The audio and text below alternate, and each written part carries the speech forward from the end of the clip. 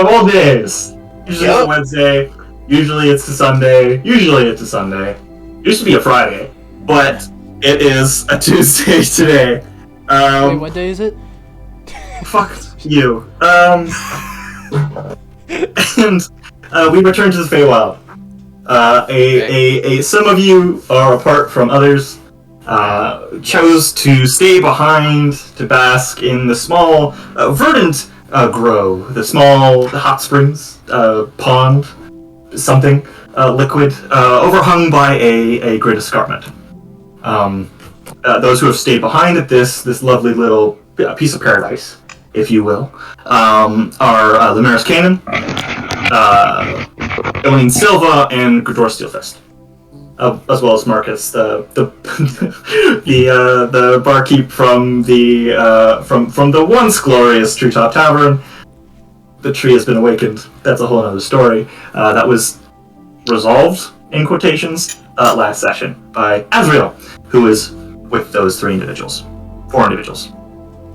The rest of the party, Bob and Shiva, Jussi, and Lannister Richter have ventured off into the Feywild with one Melora, claiming Azrael to be her great uncle, to look for a spongy plant known as Esper Sponge, because there doesn't appear to be a lot of soap around these parts. Don't forget, so I can change out of my jester attire. Who knew there'd be a deficit for hygiene products in a place where everybody can basically cast prestidigitation at will. And so the party has split. This is going to be a downtime session for basically everybody. More so for the three remaining with Azrael. If people want to get meditation out of the way, spell building, equipment sort of taking care of, equipment inventory assessment, or just quietly contemplating what their next step is. If all that means is sitting against the tree and looking ominous, that is an option.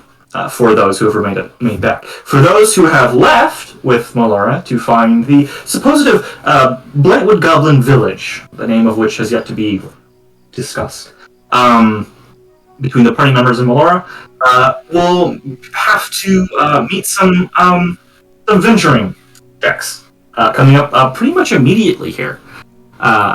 We resume with said group making those checks. As you trundle along through the magical, misty, dew-covered expanse of the Feywild. You can see bits of technicolored weave swirling along and through the canopy above you. The parts unknown, a variance of color and magical potency, usually, fairly unusual for, everyone here who's traveling. You press onwards and onwards, up great roots and across great fallen trees, fording small rivers and babbling brooks, hopping across great stones and the ruins of countless structures and civilizations, large statues of elves and rabbit folk, of small beasts and large animals, abandoned houses and homes of all kinds, from what looks to be nothing more than a rabbit hole with windows to in the distance, a virulent and imposing skeleton of a structure. Only the stonework remaining in its ever expanse, far in the distance. A ruined castle, adventures to be had, maybe another day. Your goal? Soap. At least, that's as what you know right now. The three of you, if you would like to give me perception checks, I would appreciate it. Yes. Alright. Okay, Is this the perception checks are the party who are at the grove or who aren't? Who aren't. So the start of the session is going to be with the group who are moving away from the party towards the Blightwood Goblin Village. Alright. And you, Vaughn. Alright. Yes. We'll go lowest to highest here.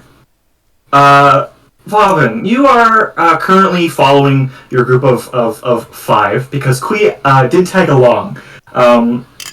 I do have a question. Kui probably wants to piggyback. Is anybody piggybacking Kui I'll piggyback at this moment in Kui. time? Okay, Kui is on your back right now, about as much as a small dog. It's not really a nuisance. But her constant shifting and pointing and oohing and awing is starting to probably get on your nerves a little bit. You notice as you climb this great root of a massive tree that sprawls taller than any structure you've ever seen into the air. You catch something flit overhead, a shattering of branches and a howl of wind, very briefly, if you will. And you see nothing but sort of the twigs fall down to either side of you. It looked like a large bird, very briefly, shimmered something green as you tried to look up and catch it, but it disappears very quickly into the foliage. You see, 24. You notice as you come to the top of this large root, and you get a good view ahead of you through the sort of the thick brush and tall canopy. You're coming towards a large set of ruins. It looks like a standing stones, positioned in a circular configuration around a small, looks like a marble altar covered in moss and vine, carved intricately with green and blue runes. That whole structure shimmers very briefly and disappears. I should call out to the rest of the party. Say, there's a structure just there. As you look, Lannister, with your 28, you take a step forward to sort of see where he's pointing, and you catch right in front of you, the air is waving like water in a humanoid shape. And then you notice, further down this route towards where he was pointing, more of these vaguely tall humanoid shapes, just invisible, shimmering. Are they just standing there? Yep. Or are they menacing? Or do they look like they're trying to do anything? Tall, Are 8 they to 7 feet menacing? tall. Or, I mean, There's okay. probably a dozen of them, just down Yeah. the slope towards this structure. I tell everyone to halt, to wait. There seems to be invisible figures ahead. Yeah, did you Hold guys see on, that stay bird here. too? I'm gonna walk up close to just one. I'm not gonna touch anything, I'm just gonna walk up close. Does it do anything? You can see the shimmering in the air as you sort of look at it. A very humanoid shape, but simple.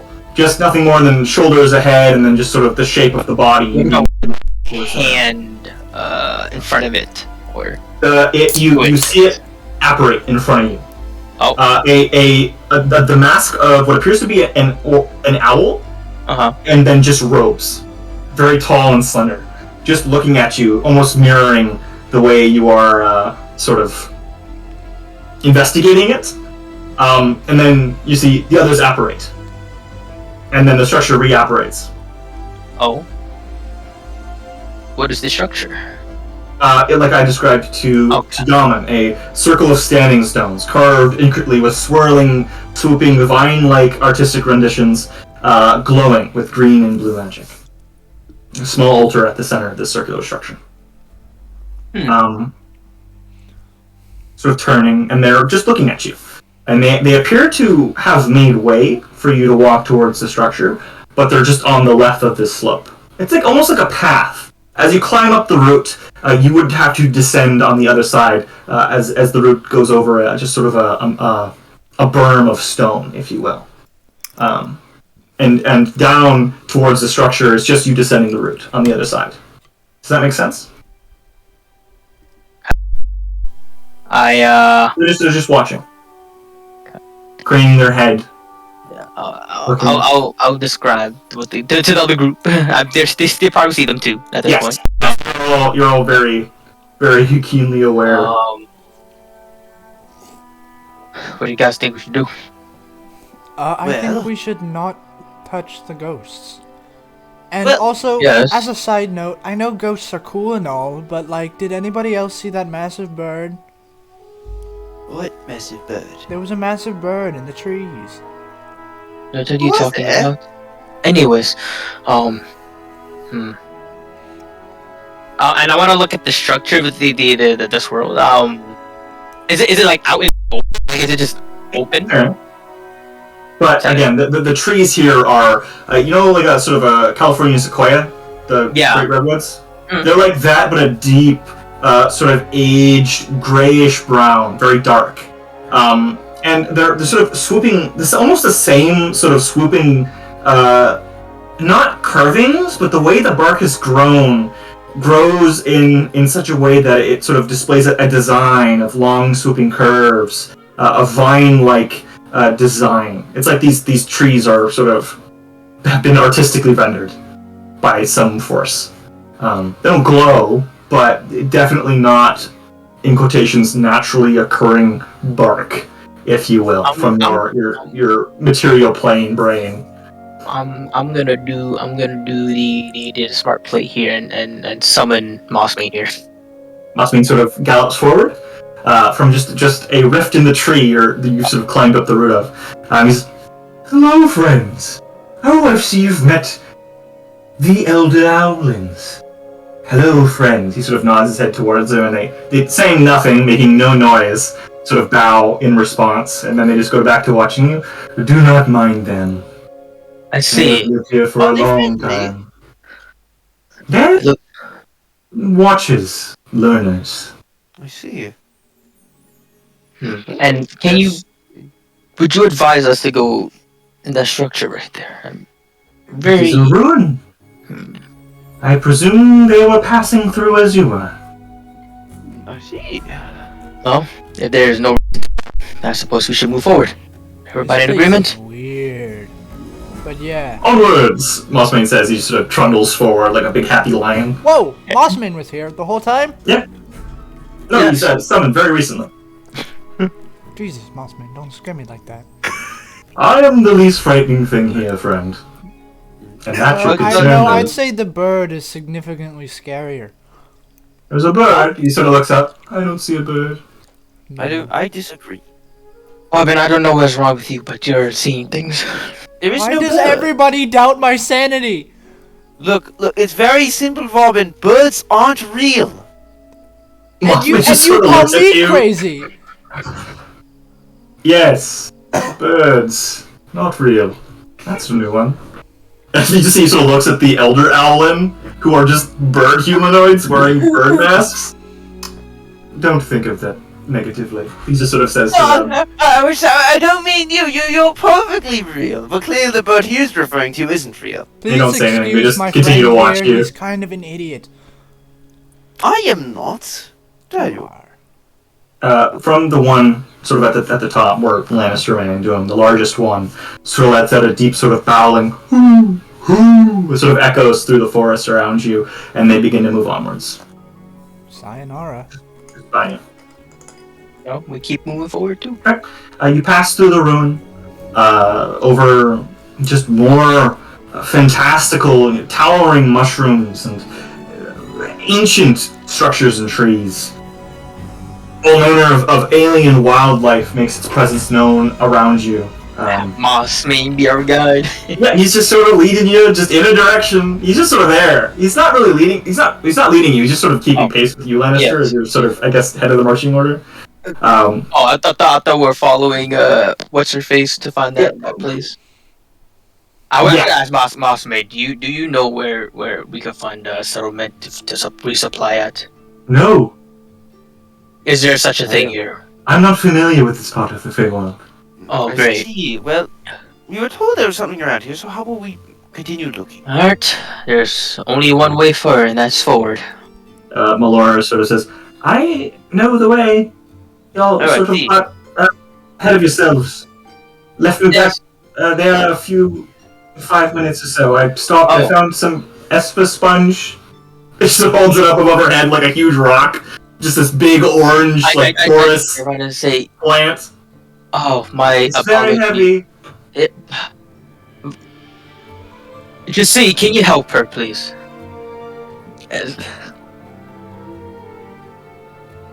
Come here, Catman. He sort of beckons for you. Yeah? Oh, fine. Yes? Hello? Melora called to you. She found some Esper sponge. Like, yes, Asriel said it should be just ahead. I see. Perfect. And as you travel, with her sort of leading the way now, and the party paying a little bit more attention to her whereabouts to not leave her behind again, you come to a bit of a roadblock. Huh. A fallen tree, massive, huge, about as high as a 4-story building on its side, fallen, massive, and it appears either end to just go on forever.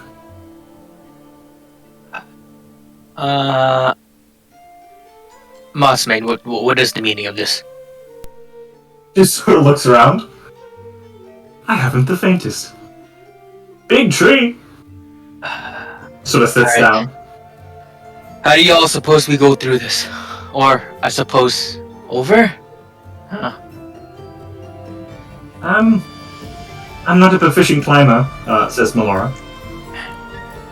Is there a way we could dig through this? Do we have a means? Kui hops off of Robin's shoulder. Kui dig! Kui dig! And she just runs towards the lugs, just trying to, with her tiny little hands, just tries to pull dirt from underneath the tree. She's not going to make any headway at all. I need you to stop. I don't think we're going anywhere with that. Oh, okay. And she just goes and tries to climb back up on to Robin's shoulder. I'll give her a leg up. Oh, what? I gave Kui a leg back up onto my back. All right. I'm gonna summon a bloodlet daggers. I'm gonna try to, stab the tree. Kind of. How hard is it? How soft? Is it hard, soft? It's very hard. Okay. Like my dagger bounce off? Did it like? It's like you tried to stick a butter knife into an oak log.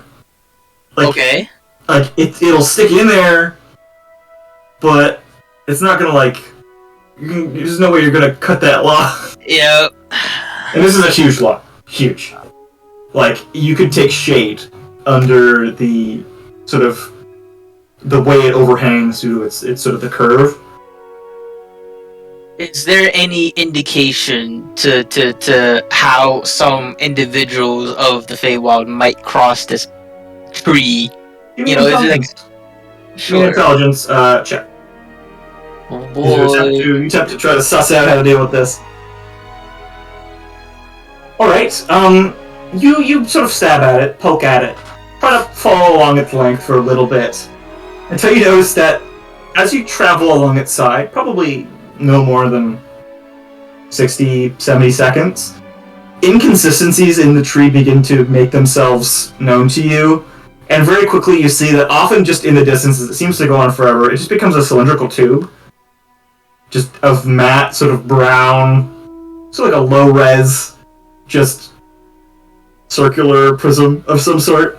Is it like an illusion magic, or is it like... It appears to be an illusion. Alright, I'm gonna walk back, and I say, this just appears to be an illusion. I see. Well, what are you going to do about it? If we already know that it is illusion, are we able to pass through it knowing with that knowledge? Is that how illusion works? You try to... Depends on the spell. Well, Yes. it depends on the spell, because some illusions are physical, and some illusions are just... It appears to be a physical illusion, but like, the surface of the log, where it just sort of smooths out, is like eggshell. Oh, so I'm just gonna punch it. Kick it down. Maybe we shouldn't... Okay. This is a hole. We'll manage to just fist through it. Well, we need to get through, so this is the only best way. And I'm gonna take my fist out as I say that, and I'm like, "Come on, are you gonna help?" Melora just sort of walks up and just starts swinging her staff at it. Yeah. Just sort of bringing it down. I'm gonna grab It's really the best way. I'll grab my gun. I'll spin it around so I'm holding it by the barrel, and I'm gonna start smashing it. I would like to put Alright, come on, everybody. my head on my hand on my head as you simply shake it, and then I would like to look around for other things around the illusion to be like, is there some way to break the illusion, or is there what else is nearby? Sure, give me an investigation check. That would be an investigation of. Where's my investigation? There it is. That's not good. Wow. You sort of travel along its length, and you notice there's a small hole near a rock. Not a small hole. You could fit a halfling through that hole. And you sort of reach in. You don't reach in, but you go down to it, and you hear sort of a faint sort of zzz, zzz, zzz, zzz, coming from the hole. And you hear it crunch as you as you see above you a colossal bee chewing its way through and out the top of this illusory log. Looks down at you, sort of chittering its sort of mouth parts and its long sort of proboscis at you, tilting its head.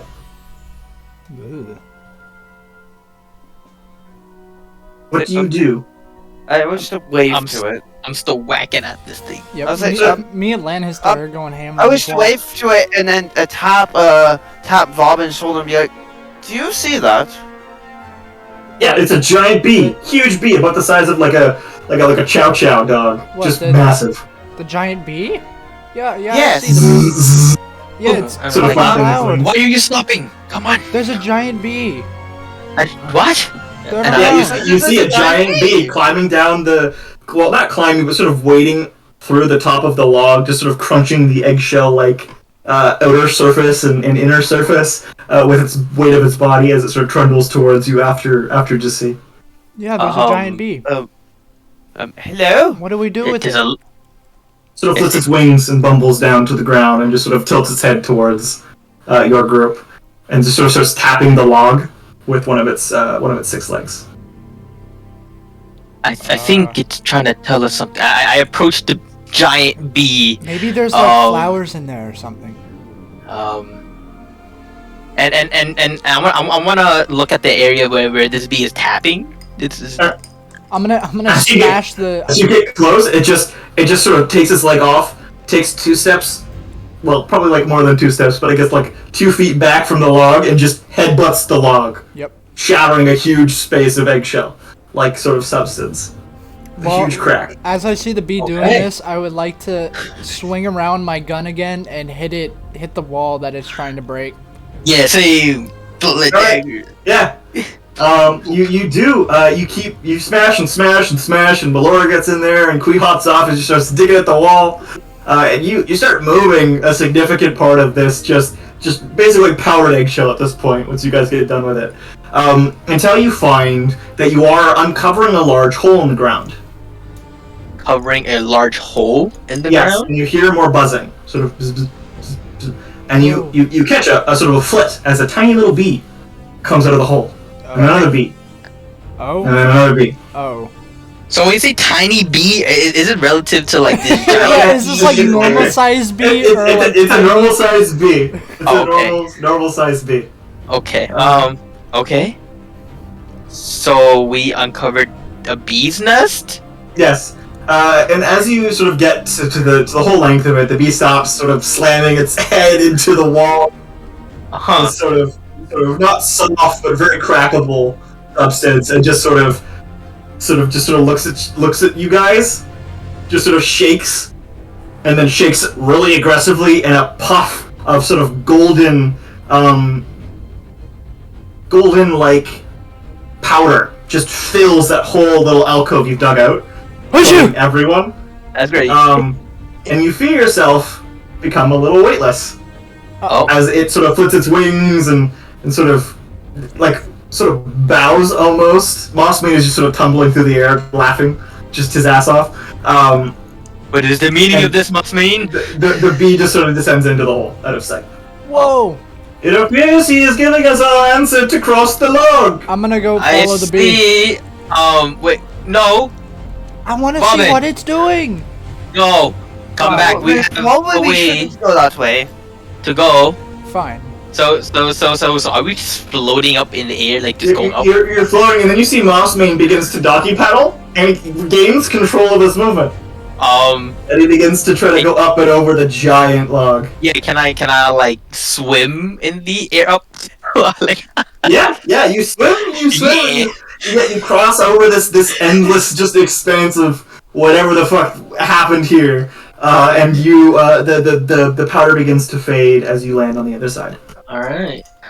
Well, Laura sort of dusts herself off and says, "Well, that was interesting," and she wipes Abita's foot off her head like, "I cannot wear these robes anymore," and she just sort of begins to she removes just the huge heavy burlap robe she's been wearing to sort of reveal sort of a sensible sort of like cotton, like thick cotton, I want to say like blouse with the midriff and a long sort of dress, very sort of airy, but definitely will stop someone from stabbing you unless they stab you like in the midriff or like the arm because it's sort of a warmer climate.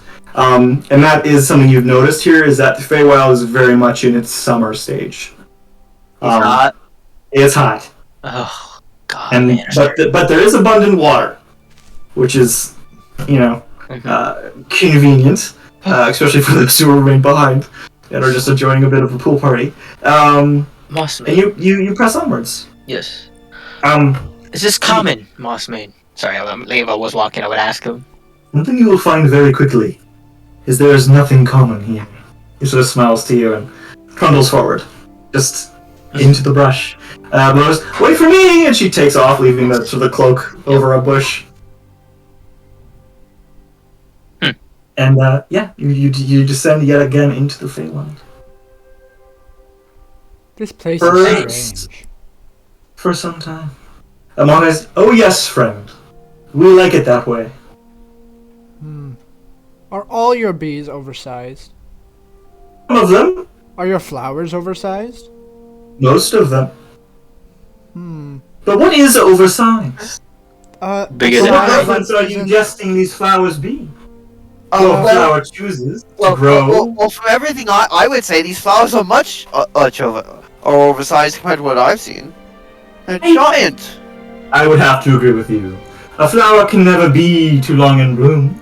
If it wishes to grow, let it grow! As he sort of trundles forward. Although you do look up, and in the distance, there seems to have been, like, as you crest a rather large hill, part of the escarpment, you guess that was just overhanging the small, sort of crystal clear pool that you arrived at when you came to the Feywild, isn't part of the escarpment. It is the bottom two petals of a flower so massive it disappears into the sky. Okay. Wow. Is it in the distance or in front of us? Just impossibly far away. Okay. Like, you bet that, like, the upper petals of that flower are somewhere in the stratosphere. Just a colossal structure. But you press on nevertheless. Down into the foliage again from this sort of peak. And you, the forest watches you yet again. You come to a bit of the forest that seems wetter. You find that your feet are sinking more into the dirt. Oh. And then the dirt becomes mud. And the mud becomes water. I just got Water. these nice jester Water. shoes. It becomes water. You're wading through about sort of half shin deep water. Would you Sort say of this would be trundling- swampy? It would be Marshy. swampy, Oh. marshy. Great. But instead of normal sized weeping willows and sort of coniferous trees, long sort of boughs and low hanging branches, colossal knots of root and vine sweep up from the water. How is Mossbane doing? Mossbane's just chilling through this water. He's having a blast. Not Alright. worried about a single bit of Of vine course. or moss or flower on his body. He's just going forward. And you find that Melora has sort of just stopped trying to pathfind and is just following Mossbane, because where these large trees swing their roots into the ground are just impossibly deep pits of water. I look back and say, Kui, can you swim? No. Don't Okay. worry, I got him on my back. It's fine. Yes. As Vauban says that, you look back and see Vauban saying that. Quiz just got her arms around Vauban's eyes. Yes, but this is a You bit might of a want to let problem. go of his eyes. No, I have an idea. Quee, do you wish to learn how to swim? No! No, Yaman, Yaman, stay away. Sort of reefing back on Bobbin's head to try to get a little distance away from Yaman, do Jassi. not Soulless. come close to me. Is he flying? Is he enjoying himself too? I'm only joking. Soulless? Solus, you catch glimpses of Solus, sort of fluttering in his invisibility around. He's keeping pace with you, but he is in no way capable of being in your rubs anymore. Yep. Right. You think to yourself, sort of in your schooling, that you might want to try to find a find familiar spell to bind him to, because this is dangerous. Yep. Like that spell grants creatures sort of a pseudo immunity to damage. You don't have that with him, so he just it's been a pain. Something new for you, actually. Something to obtain that's not mission oriented. A bit of almost a breath of fresh air. Something to think about that's not the stones or Azrael or the Aberathi or Azirian. Just you and Solus hanging out. Trying not to fall into a black abyss of crystal clear water. And that's a discerning thing. This swamp is crystal clear, but deeper down, instead of growing green and murky with algae, it turns black. Black as night. And then you think of night. And then you see bits of light burst from these dark pits. And they illuminate like the night sky as you see these tiny little lights emerge and pop above the water like bubbles. Just up and then pop. And they pop not like a bubble, but like a firecracker. Just a psh on the other side of you. And this sort of continues as you work, and you notice that it's caused by the wake of you walking. The ripple in the water, sort of almost like a boat going forward, it causes a wake, is disrupting the top of this water, which allows these, whatever these are, to break the surface tension. And do whatever they need to do above the surface. You wade through the swamp until you get to a semi-impassable wall of colossal vines, like the walls of a great city in front of you. And there are ways to ascend it, but it's going to take some climbing. If we look across, if I look left and right, does it stretch out for? It doesn't stretch out for forever, but it's enough distance that the most convenient thing to do right now will be to try to get to it. They're not thorny vines and roots. They're just big, brown, ancient, natural structures. All right, I say it looks like you might need to climb. Okay. Everybody, make sure. Kui, I don't think Bobbin would want to climb with you on his back. Okay. Frankly, I mean. Kitty! Bobbin's back and runs towards Bossbane. Bossbane just sort of stands there like a cat who's just like, what? He's got like that sort of sterile cat stance with the tail in the air and just the wide eyes. And then he relaxes his stance as Kui approaches. Hop on, little one, hop on. Alright, so it looks like you're gonna be the fastest one up, Mossmane.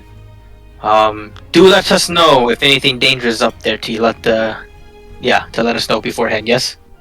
That would ruin the surprise! And he bounds and bounds and bounds up to the top. Thanks. Reliable as always, Mossmane. You do hear from the top, "Oh no! I've been assailed! In my haste! Oh no!" You're just sort of snickering of Kui and Mossmane at the top of the mound of roots. But I am going to need athletic checks from oh god, from the three of you to climb. Walking. It's no fail DC, but it's just how fast you do it. Yep. Alright, okay, I'm gonna maze as I now fall to my death. That's in a skill check that has no death condition. And that would not surprise me. The DC was 10 with the first check, so there you go. You climb these vines, and you notice as you're climbing, you catch little carvings, little tiny carvings, definitely made by a creature, and an intelligent creature at that. A swirl, a etching of a flower, a big doofy smiley face. It appears that this is a path that has been trodden often by many creatures. Even the roots bear wear from footfall as you climb to the top, the very top, and you see out in front of you a sheer drop. Probably 100 feet down. With Mossmane just sort of sitting prone, just like a cat laying down, sort of licking his front paws, just in the air. In the air. In the air. Okay. Thanks. Hello, my friends. It appears I have stumbled across a mirror bridge. How fantastical! And where then are you able to see this at all? Yes, I can see it. Okay, because we will need you to lead us. Why? Can you not see it? Can I see it? No, none of you can see it. No. Queen's just sort of smiling, but like the look on her eye is very concerned. Just like I don't know what's happening. Okay, so the bridge we can't see is real, but birds aren't. Malora sort of forward and says, I can see it. You can. Grab my hand. She sort of reaches out and grabs Robin's hand. I would answer Robin and say, yes, indeed. But the bird you were seeing was not real, but the image is, yes. As you say this, you all link arms, and Malora begins to lead you across the bridge. You walk over a great valley. Below you see all manner of trees. Trees and trees and trees, until you see below you a small pool, overhung by a cliff. A massive cliff. And you see, swimming in the pool, a minotaur, a large man, a rabbit sort of sitting on a rock, and a golden individual with golden robes, who sort of has his arms crossed, milling about. Hello down there! Wait, Yes. you got a rock. No, you're in the air! What do you mean? You have stuff on you can throw. Wait, hold on. Can one they not second, hear I me will- screaming at them? I will, Wait, no. I'm going to take out my cup of blood. I'm going to just think of blood, right? You're And I'm rolling perception. By the way, 19, you guys don't see shit. I'm going to just like splash my blood, my cup blood around and on like above. You do, and you notice as you throw your cup of blood, the blood takes the shape over what looks to be a large invisible. Oh. Large invisible mushroom. Hmm? And then it hits you. You're not actually over them, but where you are has been enchanted in a way to display the sky over the location where your friends are, for some strange reason. And you press forward. Okay. Yeah, it's fucking some mind freak shit. We never had magic like this at home. Oh, I couldn't chuck the piece of wood out. Yes. As the realization hits you that they're not really there, you're just sort of seeing it. My character's I'm aiming to throw a piton at them, like the thing from a wooden ship. Like, Yep. I'm going to do ascending to Lumeris and say, I want you to try something. Oh, hey, hi. Try to hit the sky. I know it sounds weird, but it's, Oh wait, while he's doing it's this, not as what you think. And I as I end there. while he's doing this, are they within 120 feet or 125 feet? They're about 100 or so feet below you. So Okay. yeah. Hold on. I'm gonna leave him with that I'm gonna message. cast message on Grador. I'm gonna be. The spell fails. Oh damn it! I I can't fuck with Grador from here. Damn it! guess I'll just I just kind of chuckle and kind of raise my hand, just kind of straight up and fire a guiding bolt up into the sky. You do, and she goes, "Whoa! What are you doing?" I kind of like hold up a finger to Azrael and I kind of reply to Lannister. I said, I mean, I spooked Azrael, but nothing happened so far as I know. Interesting. You see Azrael just sort of rolls up his sleeves. You want fireworks? I can give you fireworks. And he just he takes like a sumo wrestler sort of step into that crouch, and then he brings his hands to the ground, and then in one motion he brings them up and he casts erupting earth and he throws probably like a 30 by 30 foot boulder into the air that explodes with magma. Okay. So everyone else, you see Lumiris fire a guiding bolt just vertically, misses you guys, and then you see Azrael just moving, and then like the earth in the forest, probably like 30 feet away from that sort of small pond, just erupts as the trees begin to shift and just go airborne, as like this boulder is hurled directly towards you. Whoa! I wish to respond to this by simply turning Bobbin and then Lancer. Yaman, what are you doing? And say, well, we can play back and I say, well, now where is it? I know I put it somewhere. What the hell are you doing? Well, this is a fun way to die. As the boulder comes hurtling towards you, and then it just passes straight through you into the. Where is I'm gonna like kind of like put my hands on my chest to make sure I'm not dead, and like kind of pat myself. Kui is just got that panicked look, not really looking at anything, just staring into space with just wall-eyed anguish. Jesus but Boss Mate Christ. is just laughing his ass off. Oh, very nice. So what the hell was your I've plan been there? Why did you home. charge me? He says, wait, Mossman, what do you mean? That has been "It's a been long a bit time. since I've been home. Well, there's been a bit of a kerfuffle. In the Blightwood in Mindune, I've been spending most of my time acting as an emissary. But that's not important right now. This is important." And he sort of gestures, and the expanse in front of you is stunning. Mountains and, colossal plants and trees and castles. You see in the distance 3 or 4 castles that just look like they're made out of, mirrors and crystals and diamond and gold, emerald and jade. Flying flags of 1,000 different colors. It's a beautiful place.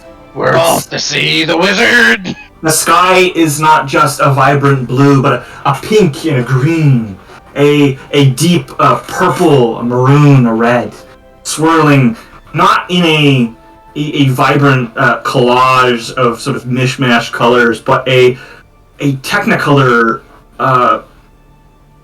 monument to the potential beauty of such a big canvas. You press forward, sort of having had your fun with this illusionary place, and you find you pass through a bit of a barrier, a threshold, and the forest around you is nominal yet again. And you move forward. Well, we lived through that boulder. I did not know Azure could do that. You know, throwing 30-foot by 30-foot boulders into the air straight at us was not on my list of things that I thought Azrael could do. Yes. That was not very nice. I don't know. I don't know. Anyways, we keep going forward. You trundle, bumble, and occasionally trip and fall through the Feywild. You are well and duly lost. Mora has no idea where you are, and Mossmate is enjoying the ride. I need survival checks from everyone. Oh shit. We're lost. You're lost! Nice. We had to be lost in fucking Nutty Land. 6. Shit. Lumiris, I'm so glad you stayed. Cool. Yes! Bobby lives! I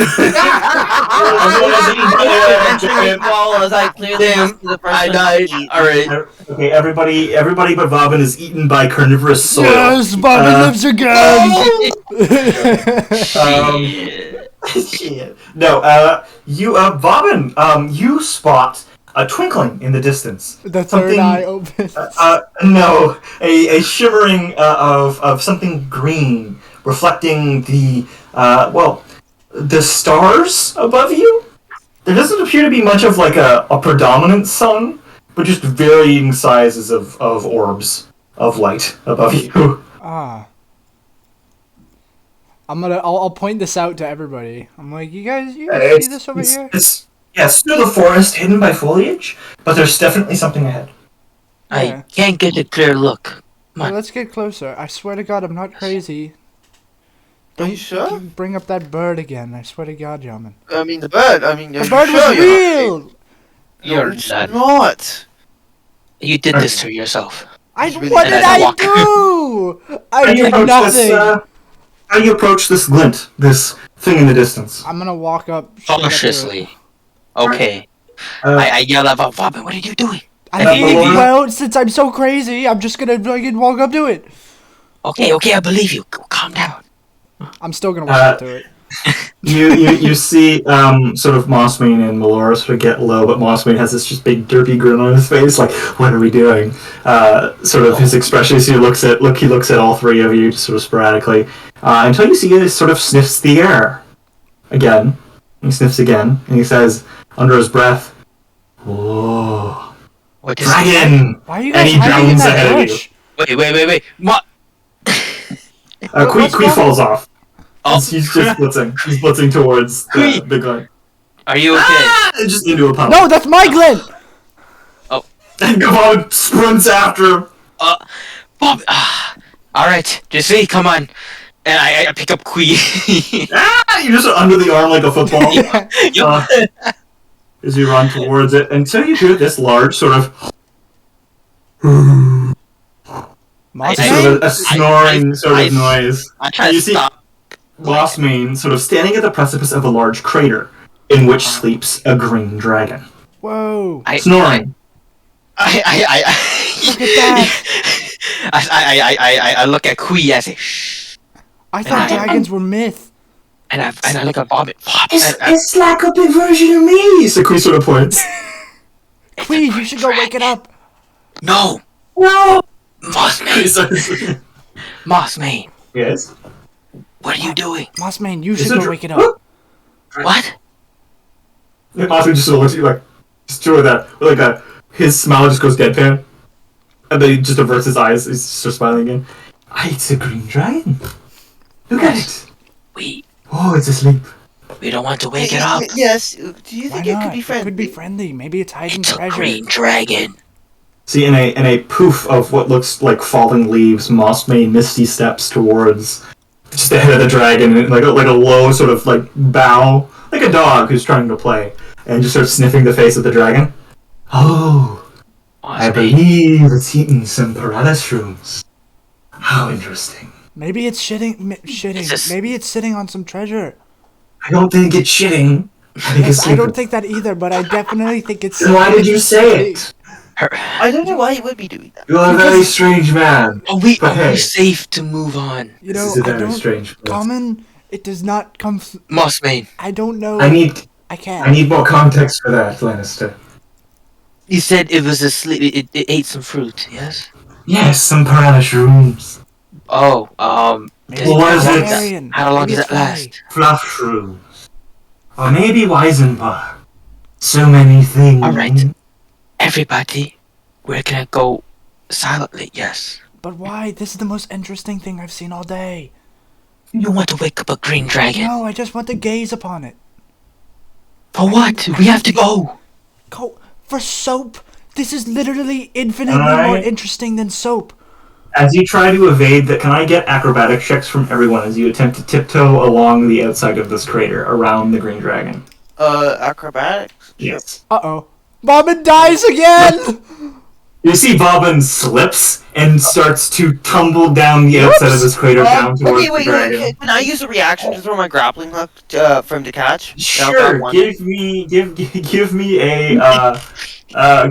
me a ranged attack to try to hit Bobbin. You have to beat his AC. I'll give. So that would be proficiency. That would be a D20 plus your proficiency, plus your dex. Okay.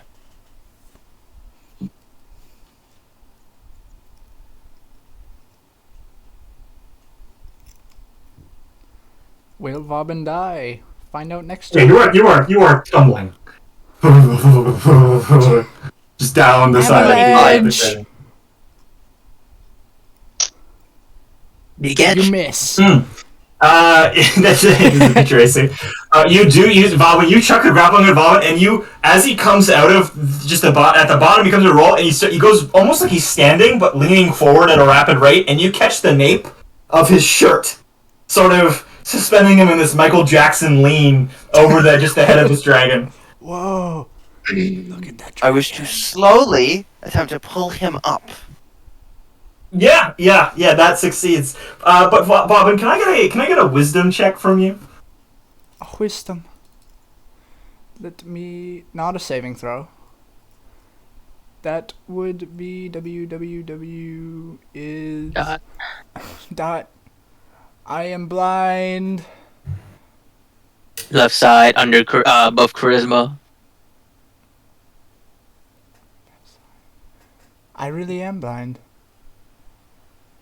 Medicine. All the way on the left side of your character sheet. Oh, it's one of the where- side things. I was looking Yeah, at you just click wisdom. Wow, you met the DC. You see that, like, the scales are strange. They're, like, shimmering and loose, and they seem fake. Fake, you say? Maybe it is a fake dragon. It is not real. Well, you're right there. I'm gonna touch the What? scales. Your hand goes through the scales. What did you? Mossman just sort of, just he straight up pogs. Like, Mossman just pogs. Don't just worry, lift the friends. face. It's not real. It's not real. I'm gonna kick the dragon. Mossman just flipping his shit. I'm gonna kick the dragon to show it's not real. Really? This wasn't real. You kick the dragon, the illusion fails as you boot a round ball of fluff about the size of like a basketball just into the air. Whoa. It just sort of lets out this just whining shriek as it goes. Oh, sorry, friend. The illusion dissipates is that? and 24 of these round fuzzy balls Whoa. just erupt from this illusion with tiny little wings and just take off into Wait, the air catch in one. all They're directions. cute. Catch one. All right, give me a acrobatics. Give me a dex check to try to catch one. Reflex, no. Very, very, very fuzzy, but very slippery. Little flying guys, and they vacate. Damn. Is anything in this place anything as what they seem? Ah. Mossman looks at you deadpan, and he says, "No." Lannister, I've been here for like 5 minutes and I can already tell. Could we I put want one down? of those things, Are you Maybe okay? you're not even real, Lannister. Laura just sort of looks up at these things and just in wonder with a huge smile on her face. So adorable. Tiny little balls of fur. Why would you hide a bunch of balls of fur inside the dragon? Mossman sort of looks and just, well, friend, in this place, sometimes, appearing as you are not is the best defense against predators. But who would eat such cute balls of That's a- fluff? Are you familiar with nature? No. It explains a lot. And How he do just starts you- climbing the inside of the crater, out of the crater. Well, Well, I'm come, Hellhell! Half of your heritage belongs here!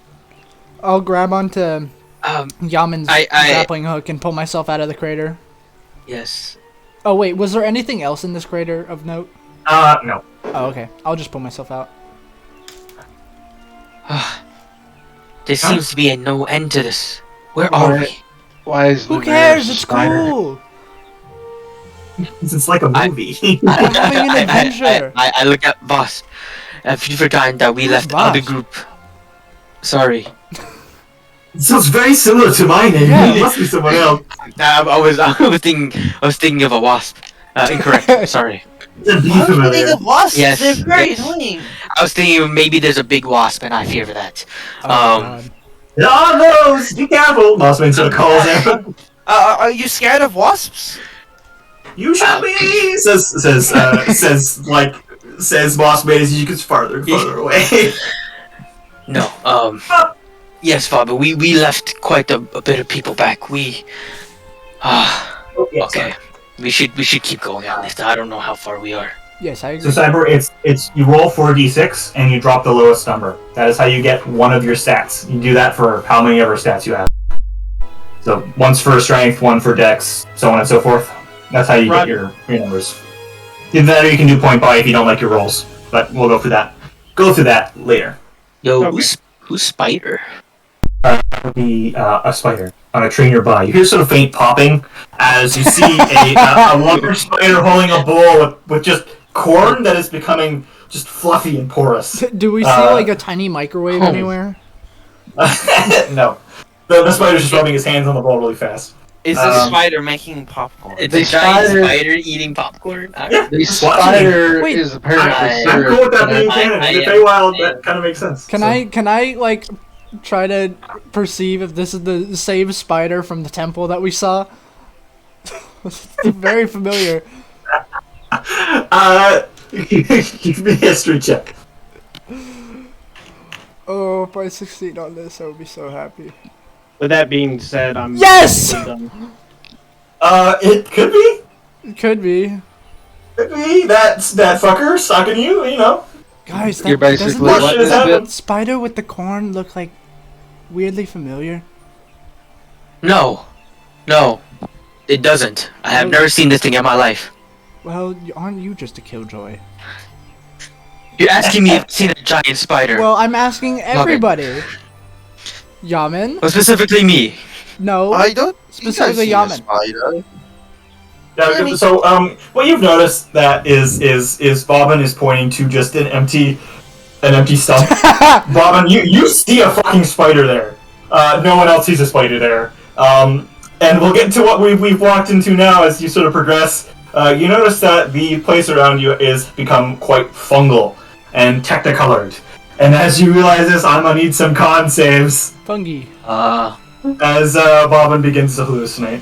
Fungi. Who? Us or him? Ah, fungi! Yeah, so Bobbin, you're gonna take some. Okay, Lannister, you maybe owing it to your recently acquired vampiric nature, you abate the psychedelic spores in the air. I'm gonna need one for. I'm gonna make Melora roll and Kui roll. Fungi.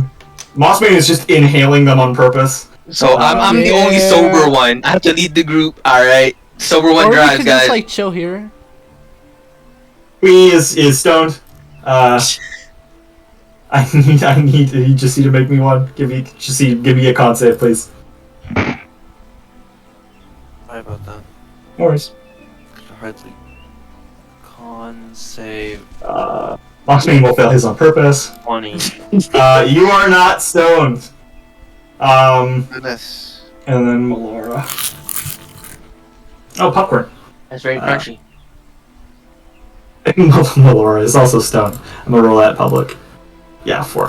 Melora, you see her eyes just sort of go droopy. I smell something. Whoa, colors! And she just sort of points the staff at something, just off in the distance.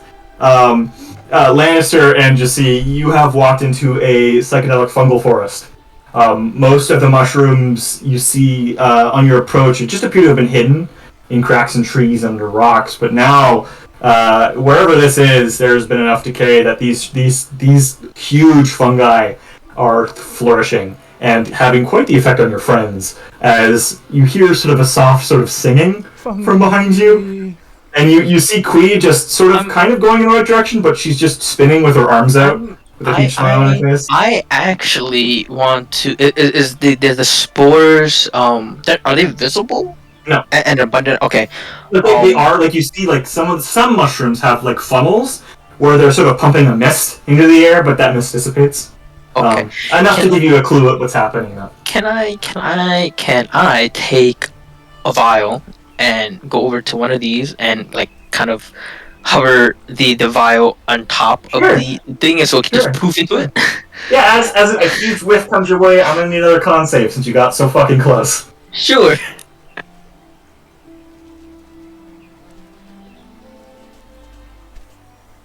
DC for this is 20. Come on. You're fine. Yeah, boss, you're stoned out of your mind. Fungi. You are blitzed. So everybody who's blitzed right now, which is just Bobbin. You will suffer the effects of hallucinations, reduced movement, so your movement is halved, and your speech is slurred. Hell yeah, the spider's with me. Yes. Mossman just sort of in like a slow-mo just says, "Come on, friend. This way." Mossman, And wait, the spider. Alright. Like, as he walks like straight into a tree, thumping his head just with a huge bang. Requires says, "Not this way," and just walks around the tree. I say, just see. It looks like we need to help our friends navigate. Here, take this piece of rope, and then I'm gonna try to find a piece of rope in this bag. Kui just sort of starts tugging on your rope. Ever notice how sleep fixes everything? It's crazy! Yeah, Queen, I know what you're talking about.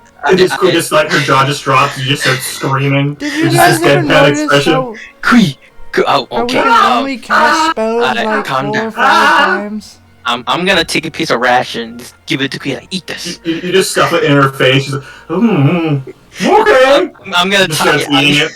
I'm gonna tie a piece of rope to everybody so we can all move together, so no one just walks off stones. So Voss, you're having this like Moon Man fucking experience. Wait, no, like the trees start to warp into like a Technicolor like kaleidoscope-esque sort of experience as your pupils just fucking expand, and you look like a fucking pallet elf. Like your eyes are just black. Do the trees like all get eyes and they start singing? They start to sing and like happy cartoony faces. Like the bee comes back and is like singing to you to kill your friends. Oh, I can't do like, that. Not yet. Not yet. Don't spoil the plan. If you do it, I'll give you some yummy honey. It'd be very good.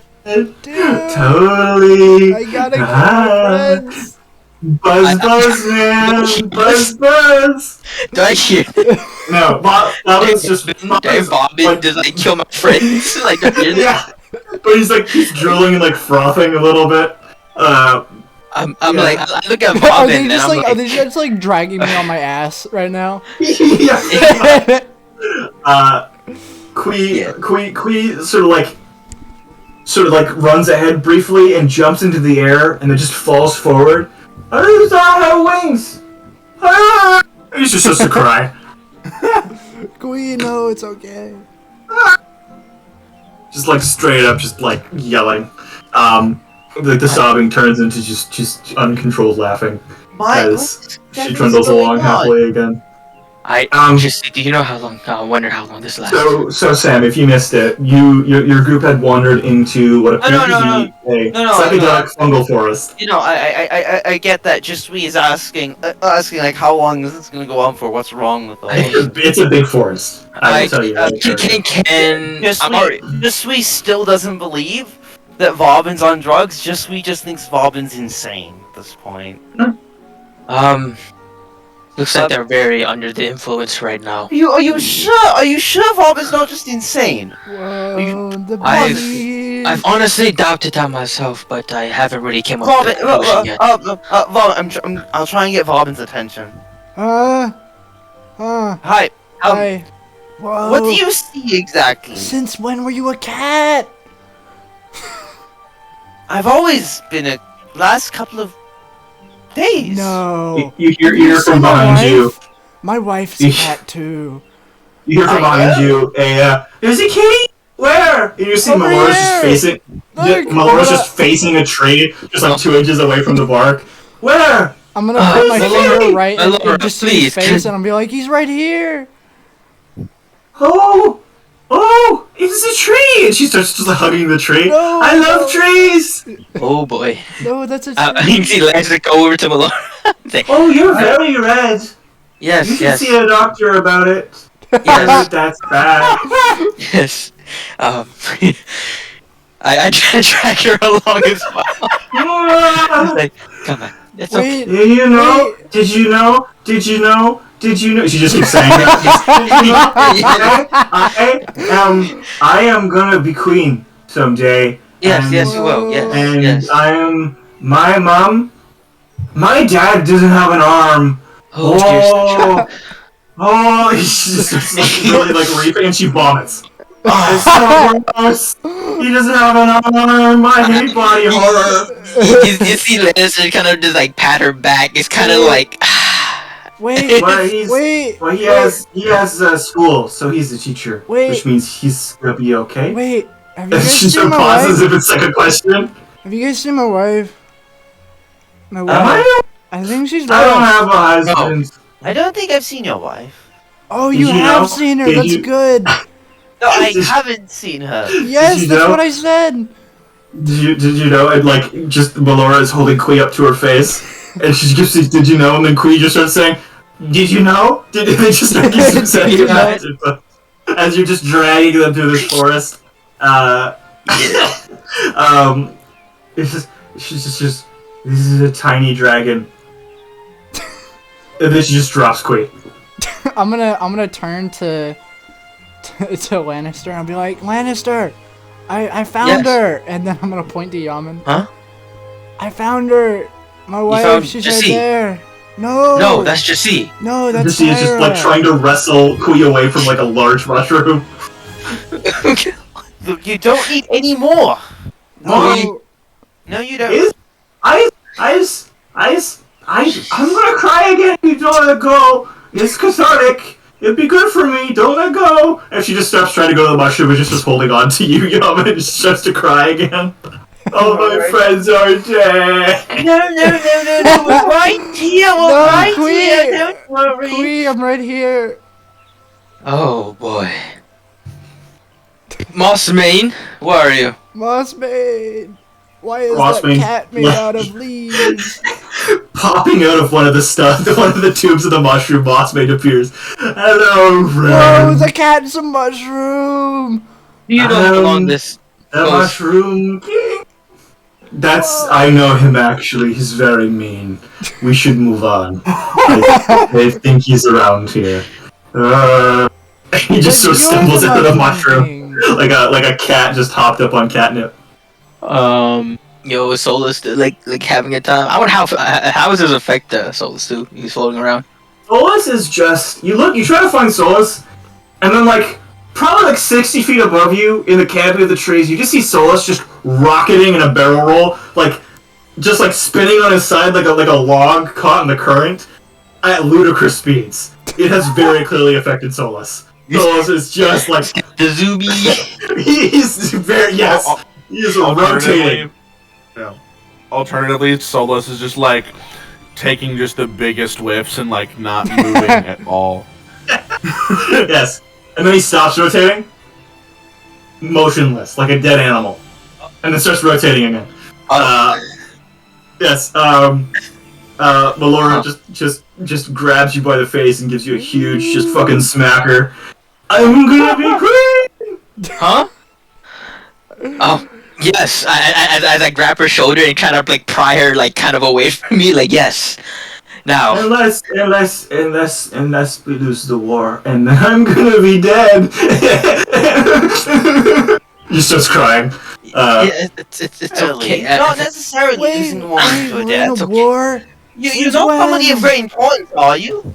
And then like she's like her crying just sort of abates, and she's like, "We're at war," and she just full on fucking combat dives into the ditch.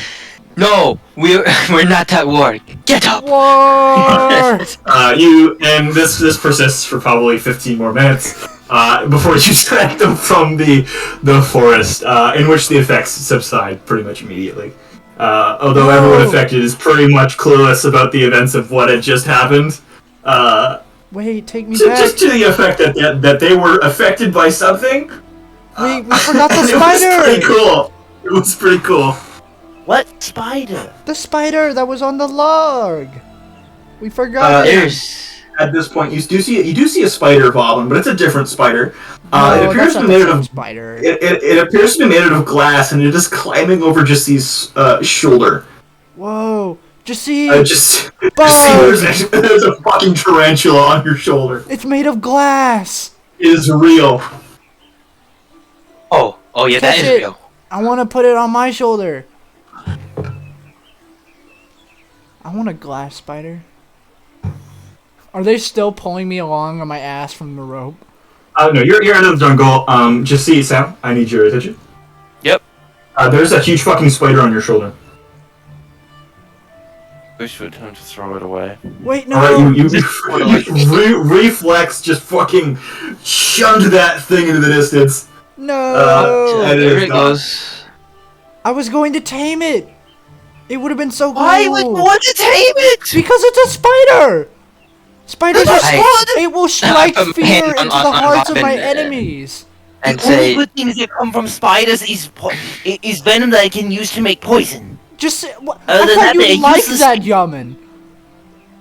Yes, when they're dead, not when they're on I me. get a free spider pet, and you get all the venom. You get a spider corpse, that's what you will get. Oh, I'll turn you into a corpse if you don't give me my spider back. alright, come on. Let's keep going. Spiders are the horse. God. You hear from behind you, through bouts of vomiting, Malloy's, stop fighting! And, like, Queen just sort of waddles over and then also begins to vomit into that same sort of should spot. we wait for them? I What happened think to them? everybody needs a little rest here. Come on, everybody. Let's gather around. No, nobody hold my fucking hair back, she says as she just continues to vomit. Who's gonna hold Louise's hair? Queen don't have hair! Who's gonna hold his scales? I We go. need to give away a ring. I hold up her hair. I'm like, yes. It's been quite a journey. I'm sorry. I don't usually Yes. swear. I'm having a bad day. And she turns to look at you, and her whole face is swollen. Okay. Yes, that's very clearly a terrible allergic reaction or whatever. She got stung by the giant bee. Lesser restoration. Alright, the swelling goes down pretty much immediately. And you press on. On and on and on.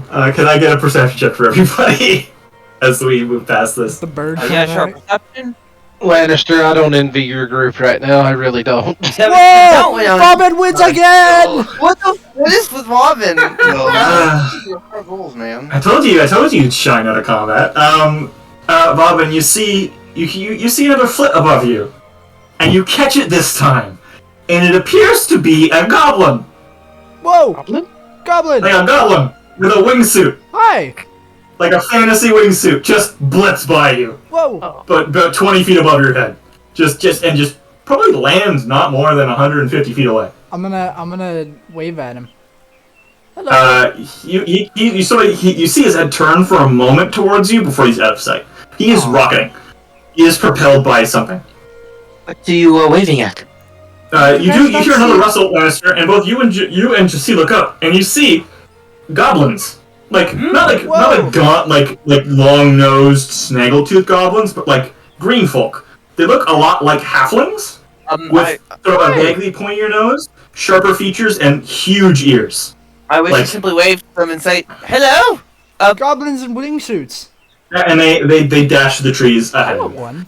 No, come back. I ask Mossmaid, who are they? Mossmane looks at you and his face is swollen. I didn't know I plans just had. That's restoration on him too. I'm having a bit of a moment. I didn't know plants had allergies. I think I didn't have it. He sort of growls. Mossman Your has name is entered his Mossmane. rat. How are you not a plant? Mossman has entered his is a trigger word. He is wrathful now. And just angrily stomps into the bush. Following him, if you so choose to, Yes. you come across a village. Whoa! Oh. Goblin village. Yes, not just goblins. You catch paler folk, not green folk. I guess not green folk. Melanin is not really a thing, the deity. That's what it to be. You see halflings and gnomes as well, Whoa. but the majority of them are these goblins. These very strange goblins who lack the stereotypical sort of things that make you fear them. Again, though their teeth are, as you see them milling about, smiling and talking to each other, maybe not the best, and they are fairly sharp. But they're not like snaggily jutting out of the lips sort of territory of sharp teeth. Maybe this is where my family came from. Instead of, tattered clothes, they're well-tailored clothes. Overalls, jumpers, tunics, They must have well-made a tailor. shoes. Come on, let's go. And the scariest part is that most of the time, gnomes and halflings are targeted by normal goblins out of just a rudimentary hatred. But here they appear to be getting along. chatting, talking, smiling, joking. Anybody speak Goblin, Halfling, Gnomish, or Sylvan? I speak Elvish. Does that count for anything? You do not hear Elvish. I speak Elvish too. What'd you say the languages were? Undercommon, Tabax, Elvish, Dwarvish, and Common. So no Goblin, no Gnomish, no Halfling. I ask her in the group. No Sylvan. Nobody speaks Sylvan. Oh wait, I have universal Elvish. speech. Yeah, there you go. Use that. Use You that. know- Okay. Yeah. So read me post universal speech for me, just so I can get a grip of what you are able to understand. I don't think I can understand, but I can speak it. Hey, it was y'all's decision to leave Lumeris behind. You know, we make do. Wait, we Specifically, decided to leave him behind? Because I need a tailor. Okay, so you can't understand them, but like I can talk to them. yeah, you can I talk can to. talk at them. And you see above you in the tall trees, there are little sort of speak Sylvan? sort of rotary, sort of. And these are huge trees again. These massive sequoias. But you see on some of them these huge trees. Again, the diameter of which could rival like the Colosseum in Rome. You see stairways and ladders and ropes and platforms just scaling these trees, and you see goblins jumping off of them and then gliding, flurrying away into the woods, parts unknown.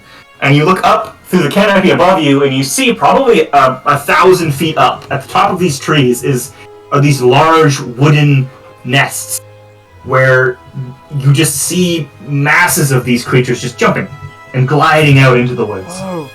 Alright, I'm gonna use universal speech and I'll be like, greetings, friends.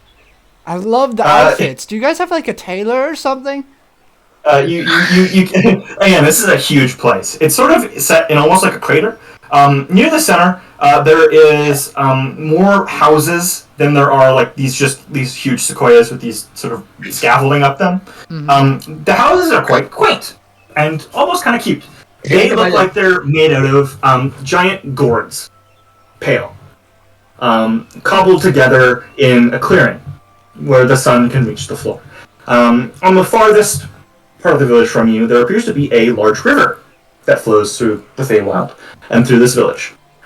Small sort of crops of stuff seem to crop up all around you as fantastical contraptions of gears and cogs, sort of unexpected for the natural world that is the Feywild, were away, but not in a contrary to the natural parts of this place. Where trees would have been removed for farmland, terraces are built.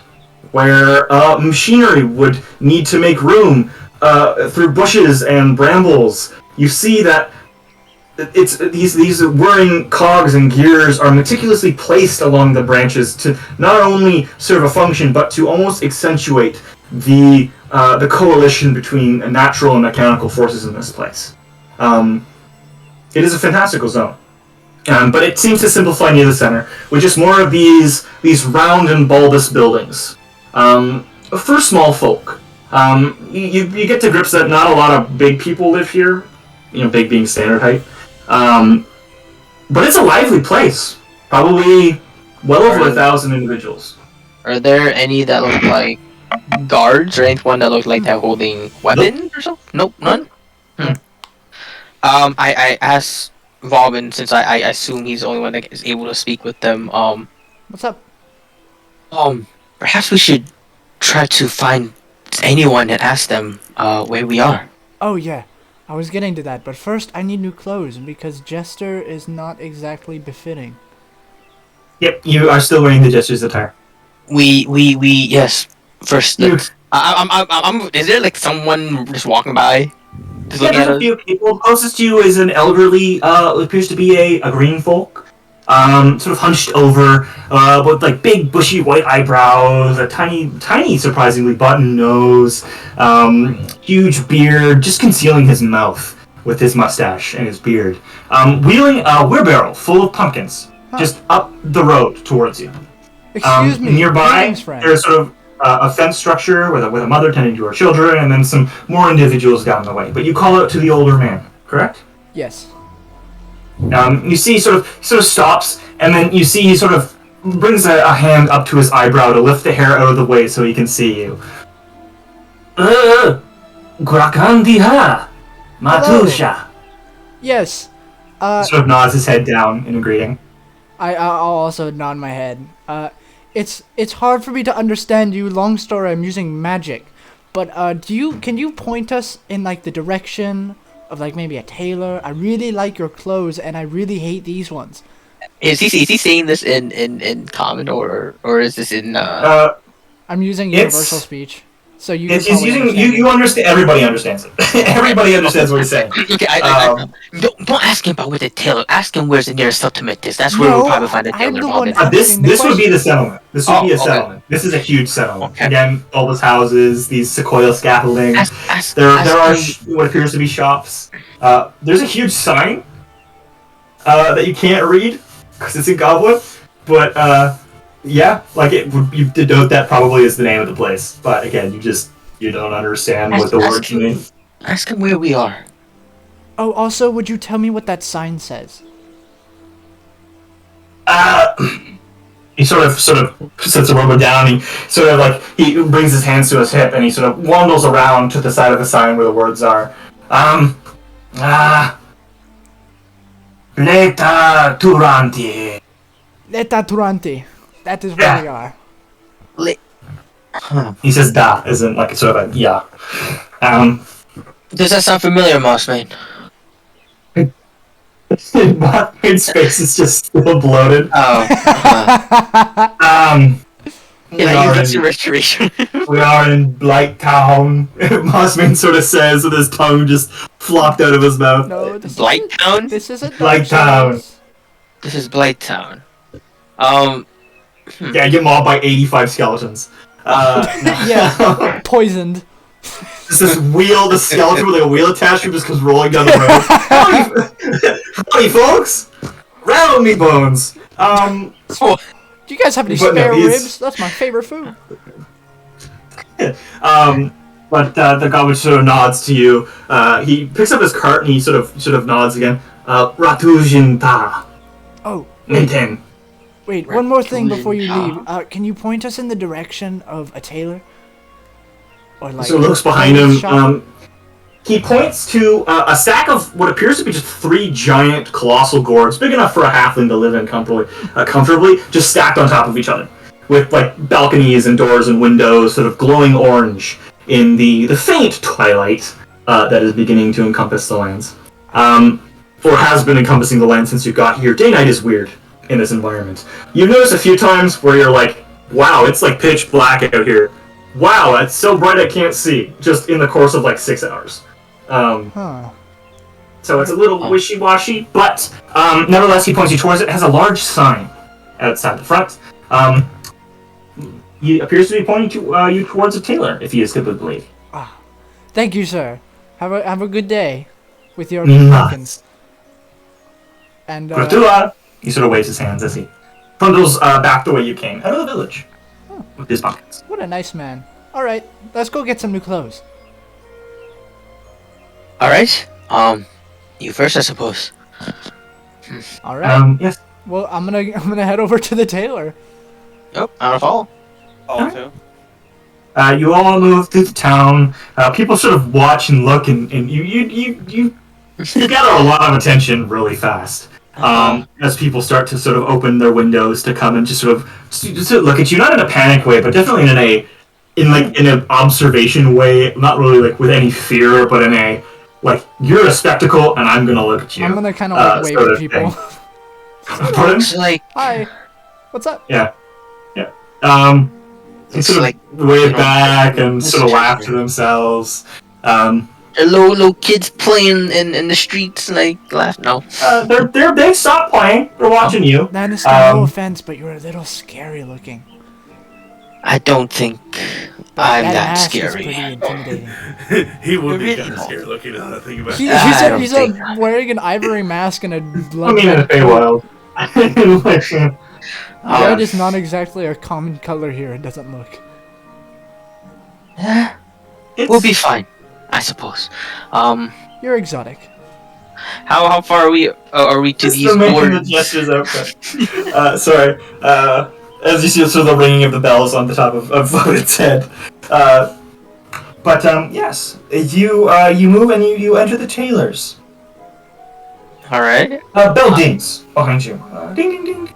Oh. As a mat slides towards your feet, stopping about an inch. Oh. A mat? Cool. Yeah, mat. I see. Okay. I Right, assume and they you want us step to- to the threshold of the door onto the mat, and you find yourself whisked towards the counter atop the mat. Whoa. And the mat is like a rug, and you are at the counter. How convenient. You see all manner of fantastically magical occurrences in this place, as you see a sewing machine sewing by itself, a lovely, just beautiful dress for definitely a medium-sized creature. 1 second. Now this is the place to be, isn't it? So instead of me asking for Robin to ask them, can it just be indirectly implied that Oh yeah, I wanted to ask? you can just say stuff and this person? I'll translate it for you. I'll translate it Okay. there. Alright. You hear a clunk, clunk, clunk, clunk, clunk, clunk, clunk, clunk, clunk, clunk, as you see what appears to be a cross between a warforged and like a tree, just sort of come to the counter. Very short, very squat, tiny, like about the size of not tiny, but like a halfling sized construction. Sort of go near the counter, hold a trumpet up to its mouth, and say, "Hello! Hi! What my can I God. get for you today?" I can understand you. This is great. Yes. Wait, can I understand it? Yeah. Oh. Hello. So, my friend here is looking for clothes, but I have a few questions, while you get him sorted, if that was okay. Ask away. To be quick, we are in Blighttown, is that correct? Yes. The township of Blighttown.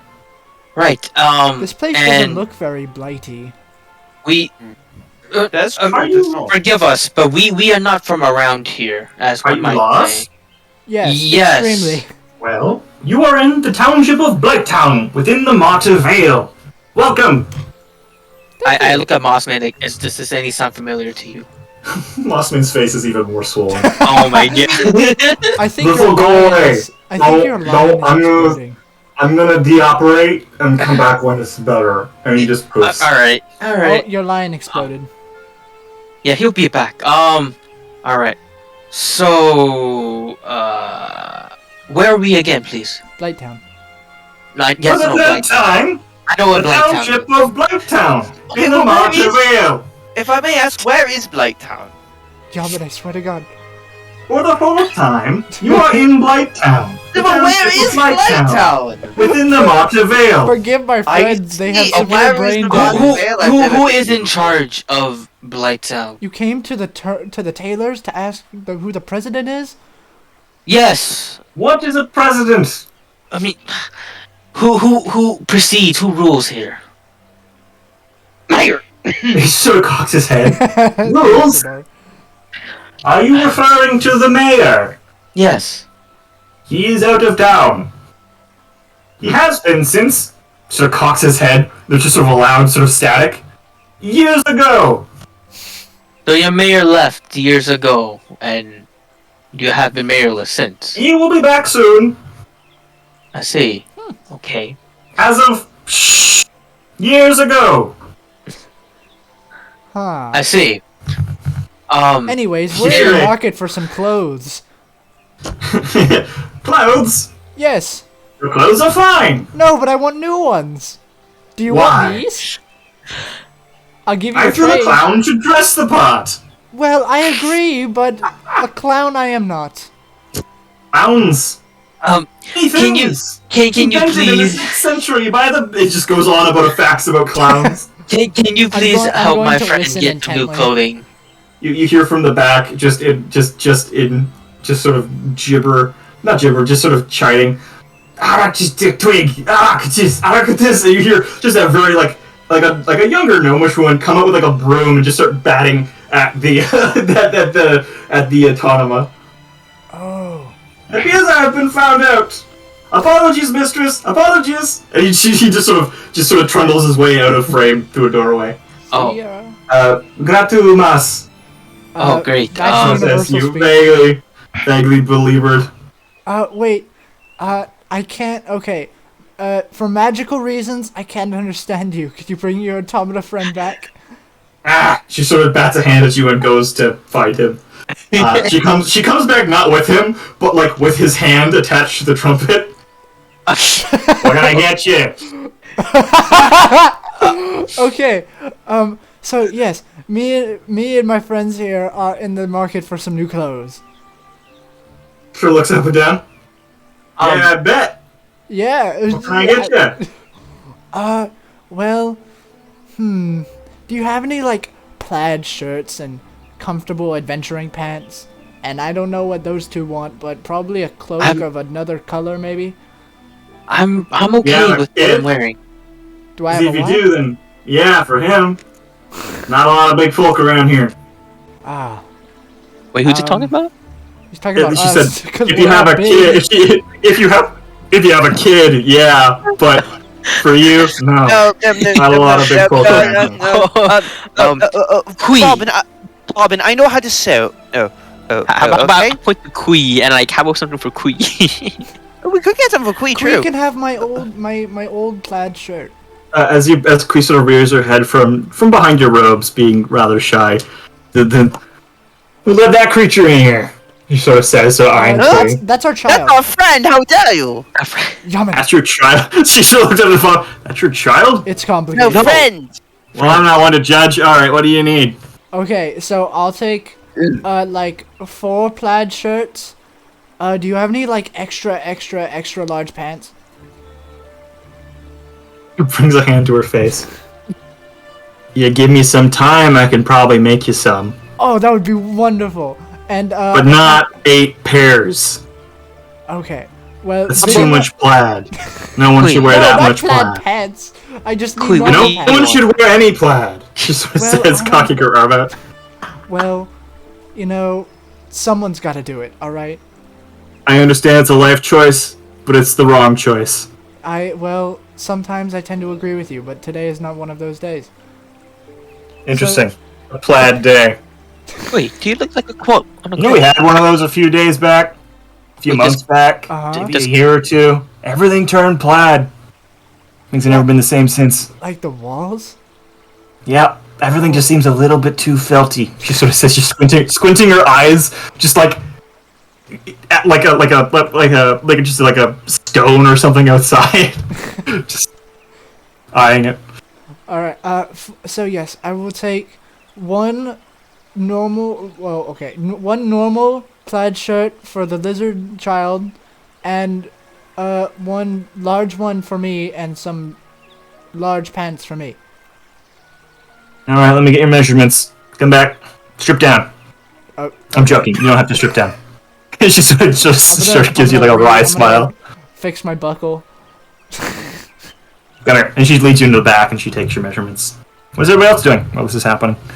I just wanted Because to it'll take some time. what Quee wanted to Quee is with Robin getting measurements. Oh, well, okay. Well, I guess I'm with Jesse and Melora. Melora. Melora didn't come into the place with you, by the way. Oh. She's still outside. Oh, wait, where's Melora? Jesse. She seems void at this moment. Well, okay. Still recovering. I pat Jesse's shoulder and say, if those two come out, just tell them I went outside, and I went outside. Alright. You find Melora very quickly. She's at what appears to be a stand, conversing with a with another very old goblin man. I walk over and say, Melora. Oh yes. Sorry, we lost you. Yes. This is the general store. And you notice that this is a little bit of a stand, but next to it is a door, and you can see behind where this elderly sort of goblin man is just rows and stacks and shelves, just like a pretty general store, a general store, if you will. I'm just buying some supplies for the. Yes, all kinds of languages. Oh, wow. Okay, I see. Yeah. Oh, Yeah, you don't learn much perfect. locked up in a tower with books, so you learn to read, and then when you run out of things to read, you read the things you can't, and you learn I see. languages. Perfect. Then, all right. I guess suppose we should stock up here. What kind of Um, all meaning of stuff did this individual have? Since this is Yeah, I have it marked as general supplies, so anything in the player's handbook. okay, I see. I thought it'd be Potions, something special or something unique. Okay. general store. I mean, it's pretty loud. I expect something more unique. I would love for it to be unique, but it is literally a general store. It is a store of general items. I know what you mean, I really do. And, like, the building is a pumpkin. So there's that. Yeah, as far as items, he appears to be sort of stock and standard, pretty vital to a town like this. Yeah. But to, like, an adventurer, it's kind of like, well, yeah, I could use some more rope. I don't really need, forks and knives and horseshoes. You know what I mean? Get some more rations. I will ask Malloy and ask her. Can you ask the person if there's an inn or sorts around here? Or Yes. Ulok, is there an inn? Yes. Yes. He's just sort of like literally his words are just like.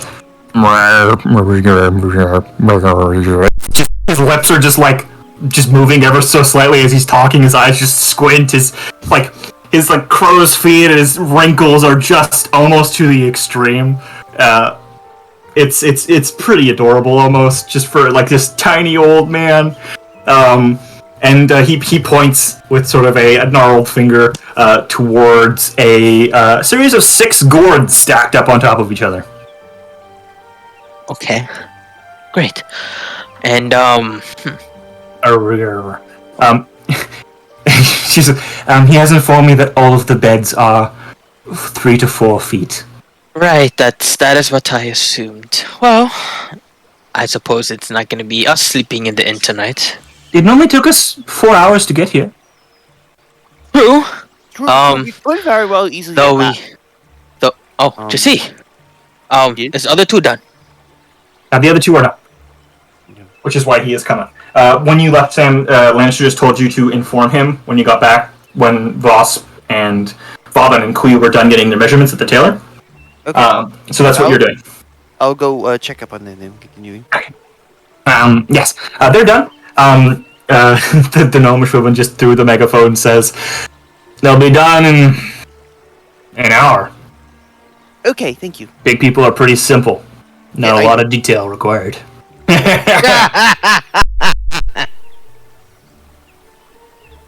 have no idea what she's saying. She's saying it's through the megaphone, just the removed hand of this autonoma, so you understand her. Yes, it appears to be like a trumpet of all speech or something. You're not entirely sure. You probably need to brush up on your arcana a little bit to really understand what's going on, but it's not anywhere in the realm of possibility. Okay, I'll just then, I guess, wait around and sit for them to be done. Yeah, they come up pretty much immediately. But like, to sit for an hour after all this traveling in a place you just got to, yeah, fair. that works. You can do that. Ah. Lannister and Melora, you are at the. Melora says, we should be heading back soon. I just want to stop at the.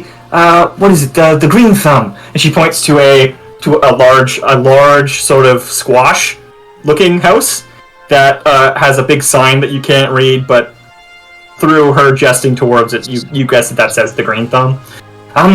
They say they sell seeds from all over the Feywild. I thought I'd get some for Uncle and your rabbit friend. All right. Sure. Let's wait for Kui and Vobin to get out. Right. They're almost done with the measurements, I'm pretty sure. We should go sit with them then. Keep them company.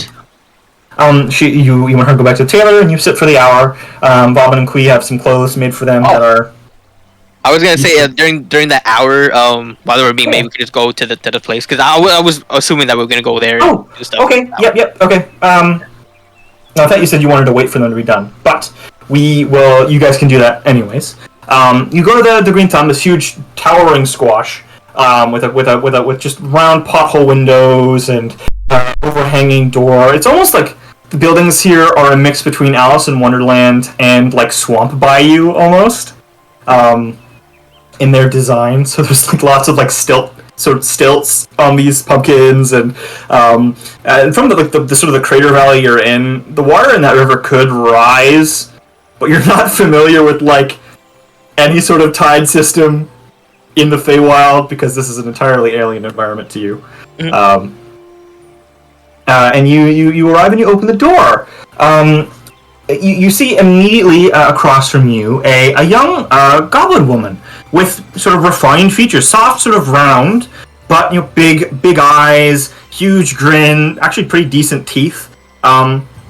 Pretty well put together for a goblin. Especially a Blightwood goblin with sort of more halfling features. She sort of waves you over with a big grin on her face. Sort of freckles across the nose and sort of tops of the cheeks with like jet black hair tied into a braid and overalls and a tunic. And the standard attire you've seen so far with this village. They seem to only have the one tailor, and they don't appear to be making especially vibrant and variant clothing for each of the citizens.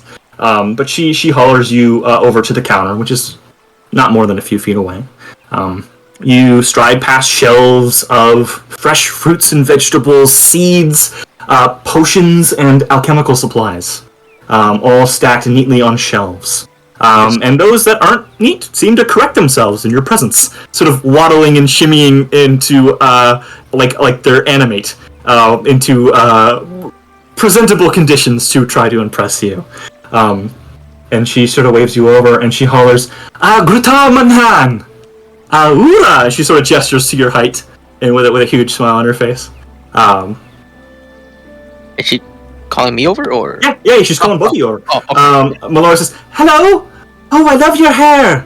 And she sort of nods. You found that like Melora's communicating with these people, but she is not speaking their language. Very similar to what Vaughn was doing. Right. But she appears to be able to understand them. However, the goblin says, "Oh, Common! Adeline! Hello? Yes, welcome to my store, the Green Thumb.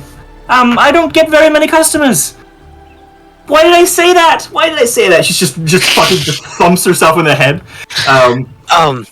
It's alright. My friend here, she wanted to visit to look for some seeds and alchemical components. So many.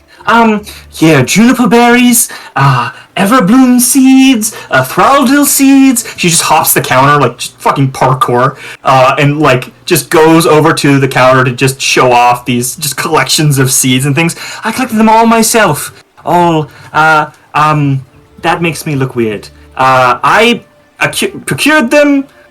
I'm lying to you. And she just starts to bumble her own words in this just circle of like trying to be impressive but also honest. But like the seeds are variant. Some are glowing, some seem to like fleck embers of like fire from them.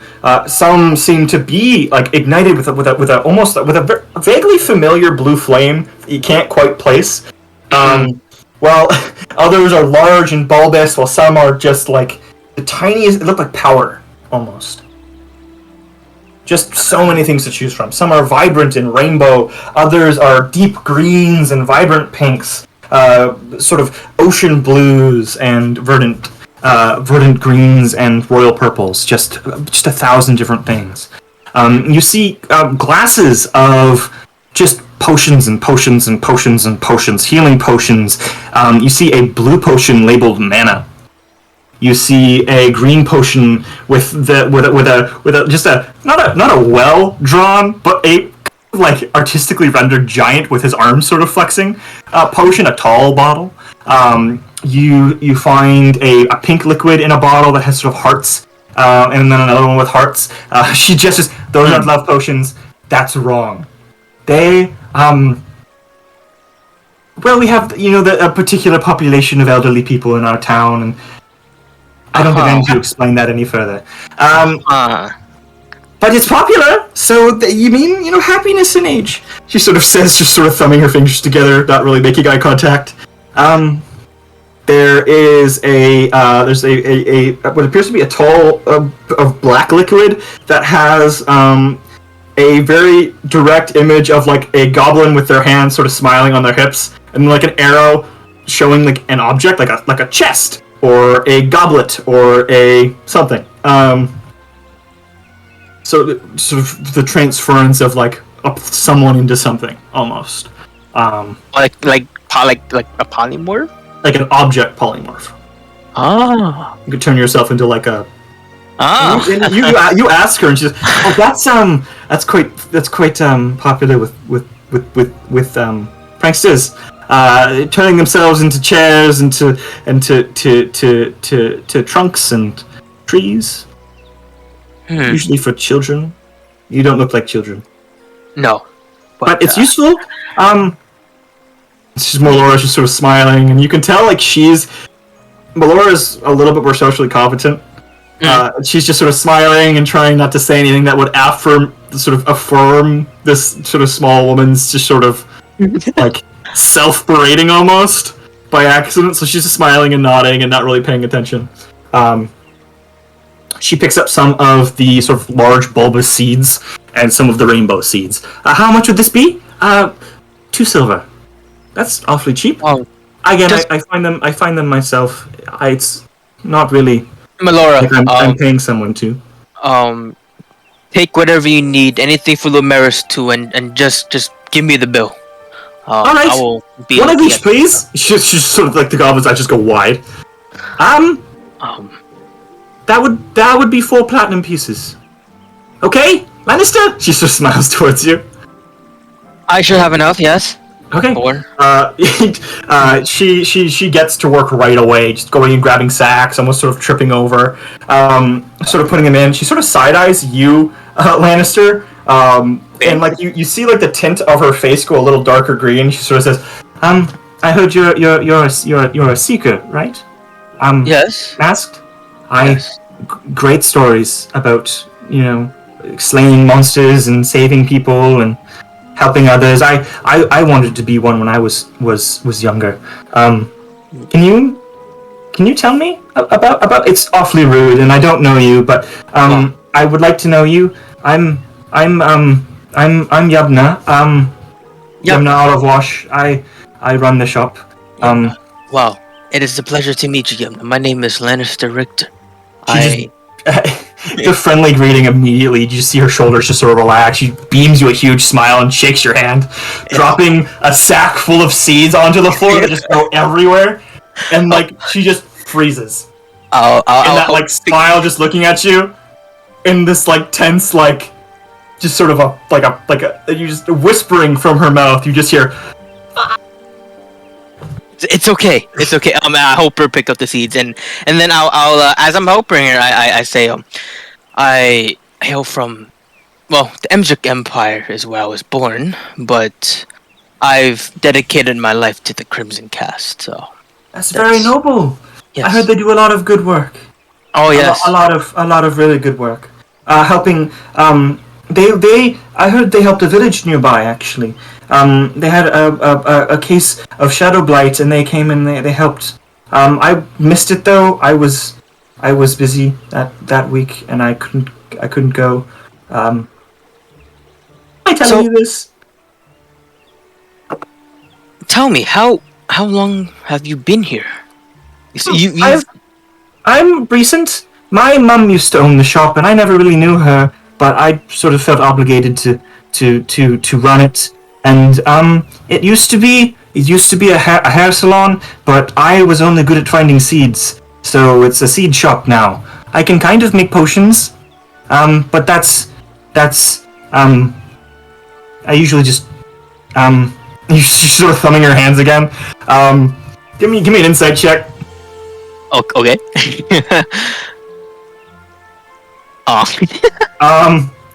Like she is a wreck.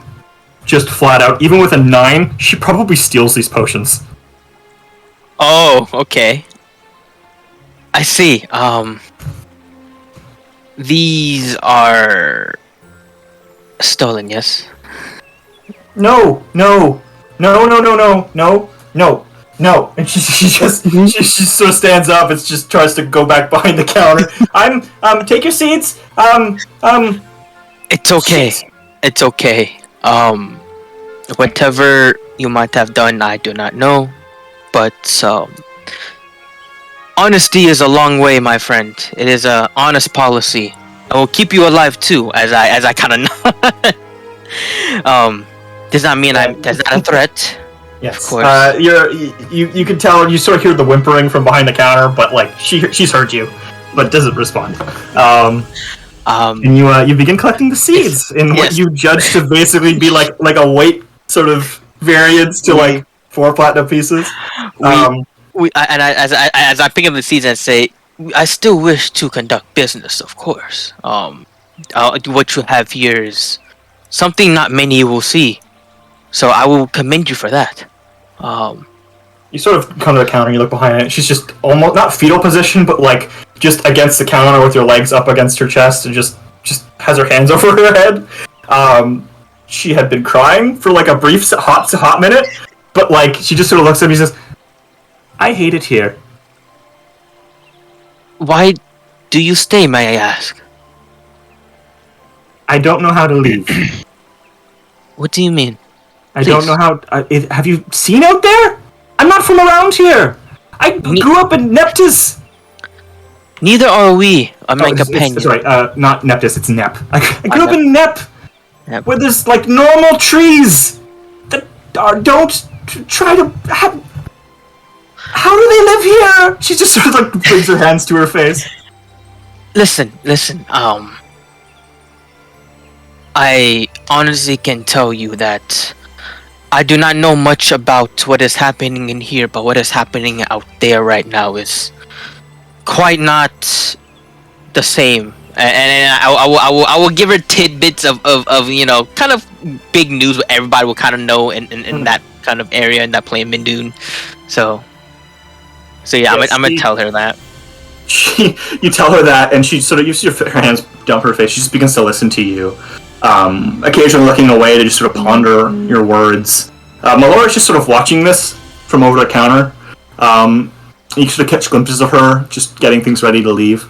And at the end of it, you see that Yevna just sort of looks at you and says,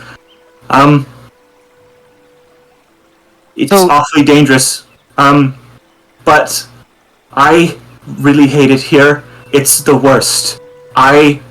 There's no soap here. There is no soap. There is no soap. You have to collect rainwater to drink it because there are spores and parasites and 1,000 other things in the water, and we drink the same water we go into. So I hate it here. You sound like you are doing dangerous things and need help. Can I help you? Can I go with you? Please take me with you. Please take me with you." She just grabs your hand and she just starts to beg you to take her with. I say, all right. I'll work for free. You just have to take me with you. All right. I will sit her down. And I will have she sort of squeaks as you pick her up. Yeah. Oh, sorry. Oh, yes. touching. My apologies. It's not bad. And like her face just goes like bright green again. And I kind of stand there and say, listen, if you do decide to come along, I will not stop you, by no means. But you must understand the risk that you are taking. I've seen good men die right before my eyes. I've killed plenty in my lifetime. I saw my neighbor go to drink water from the river, and the water ate him, and everyone just sort of was okay with that. And she just sort of stares off into space. I see. Well, I don't know the perils, but I don't want to get eaten by the water. That is fair. All right, then I suppose. What you gonna do about the place then? I suppose, if I should ask. I want to burn it. I suppose we should not do that, as this is a lovely location. That is a good idea. Is all the things in this place is how much like much their stuff is in this place? Is it viable to carry any of this? Take any of it? Yeah, like the potions for sure. Okay. You might not want to, but I mean, your choice. But like seeds, the water, Yeah, we will. I have it marked as she explains to you it's seeds, potions, chemical supplies, and like she vaguely collected some of the stuff that like killed people, so poisons. But yeah. Okay. Yes, we're gonna take. I suppose if she is not planned to come back here ever again, we will take like anything and all valuables. Yes. You by the way, you have the bag of holding, just so you know. Exactly. So we're just gonna put it in there. I'm gonna just shoot this at you in chat. What you get here? Okay. And can you also type out her name, because I kind of want to have that. Yeah. 10,000 miscellaneous magic seeds. Yeah. Oh boy. About his name. It's the you get like one. She gathers some stuff for herself, like alchemist supplies, a dagger, and just some leather armor. And she describes it. This is just what she has to wear outside: leather armor and a weapon. All right. Seeds. You got a potion of giant strength. Well, we can pawn that off. You get as we're like collecting all of this stuff and like putting it into bag of holding. I will thoroughly explain to her if she's gonna come along with us who she needs to know like in the party. I will describe to her who's this. Obviously, she will meet them eventually. Especially 3 of them coming soon. So yeah, I'll tell her to get prepared for that, and that what we're doing. I suppose if she is willing, I will tell her a little bit of what we're trying to do, but not the full thing. Yeah. She's sort of just nodding her head. You can tell like just at the corner of her face, just this sort of like smile that's just sort of creeping, and she's sort of calming that like she's leaving. But she's definitely. So like yeah, but I guess it would be like similar to Lumeris. Her ears are just massive, but like instead of up, they're sort of to the side. I guess like for a description, they'd be like almost like your like from your wrist to your elbow, I guess in your length. It's like a foot, massive ears. And you saw like outside, some of them have smaller ears, some of them have human-shaped ears. There's mysteries, I guess. But occasionally, like the first old man you talked to had massive ears, huge, but like swan wings just straight behind him. But yeah, and those are sort of lifting and tilting towards you as you're talking to her. So she is taking that in, and she gathers her stuff. That's largely what you get. She just pockets the change from the register, which wasn't very much. And as you leave, she explains that most people keep stores of seeds. She was quite literally just forced into having seeds because that's all she was good at. Not really a lot of market for a seed store in a town that just is good at keeping the road seeds. Yes.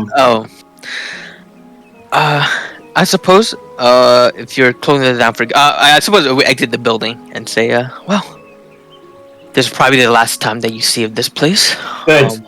She says as she slams the door. All right. She has a huge backpack, alchemist supplies. You see like the peeking of like a bedroll and some other clothes. She's prepared. Like, all right. Bar some of the more extreme encounters, it seems like she could probably survive. All right. But right. Free labor. So I will say free labor. Melora, is everything in order? Yes, we're going. Yes. Yeah, just found any. That's I just sort of waves at the small the small goblin woman. Yoda sort of waves back. Hello. Yes, we're now gonna go meet with our my companions for now. Okay. All right. We're gonna head over to the tailor. Yes. You see your friends exit the tailors. You see Vauban and Kui wearing pretty much identical clothes, just stripped down. Great. Plaid shirt, small plaid shirt. I have the biggest fucking smile on my face. Yeah. You're real happy about your shirt now, aren't you? Vauban went from like bard attire to like literally like stereotypical like lumberjack, like khaki pants, like a fucking like plaid shirt. I mean, it would be any more. You'd have like a beanie and a doobie. Like it'd be like Like Yeah. that. Got fucking like Tim's on, but they're still his like jester shoes. like She our doesn't make outfits. shoes, so Gesture. yeah, but they still got the jester shoes on. That's great. Yeah, I say, apparently they don't make shoes. Robin, Kui. Aha, yes. You see something peeking out from behind Lannister. Just it looks like a length of like an ear or something, like a big ear. You've got like a growth on your back. I'm not a growth. No, that's it Yubna. speaks. Yubna. Yes. speak? Let me officially. Where's Jesse? Jesse is with you. Yeah, Bob. he's Oh, Jesse over is there somewhere. Oh, I wait Probably till I wait stealing to see down. something. Like, hey, come over. Yes. I would hello? like to officially introduce new companion of ours. Yes, I'm Yubna, and I hate it here. Finding these? I honestly, it was a sower of seeds, and yes, this is. What I do wish, you- I wish to look to the new companion and say, now where did he find you? I hate it here. I want to leave. He's helping me. Please don't hurt me. Look, I don't want to. I'm just asking. Understand we want to leave. To be honest, I don't like it here either. I just think we need to check up one more shop and then we should be Oh. on our way. Wait, what did Hey. you say your name was? I like your vials and knives. She sort of says, just pointing at your vials and knives. Wait, thank you. I'm a bit of a. I dabble with poison making personally. Yeah, don't get Me- too close me- to him. me He too. might stab you. Well, poison finding. But yes, I can. You can be very useful. And you then. notice she has a full alchemist kit on her back. I see. I'm also good at seeds. Okay. But my name is Yubna. I hate it here. I inherited a store that I hate, in a town that I hate, in a place that I hate, from my Well- mom, who I think I hate. Well, you don't know if you hate her yet, do you? She's dead. Oh, She got okay. eaten by the water. Oh, did she? Okay. That's not good. But I'm Yubna, and you see sort of a sort of probably Wait, the water eats you. it's probably a foot taller than Kui, so like 4'2" almost. Goblin woman, sort of wearing like oddly enough like a plaid shirt and sort of like knee high like sort of tunic pants, leather belt with a bit of like a strapped protective thick leather plate over her chest. Just with a dagger and alchemist supplies, not really a lot else to her name. Just there, just really just fucking awkward, and just Miss Yubna. not making eye contact, not really explaining herself any further. When we link up back with the main group, Miss Yubna, do be wary of the fat lycanthrope. He's quite brash. Yeah. He might. I don't know what that It's is. like he's a Don't werebear, worry, like- we'll point him out to you. I kind of hushed the he's a group and say, minotaur that gets hairier somehow. we'll get to A that minotaur. point when we reach there. Yeah, he's also I'm- don't get too close to him. He might kick you. There. Oh, He does that to me sometimes. He's kind of an I heard- asshole.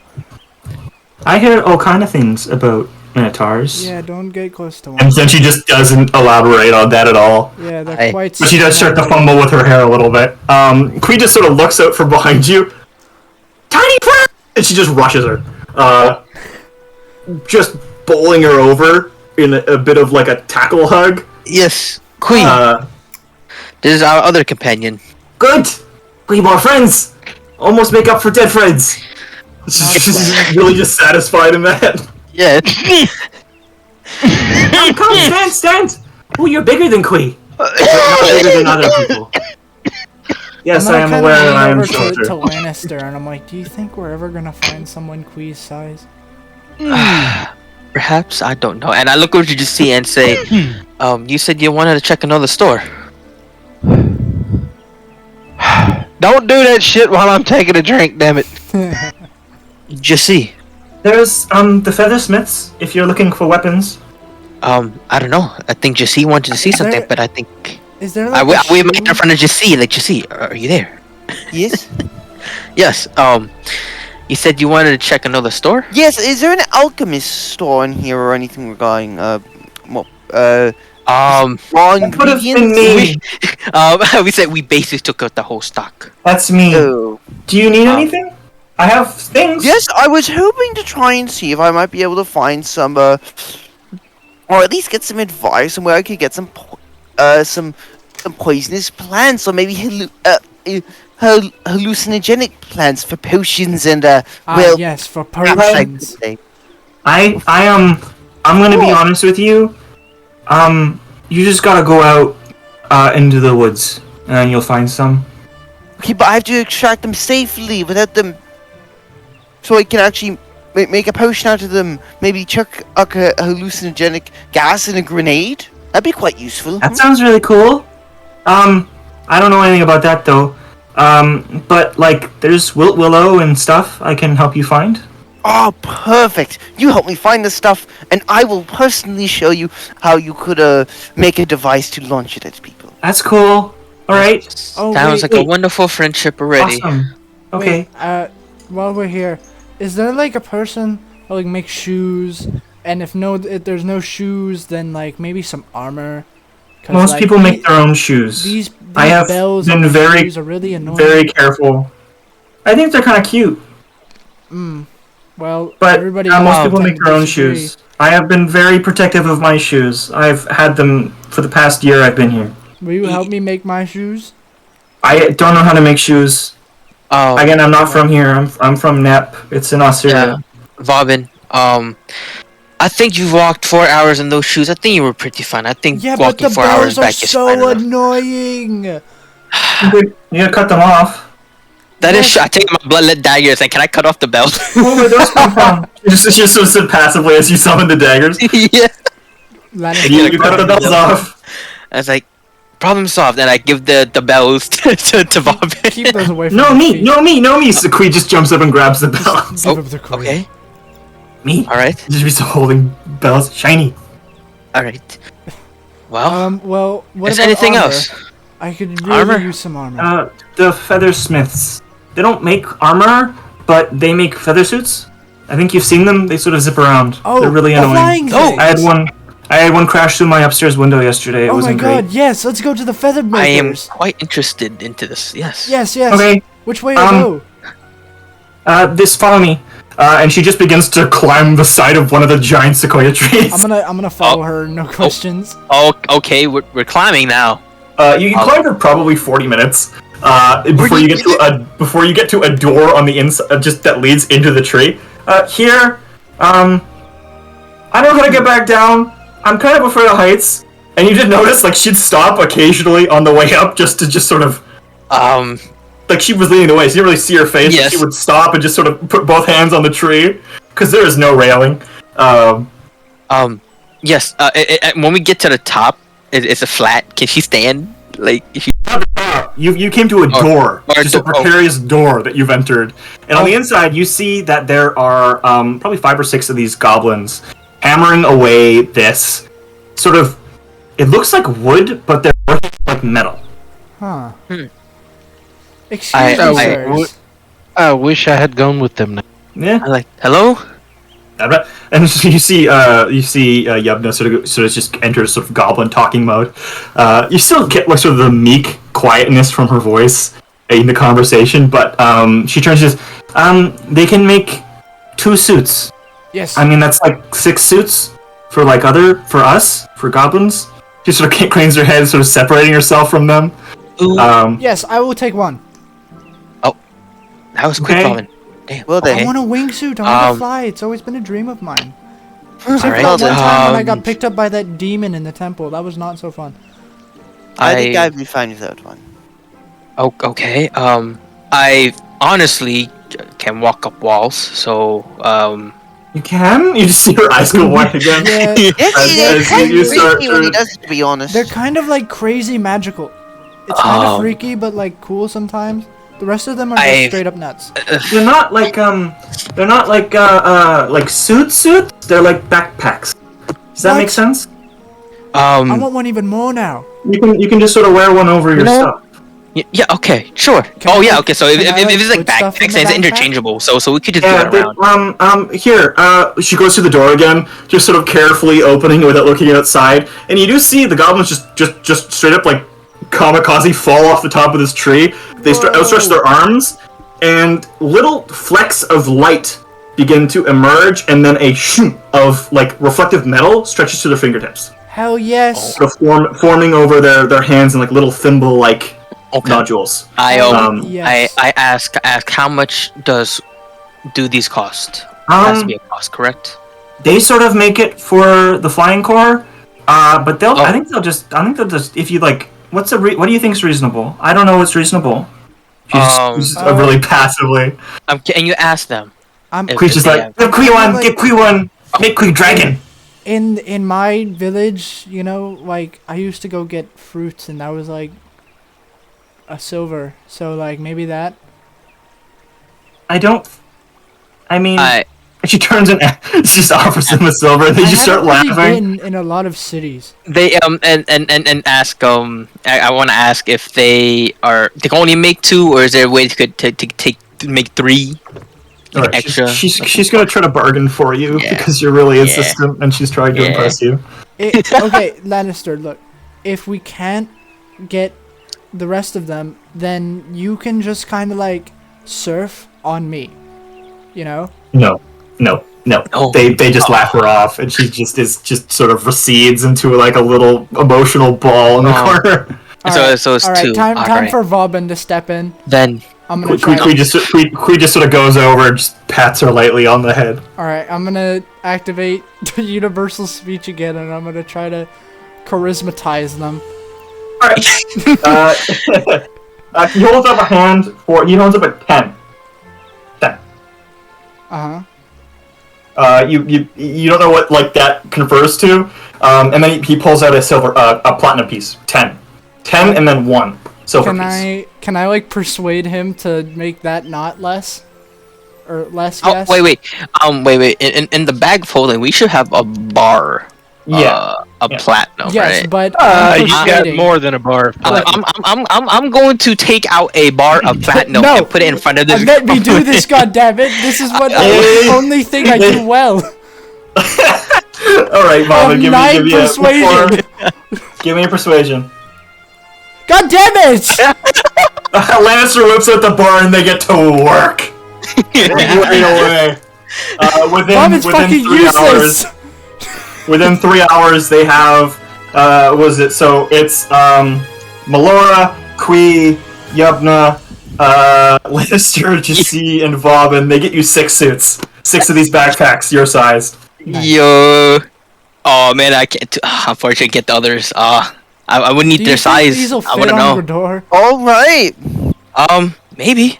I don't know. I want to ask how do you use these? So, Jesse, you immediately think of all of the times the ability to glide a long distance would have been useful in your past, and you kind of kick yourself for not thinking of it. I'm gonna kind of like run out to the edge and see what the other goblins are doing, and I'm gonna try to copy them. They just fall and outstretch their arms. I'm gonna jump and outstretch my arms. I will attempt to.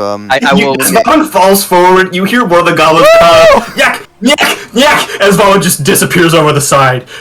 You see Yubna rips the backpack out of she's yet to get her. She rips the backpack out of Quee's hand, much to Quee's protest, puts it on, and jumps out after him. Oh, I kind of look down. Let's see. And you okay? So Vauban, you are falling. You stretch your arms, and nothing happens. Well, shit. You've got quite the distance to the ground yet, and you see a little green thing falling after you that catches up to you very quickly, grabs you, flips you over. It's Yubna. She's bawling her eyes out. What's up? Terrified. She reaches around, touches something on the back of your backpack. You feel something. You feel your arms forcibly extended. Whoa. And you enter a glide, but you're on your back, and then like Yubna is just sort of straddled, riding you towards the ground. Yubna, it's alright. I have Featherfall. That's alright. I just met you. I'm going to do the. Can I try to like glide back up to the village and rejoin with the group? I'm going you managed to glide to the ground. This is not a flying machine; it's a gliding machine. So you're always going to be losing out. I can't like nosedive and then pull back up for extra. Yubna seems to be a little bit too heavy for that. Not that you tell her that, bear her honor. But yeah. Okay, I think they're safe. But I just want to point out that Bobbin was just ridden by a female green dwarf all the way to the ground. Not like that, Grador. Not like that, but the technicalities. I'm married. Come on. so I ask. I kind of point to the backpack and the goblin since we kind of lost our translate. Oh no, Malor, how can you ask them how do you activate this? She says they just say you have to turn it on before you jump. How do you turn it on? Yeah, This button here, there's just a button on the back, plain as day. Alright, okay. There's a square push. You press it, you hear it sort of vibrate softly. Okay, I wish to push the button and then go for a jump. I'm gonna. You jump and you are soaring I'm over gonna the look treetop. at the. I'm gonna look to the skies to see if I see them. You see them. You see Whoa. one, two. I'm gonna wish- yell at them. Lannister, do you go? Do you jump, wait, Lannister? Wait, because I remember, what is it? Yumna took Kui just takes Yubna. Kui, Oh. it's a tiny little bit big for Kui, but they give Kui the go ahead. Okay, all Now right. you just need to ask him if they I can kind of say, are you ready, Queen? Kui dragon, Kui's a dragon, Kui's a. She just goes like sprinting towards the door. I'm gonna see He Queen has fly become first, and dragon. I'm Kui gonna see. dragon, Kui cannonball, and Kui cannonballs at the door, and then goes into the gliding formation, and you all manage to glide a fair distance. Yeah. Yubna and Bobbin have to walk most of that to meet up with you, but While gliding, I wish to see how much Damn, arm dude. movements I can make while gliding without losing altitude at any rate. Like excess. Well, still maintaining control, basically. Like, would I be able to reach for something on my belt, or would I need to have something in my hand first? you just gotta turn the thing on. What are you trying? What is the rest So of your while gliding, I wish to test to see what exactly I can do while gliding. Okay, so while you're gliding, you see your arms. You look around and you notice that on your arms is it looks like a metallic glass formation of hovering pieces of metal that run along your arm to basically form giant wings. Okay. Your arms are stuck in that position, but to say you're unable to interact, like you can still move your body around. You can shimmy your hips and waddle your legs and do all that stuff. I mean, the wind is rushing by you, and you sort of got to keep them out behind you to maintain control. But other than that, possibilities of like a mechanical arm or something, just outlandish stuff while you're alone for once in the longest time that you just sort of let your mind roam to. Yeah. Even though I'm not there when Grador sees this contraption, don't worry, Yaman, he's got some ideas. Yo, that's just flying. Is Yaman gonna become a fucking bomber plane? Well, Yaman is actually the most recent post in memes. That's Yaman. Yaman will be able to drop hallucinogenic bomb. Glad, yes. And these devices are by no means, you find an artifice here. I'm a flying cat!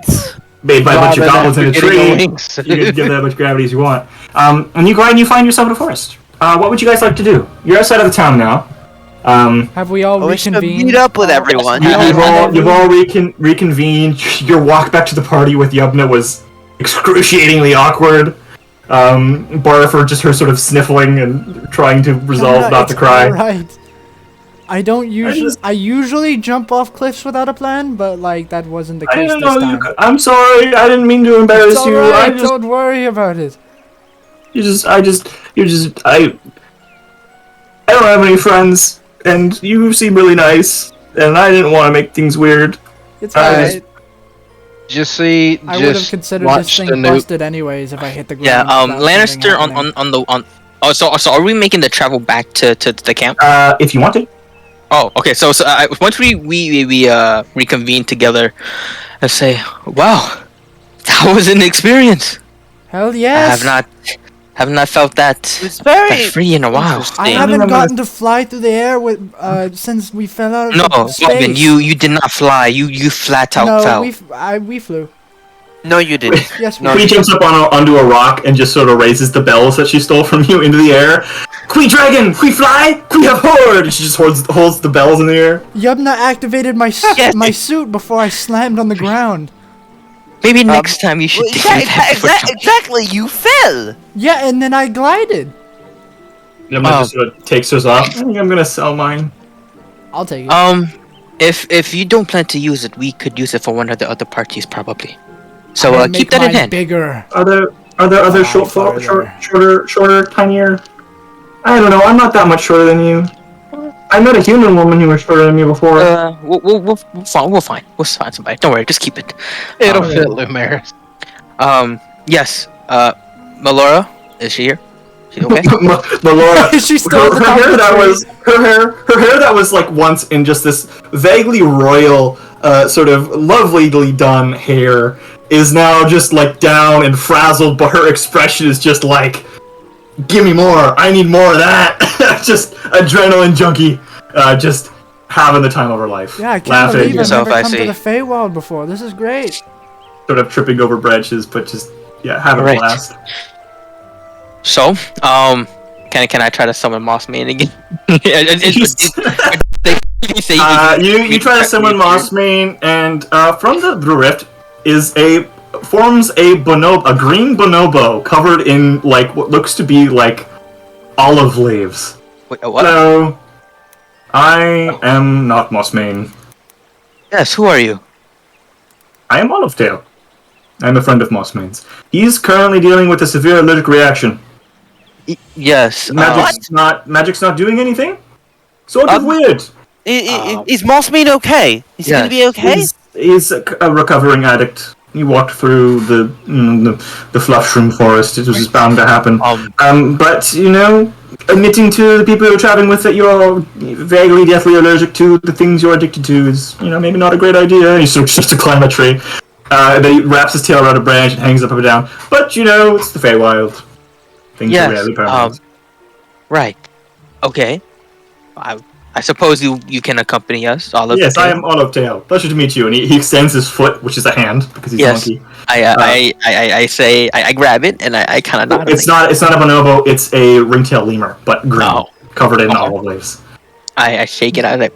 And Yes. Pleasure to meet you.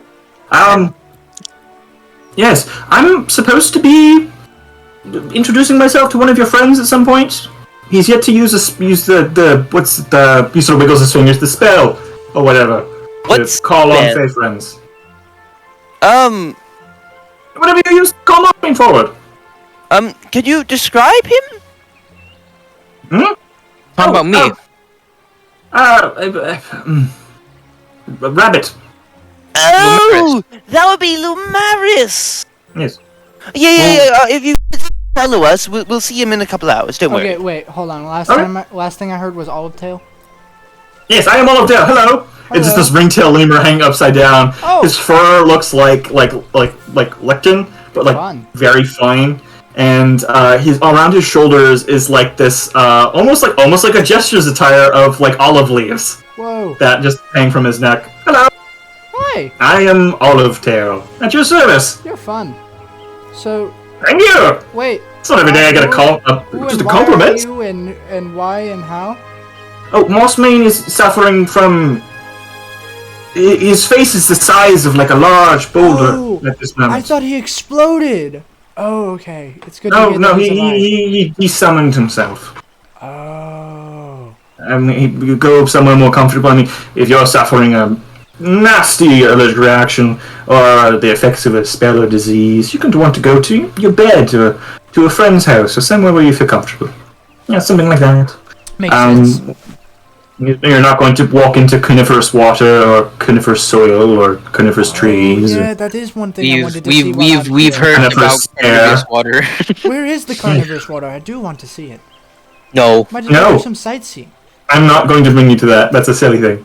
Why? You're silly. Wait, I have a question about this carnivorous water. Can we bottle it and throw it at people? Right, everybody. Yes, that was my first let's keep- thought. let's Could we walk- bottle the and then I kinda carnivorous wanna just water walk and then backwards. throw it at people? He sort of spins, hanging upside down. Think water elemental, but angrier and dumb. Okay, that does not answer my question. Can we bottle it and then throw it? Damn it. No, the water would be coming out. It's the spirit of which pertains to the water and its natural habitat. What if it's like a really big... so removing the water would just make it normal water, I'm guessing. Yes, but you won't have much time before it envelops you. Well, true, yes, but that's rather disappointing. Yes. Oh well, it would still be an interesting sight to see. What if we threw a sheep in it? It would eat the sheep! You know, I mean, yes, but I think it'd be quite interesting for the experience. Would be a waste of food. No, we are not looking at carnivorous water. We are going back to camp. That would be so cool!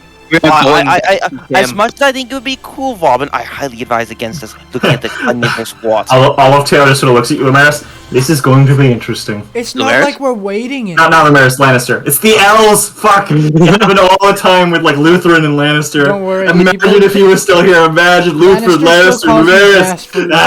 Lannister still calls me Vass sometimes. It's fine. It's me, Robin Vass. Come on. It's very disrespectful to use someone's dead name. It's even more disrespectful to try to find someone's true name. The giant goat! We're talking... there appears to be a giant goat nearby. He seems to be angry. We should move. What giant goat? That's why you turn this a huge goat just looming at you through the forest. Drop these bombshells of extraordinary stuff happening and then just be like, okay, let's leave. I want to see it. You see Yubnar just grab your hand, Lumaris, and he's just okay, we're moving. The goat is very scary. Lumaris, alright. Lannister. Fuck. I will fight this. You've got me doing it now. You've got me doing it now. Look, it's not gonna stop until next session. I'll be so mad at you. Look, it's very simple. Do you see? I'm just proud that you're referring to me as Grador and not Baranus. You fucking wait. It'll change back. I'm just waiting. I will take you calling Lannister Lumaris all day long. If it gets if Baranus gets really bad, just call him Steel Fist. I want more. Yeah, as running away, I wish to point back at the giant goat and say, why are we running away? Think of all the food we could get from it. And look, think about all the memories the same thing about you, friends. Says the lemur as she's hopping through the branches. I am not very edible. I don't taste very good. You hear just through the forest. Get back here, you fecker! As the goat begins to slowly try to move towards you. Okay, come on, everybody, let's go. Oh, fine. Get back here, you fecker! I'm gonna eat your clothes! I throw a rash on the opposite direction. he's, oh, food! And he just goes for the ration. Now's our chance. Yes, come on. You exit. Olive Tail leads you expertly around the flush rooms, through the swamp, across the bridge, which appears to be displaying somewhere else at this point in time. Familiar to some of you, not to others. It would be the city of Assyria. Just plain as day. Any questions that Yumna will be having? I guess you would ask. Yumna's just sort of holding onto your hand across the bridge, and just sort of is just looking at it. Kui and Young. Kui just sort of points, looks at this, ooh, big city, and then just distracted by something else. Since when was there a massive city in the Feywild?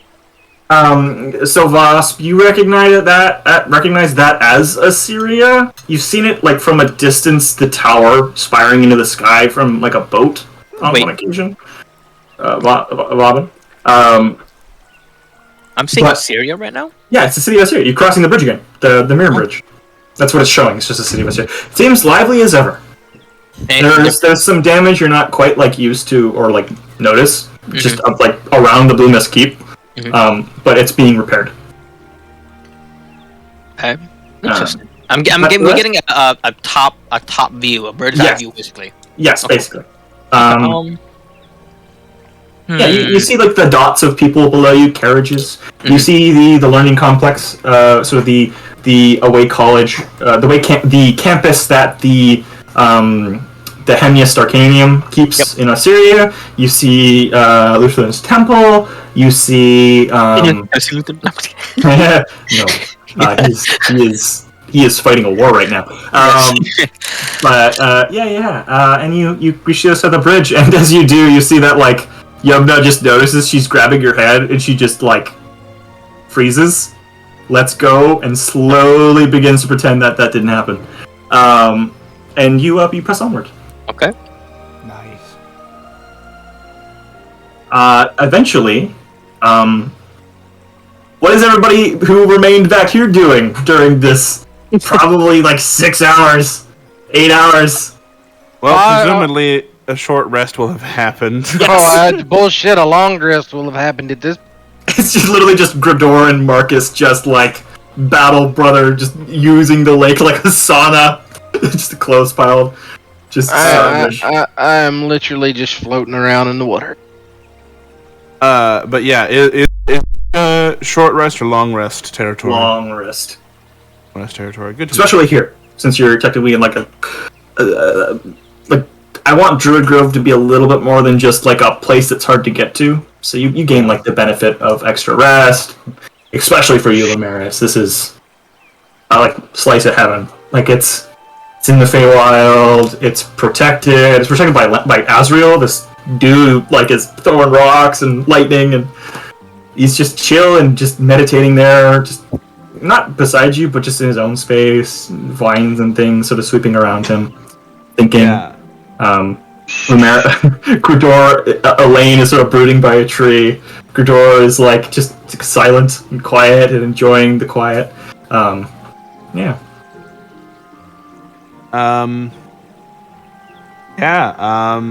I suppose I would also have been kind of trying to like Azrael kind of be meditating on stuff. In particular, I probably would have put like Obersalve in my life. Okay. Yeah.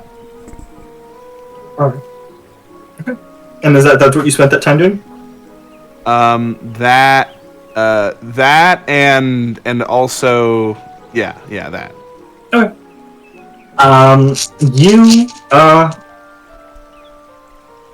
For all intents and purposes, you finished the long rest.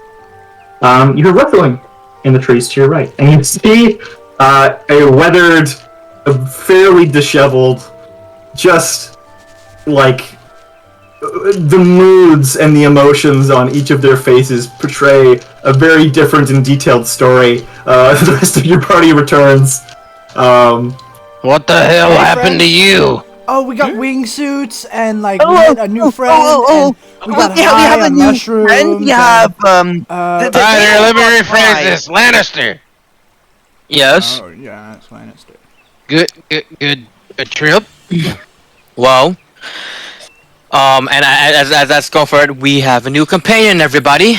As I kind of raise my voice, it's trying to get everybody's attention if anyone's noticing. From behind Lannister, normally where Quee would be in the earlier times, you see sort of the peaking of a long-eared, probably a foot taller than Quee. Quee stands about like 3'2", like 4'2", 4'3". A green woman, sort of built like a halfling, but like wears shoes, which is sort of besides the the vibrant green skin, the jet black eyes, and the jet black hair, the huge ears is the presence of shoes that really portrays that she is different than a halfling. Sort of appears, sort of raises a hand and says, "Hello, I'm Yubna. I hate it here. And I want to go home, wherever that is." Yes, our new I make companion potions. here.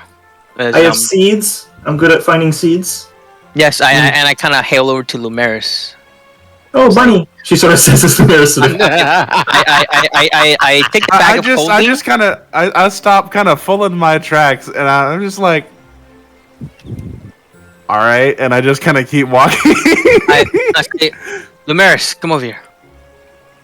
Yeah. I kind of use my one arm to kind of stand myself up, kind of using Obersalve a little bit to help me kind of push myself up. Sword. She just sort of says, just verbalizing her experience.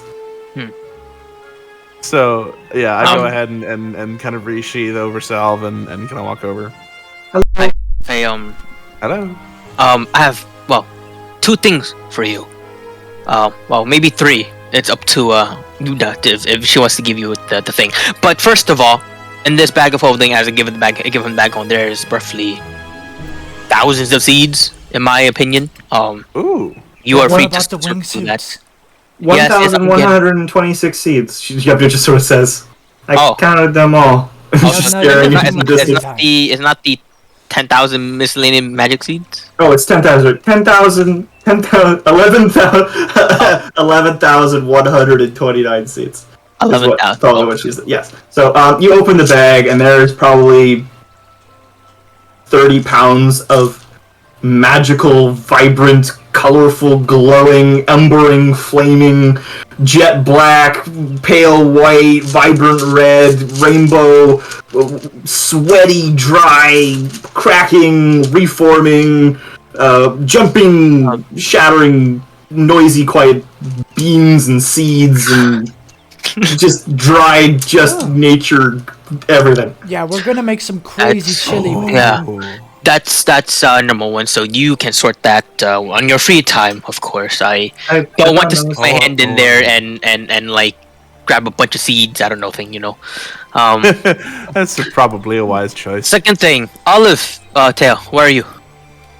Dropping from a tree, Olive Tail drops in front of Ulimaris, just sort of bouncing on his lower sort of arms up towards you. Hello, Ulimaris. That's me. I'm Olive Tail. I am your face summon. Sort of extends a hand. Yes. I take his hand and it's like, hello. As you grab his hand, he with his other arm and his two legs, he grabs your hand and just sort of weighs your arm down like a bowling ball. It's a pleasure to meet you. Oh, it's a pleasure to meet you too. I apologize for being so lopsided, I suppose. Also, potentially rude question. Have we met? No. I don't think so. Maybe? I have lived for a very long time. But, perfect to you, I have quite the well of knowledge on things. So, feel free to call on me if you're ever, confused or dumbfounded.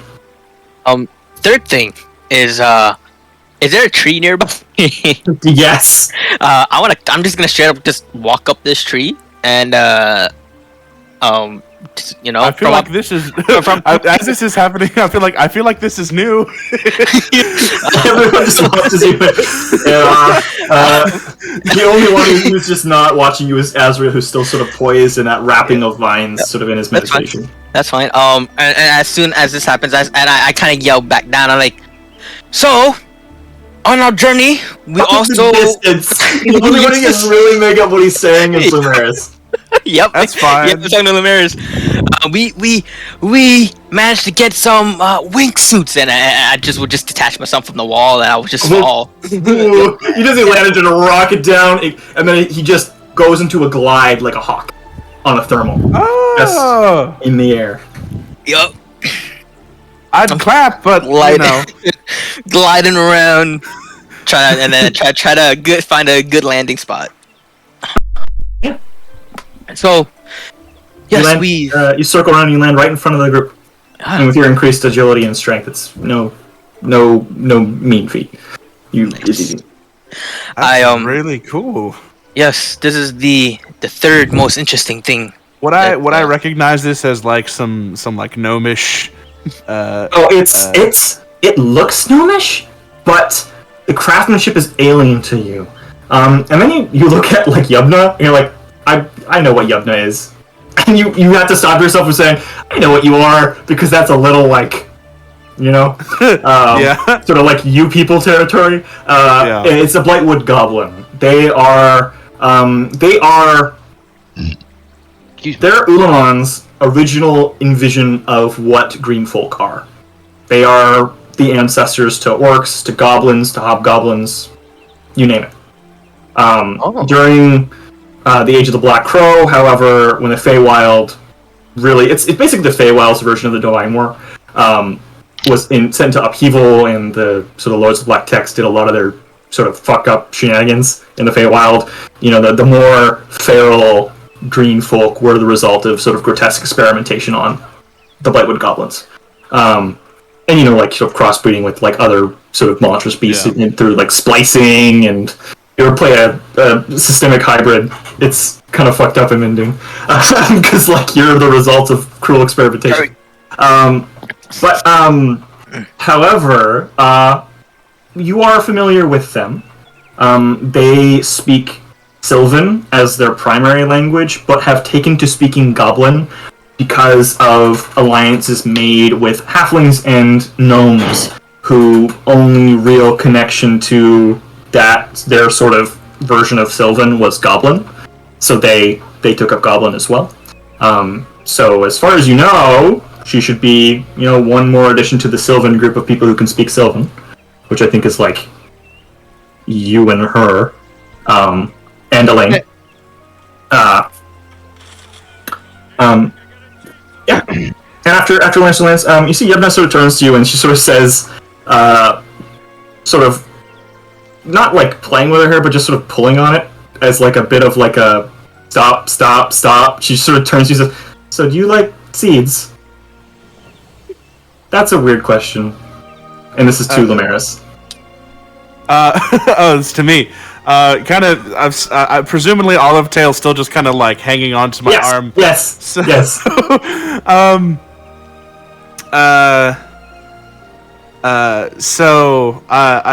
She asked that, and I just kind of smile, and kind of a twitch of the ear for some druid craft. A whole bunch of flowers just kind of pop up around her, and I'll be like, "Oh, it's amazing! How did you do that?" Lancer walks up. Well, that's our Lumeris, druid in all kinds of ways and all that. He is. I do my best to bow, considering I have probably like a 40-pound monkey on my arm. Is that at your service? Yumna, I will tell you now that I think you will find good companionship with Lumeris, and I'm pretty sure everyone in this camp. And I kind of give Gridor the not, you can't really see my eyes, so it's not, so never mind. But yeah. Okay. All right. I'm gonna apologize, and I'm gonna say sorry. I'm really awkward. I don't have any friends. But I hope you will be my friends. That's weird. Shouldn't be too problem. It shouldn't be too hard. I'm not okay. You are amongst companions that, for better or worse, will be apart with you. Yes. Just if you hate me, just tell me so I can go and leave. I don't want to be a burden. You seem all really nice, and do not worry. I go ahead and I cut in and I say, now Yavna, you don't have to keep apologizing for your existence. That's kind of. I'm going to start telling you no. I'm just going to start saying stop. Yeah, they are. With love in my heart, but it's just directed at me, so it's fine. Okay. Especially the big one. I'm pointing Gridor. Nobody hates you. You're just a smartass. Yeah, well, nobody hates you. You're just a fat ass. Now that is rude, Vasp. Or Vobin, sorry, totally sorry. I can wash my clothes on my abs. My clothes are destroyed. Are you kidding me? As you emerge from the pool, again, probably not wearing anything, you just that sort of flare of green that goes in her face. Like she turns like cucumber green, and just brings her hands to her face and turns around. I'm not naked. I'm not naked. I have on a loincloth. Can I just grow like a little Adam leaf? I would not be naked. I would have a loincloth on. You grow them sort of over his minotaur nipples, so it's just like plants come out of the ground. Yep. But yeah, you were like Gridor's just like jacked, like full on. You could shred cheese. No, it's not. Actually, it's not a leaf. It's just like a singular cattail grew up, and it's. Yeah. I imagine Elaine is just pawing her forehead like, fuck. Shit. But yeah. What? You like what you make see? yourself comfortable. Yubna. If there's any concerns, any questions, do not feel afraid to ask me or anyone here. They're, I'm pretty sure, competent enough to tell you what's going on. If you think my goblin name is gross, you can call me Nina. That's what people called me when they told me that my name was gross. So. Well, I am offended on behalf for you. Who are these people? I will hunt them down. It's not. We will not do that, Lumaris. But when I'll help you hunt them down, Lumaris. Just give her a weapon, her confidence will go up. I guarantee it. That's what happened to me. Yeah, no, that's right.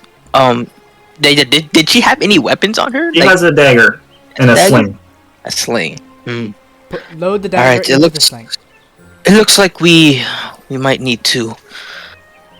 I can make potions. I'll pass her my rapier. Oh, this is okay. I just was holding it. Thank you. Yeah, you're welcome. I will cry about this later. No, it's not for crying. It's for stabbing. Now, everyone,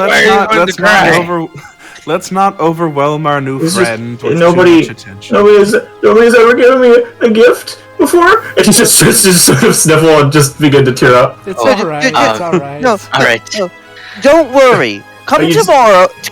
You're gonna be able to help me with looking for plants to make poisons. Okay. You see, Kui just sort of goes over and just tugs her. Just almost like a parent or an older sister. Just you cry. It's okay, because that's important for you right now. And in that moment, you begin to realize that Kui is gonna be best friends.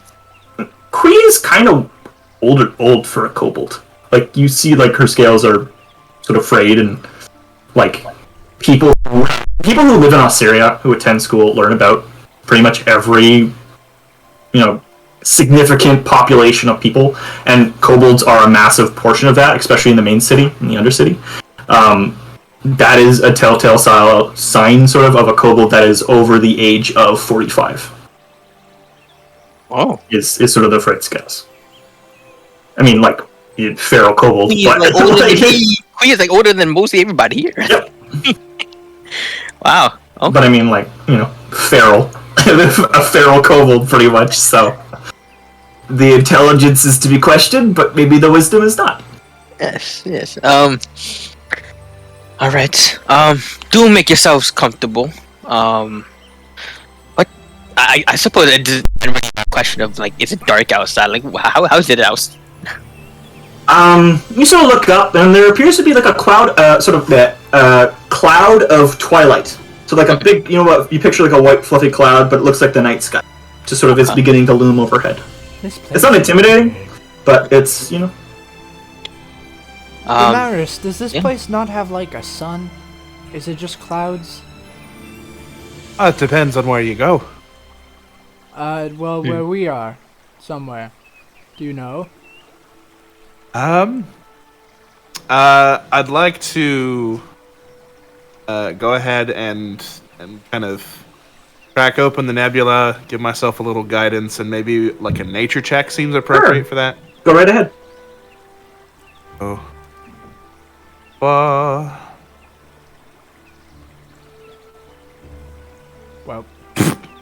It's complicated. Wow. There are 10 foot by 10 foot spaces that are always nighttime here. There are vast swaths of land where it is daytime, but there is no sun. Some locations it's time of year. Some locations it's the creature that lives there that just is so magical it influences the aspect of where that place in the Feywild might even sit in the planar sort of circle of things. I got an idea. Azrael, made the grove. Does it get dark here? Azrael is sort of you've noticed over the 8 hours, vines and sort of brambles have begun to almost surround him in his sort of meditative stance. Cross legs, sort of arms on his sort of knees, sort of meditative. He doesn't respond to that. Huh. Well, Azrael is becoming a plant. Okay. He might just be meditating. Let him do that. Yeah, if that cloud passes we have been traveling for quite a while without rest. We our party traveled. I don't think we rested. So Oh, Yeah, I'm kind of beat. Lannister's kind of beat. Yes. You see there is like twigs sticking out of Lannister's robes. Man, Yep. we should have just glided here. I'm gonna go get cleaned up. Solus, where are you? You feel pressure on your back as shimmering from the aether, Solus just sort of in his big sort of like probably the size of like a golden retriever without legs, if that's a bad description, because the axolotl sort of body shape, just sort of pressure on your back, sort of with a large sort of a response to that. Lumeris, Olive Tail. I do not know if Yes? this is within your expertise, I suppose, but I need to find a way to, how would you say, bind Solus to me. If you know what I mean. Yes, Lannister. Lumeris, you've been working on something too, I think. You forgive me. I've been given a little bit of a dossier on you by Mossbane. And some of the other watchful beings. Sort of winks to you, Lumeris. From that moment, for the next like several seconds, I'm just reeling, hearing nothing. Yes. You two could probably work on something together. What do they call it? Find familiar. Binding one magical creature to your service so it may be of use to you. See through its eyes, wander as it does. Yes? Well, it's more as I just don't want to lose track of him, really. That's also a very good reason. He's very cute and squishy. And he sort of jumps off Lumeris and just starts to squish his face. I kind of shake myself out. I was like, yeah, there's some things that we can do to help. Yeah. Perfect. Then to help protect Solus. Then shall we? I'm gonna get some rest, and we shall. If anything, we should get started eventually. Oh, I don't want happens- to soil my new clothes. Where is the bath and a place where I don't have I think it's people looking at it's me? just the lake, right? The water that everybody's just been. Alright, everybody just avert your eyes from the lake for like 5 minutes. You look to Yub. Yubba's already facing the other way. Okay. Yeah. Lannister's gonna try to find a little personal spot. Why are we looking away from the lake? Because I'm bathing. No, just Yubna. It's just Yubna. Kui is just sort of taking a ration out and just sort of eating it while just watching everybody. Not really any expression or even like complicated thought on her face. Just enjoying Lannister food. is going to find a nice corner of the spine of the lake to go and clean himself. Okay. You hear the sort of the crumbling of branches and the twisting of twigs as a warm breeze flows through. You hear Azrael say, "Alright, friends. You're back. Sooner than expected, too. I have expected you to be here all day long. You'll be care for some food and some rest." You hear from somewhere in the I lake, see. yes. I've been resting all day. What was with more rest, eh? Can't kill you. Yeah, he flicks his wrist up and a masterfully carved wooden table just emerges from the ground with a low rumbling as stumps sort of appear, sort of along its length. Enough seats for everyone. And with that, he does a bit of like a flamboyant spin, but he spins and extends his arms into a bow or a curtsy, and a portal at the long end of the at the head of the table opens, and food just starts to flow forward onto the table. Hi. Lannister still something washing food. himself. As soon as I catch wind of food, I'm gonna finish cleaning, and then I'm gonna. You catch the smell of steaks and brisket, of pies and custards, and probably a little bit too many sweets. Fruits and stews of all kinds, mushrooms and. I wish to ask Azrael. Dumplings. How do you? Is it able to teach one this magic that makes food appear? Yes. This would seem quite useful in a long journey. It is known as Hero's Feast. It was taught to me at a very young age. The table is more my own flair, but. And would it be able? Since I'm not magic. Would it be possible to get an item that could cast this? A scroll?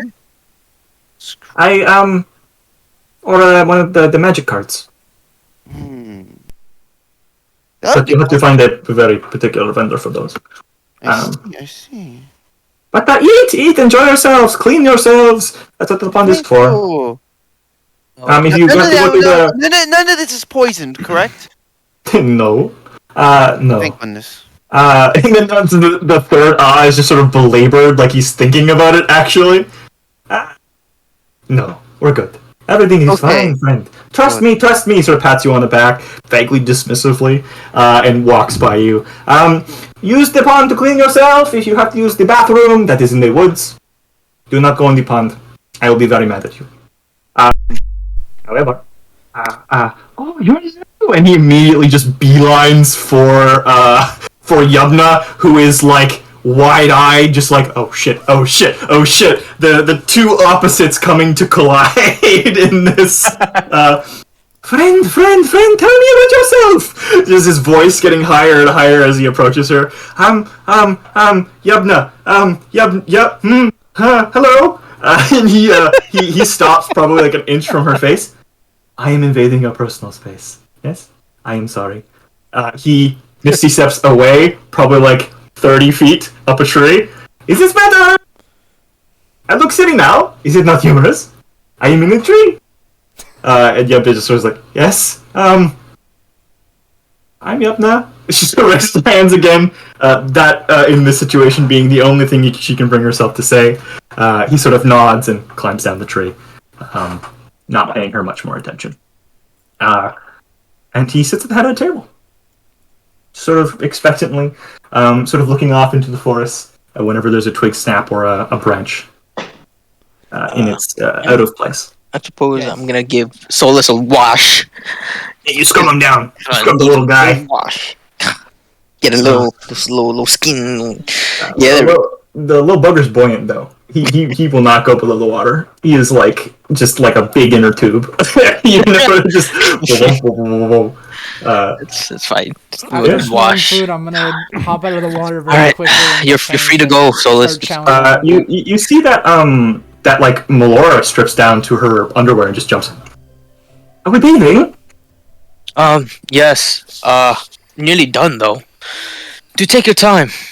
Okay. Here, Esper Sponge, and she hands you some more Esper Sponge, just broken off from the bit that she found. Sure. That would have been useful. It smells slightly of lavender. Subs really nicely. Can I use it? Yeah. Yeah.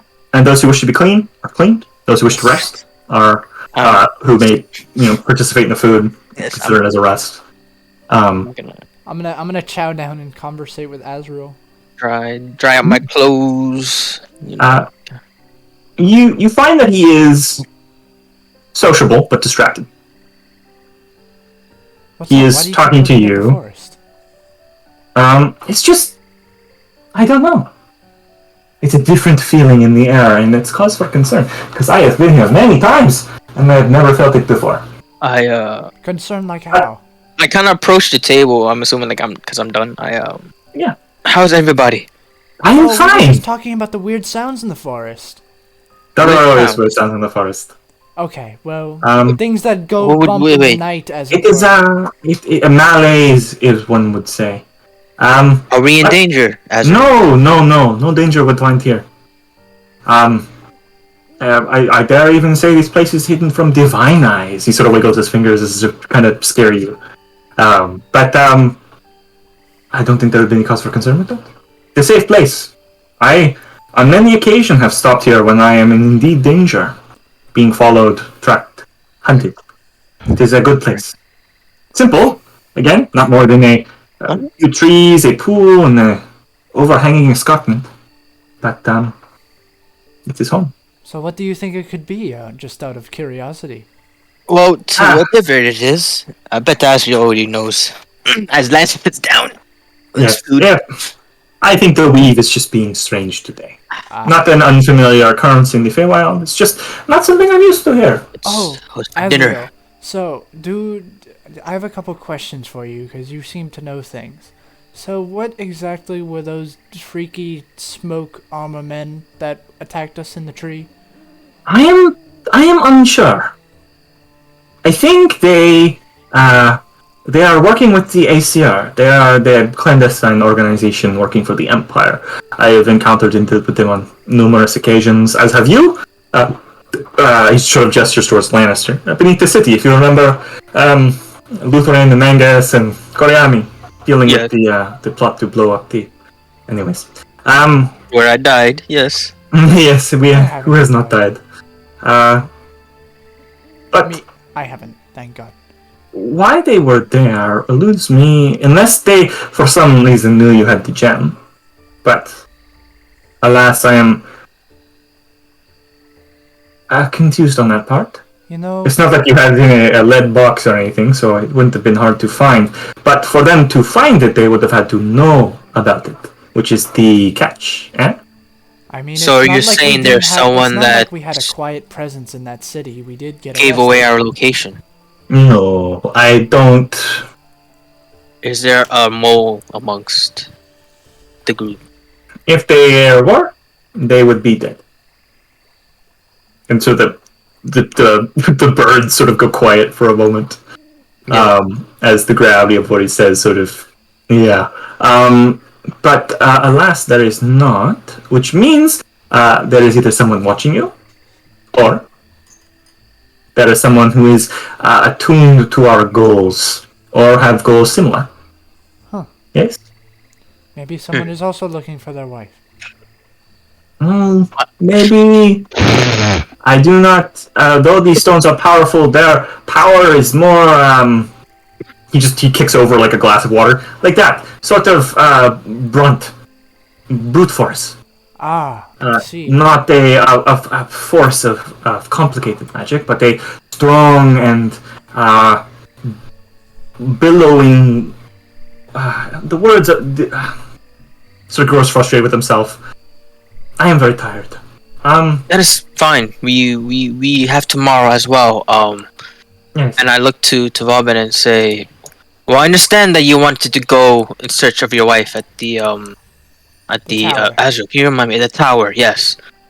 I suppose that's, yeah. I think we shall start there as well. Hopefully we'll be able to find, as Lannister's, at this point kind of like chilled, laid back. He's eating and saying, hopefully we could find your wife. Yes, yes. About that, the Order of the Castle Uj. I have had contacts there in the past. Skeptical people, bordering on xenophobic, but not a Xenophobic as in how xenophobic? They're distrusting of outsiders. I see. Similar to wood elves. In a natural, the sanctuaries or down south. Trust you. Yes, some trust me. I have been there on a few occasions. Some as myself. He sort of gestures to his golden robe appearance, and some as he sort of snaps his fingers and he begins to flip through probably 100 different tabaxi, sort of just appearances. He snaps his fingers and they stop. And I have been unable to get any response from any of my 50 some odd contacts. None. Okay. Have you investigated to why? No. Okay. Not yet. He sort of taps his fingers on the This is where we I was hoping, yes, you're so astute, my friend. Yes. Speaking of, I'm gonna pull out the necklace that what was her name? Kempta. No, not Kempta. Other one. Matep. Yes. I'm gonna pull out the amulet that Matep gave me. I'm like, what does this have to do with the tower? He's gonna make a check. He is gonna make a religion check. Religion? 21. Yes. That appears to be a, well, here's some storytelling. Back in the olden days, during the Great Migration, when the Great Comet came in, well, not the Great Comet, but the Tabaxi, they refer to it as the Great Comet. It formed the Starfall Islands. The islands are the remains of the crater. Yes? Mm-hmm. they went and built a tower to their gods to seek as an apology for whatever misdoings they did to bring such a devastating cataclysmic event to them. That necklace belongs to the order responsible for maintaining the tower. Now, that order has been long defunct. Well, disappeared sometime before the Divine War. But you having it tells a story, though. How exactly did you come into contact with it? How did you achieve this item? We ran into a mummy tabaxi, and I don't know, she said something about loving me in a past life, or like being related or something, and she gave me this before she turned to dust. Is there traumatized by that? This is going to be very gross. Very gross. Is there any bits of her on the necklace? He sort of chuckles to himself. Can I check? I know it's strange, but yeah, you can check. Yeah, there's like grimy little fleshy nodule. Can't believe I didn't. Sort of dry, but definitely not dirt. Yeah, I'll take the necklace off and I'll pass it over to Azrael and be like, yeah, there's some flakes on there. You didn't wash that thing? You know, I could have sworn I did, but apparently not thoroughly. Lannister looks at you kind of like, wow. Yeah, I'm kind of grossed out by that too. Okay, okay, give me a moment. He straight up just like, he shoves the food off the plate in front of him, it hits the ground and then just puffs into golden smoke. I will eat that later. He places the necklace on the plate, he puts his hands down on the necklace, and he casts a spell. Somatic, verbal, unfamiliar to all of you. And he focuses on it. Oh, a powerful tool in your quest, this is, friend. He looks at Bob when he says that. This? Oh. I have good news. You may have your ticket to finding your wife. Oh? And he picks up the fleshy nodule and throws the amulet just to the side. Looking at this really gross piece of basically fossilized flesh belongs to an ancestor of a tabaxi that may or may not be related to the one that covered you in fur when I had plucked some from you. To assess your loyalties, of course, as I have with everyone. Again, sorry, sometimes going behind someone's back is a little bit necessary in securing victory. Understandable. Actually got the done. So, if you use this and a relatively simple spell known as Locate Person, whenever you are about, if you want to be sure whether or not your wife is in the area, just focus on this. Cast the spell. Or find someone who can. And so what? I just hold this flesh out and I say, "Where's my wife?" No. You find someone who can cast the spell Locate Person. Well, I'm gonna look to anybody at the table. Just kind of hold the flesh. Don't look at me. Do I know locate person? I can locate objects. Is it locate creature is a 4th level spell? Yes, Locate Creature. Oh yeah, I could do it too. Yeah. No idea.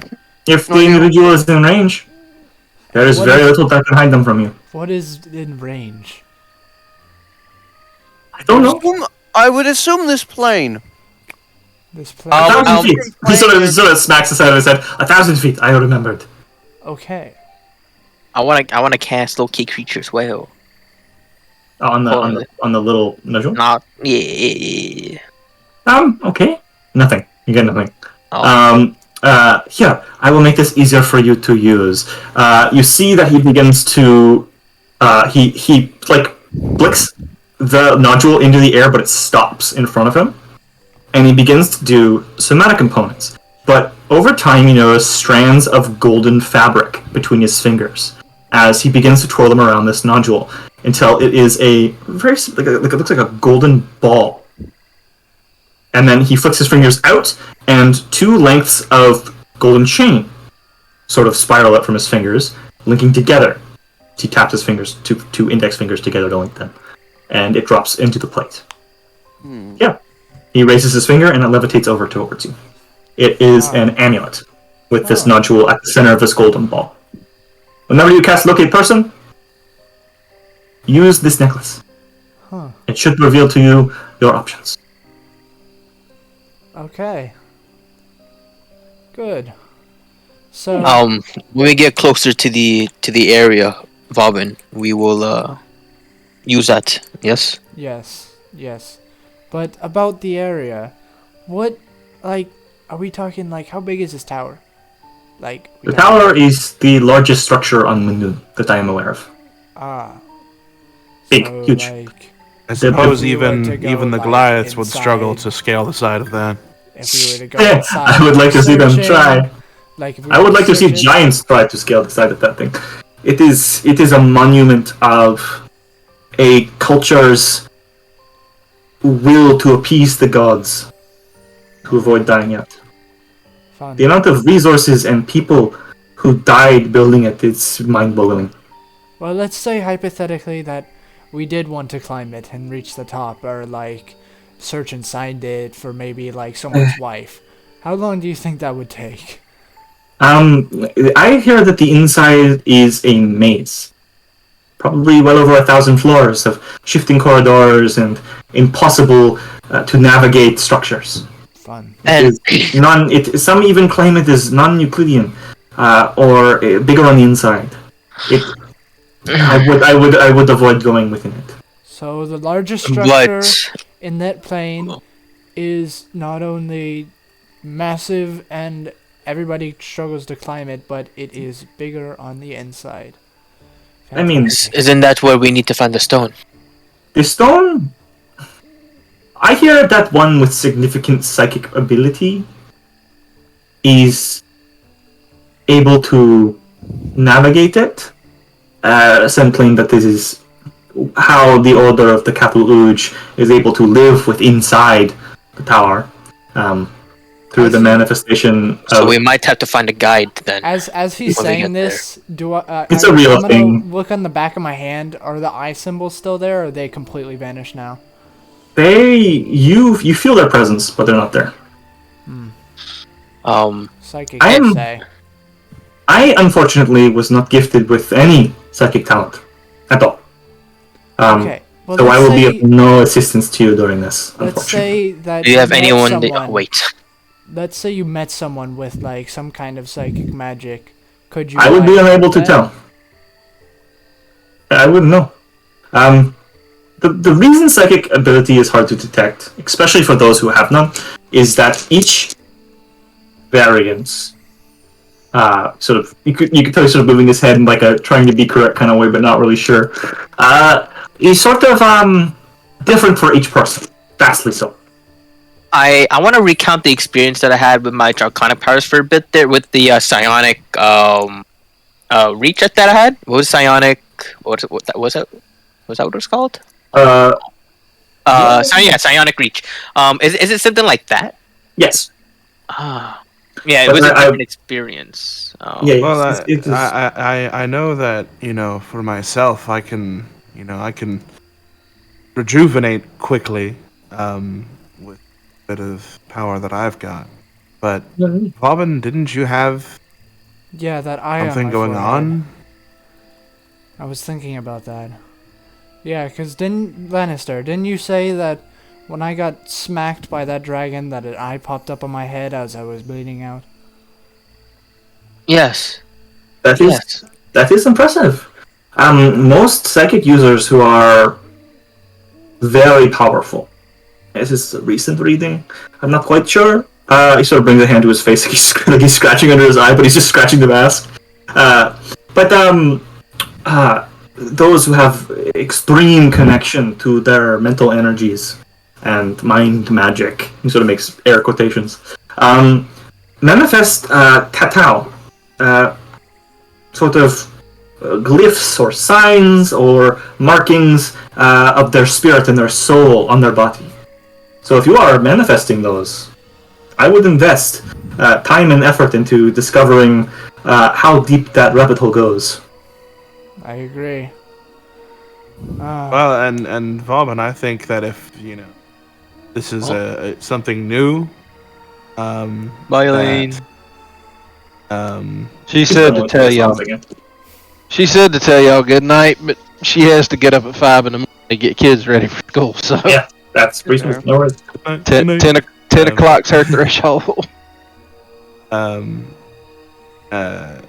it seems to me, Vauban, that if we're headed towards somewhere that amps up psionic abilities, this might be a way to, unlock and explore that for you. I think Now, you might be right, but how the hell do we do that? I don't know if we'll know until we Asriel, get do there. we not have anyone within the order that can help? There are some who have. I would. This is going to sound really stupid, but it is a trend I have noticed. Find a library. Find a place where scholars live. These things, magic, is so infinitesimally interesting to those who cannot cast it. Millions of books on these subjects. Well, whenever we get to go back to Assyria, there is a place that we can go to, Vauban. The Arcanium, right? The Arcanium? You could go to the Arcanium. You go to Soulshade. Yeah. I can also send you imagine- to any of these places if you wish to. I also, I also wonder if, a tower of, psychic Maybe- magic wielders might have extensive research of their own. That's what I was Well, thinking. But the I would problem bring is, that will they point let up, us in? but I kind of don't want you going inside. He sort of says, to be blunt. It is very dangerous. Not because of dying, but because of being lost and starving to death. So, Not to mention, I haven't heard from anyone who lives there. It's a little freaky. So be aware. And the fact that I have read that the possibility of the Mind Cycle Stone being at the very top of this tower in a number of states gives me pause to maybe want to investigate this at a later date after I have It's done a not the little bit more Mind research. Stone or the getting lost that worries me. It's that you seem to think that my wife is somewhere around there. I don't know if your wife is around there. I just know that your wife is around. Somewhere. Could be there. Could be Ziamara. all right. Could be Zartakul. Could be anywhere. I look at Vauban and say, in that case, then perhaps we shall put the tower on hold for. We need more information. It may be or may not be a possibility, but I need to think of everyone's survival, Vauban. I hope you understand. I agree, for once. So where does that leave with our options? Library. Let's see. I recommend taking some time. If you are willing to put your trust in me, I will look after some heavy stuff for you for the moment, for the time being. I will try to, while dealing with my own shit, try to mitigate the effects of the forces at will in this sort of zone to the best of my ability, hampering operations through my order, sending out other souls or initiates to stem the flow of blood to stay from the Empire, from who you mentioned eyes at some point. Yes. My main concern is that you came from that ruin near Templeton, yes? Yeah. From what I could glean from you in there, the sporadic little bits, that is not any sort of architecture I'm familiar with. Question. Mm. I have a map. Ooh! Will it still work here if I want to look at something There is an issue. at the Tower of the Moon? If it were the Tower of the Moon, that should work. But like I said, it is not just a simple maze. The walls and things, they are rumored to shift and change. Although that might be just the rambling of unprepared individuals who do not simply follow the right wall. But Then I will say this. Azra, I will trust you then to set us off to wherever you think deems best then. alright. For now, the group I suppose will take the time here as needed until you need us to go again or deploy. I kind of look down at my arm. I would like to see if we can figure some of this out a little bit. Yes, that is Yes. strange. Here, spend an hour or two with me, will you? I'll try to think of something. The rest of you, I think a good next step would be to just get boots on the ground in the Starfall Islands to suss out why my connections have gone quiet. Yes?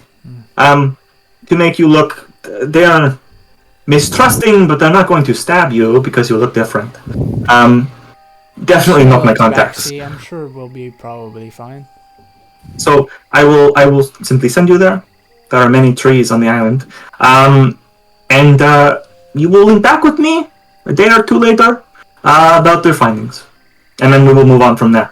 Whether that involves commissioning a skyship to attempt to scale the tower, or God forbid going into it, we will see. But that is the stone I am most sure of. Okay. Wait, Azrael, Of if it you're being going there. to drop us somewhere in the Star Islands, whatever you called them. Starfall Islands. Starfall Islands. Will you drop us nearby a library? I am really curious about this psychic Yeah, sure. business. I will attempt to. Yes. Again, the way I travel is by trees. Very rarely I will, purchase the services required to planarly, sorry, my accent, traverse if I need to go to, Helmjar or Igmir or By something. the way, I've been meaning to compliment you on your tree teleportation. Thank you. It's quite potent. Yes. Though I am not a druid, I am not exactly anything. Do you know what I mean? I am a... You Well, are that's- an oddity, that's for sure. Yes. And I mean that prefer with that. much love. I am an odd thing. But We that can is not just bad. call you a man of many magics. Sure. But my master was, by all accounts, a druid. A large Luxodon gentleman. Taught me everything I know. He, That's that. yes, that is, sort of pauses for a little bit. That is a whole story. I believe it. But, rest. Oh, Luminos, come to me. I will attempt to remedy your arm situation. Everyone gets acquainted. I would stay away from the pond, as it appears the ladies are, taking care of me. There is a bit of, well, I have prepared some bungalows for you to stay in nearby. They're just this way. And you see gestures and the trees, you see their roots begin to push at the ground, so they part.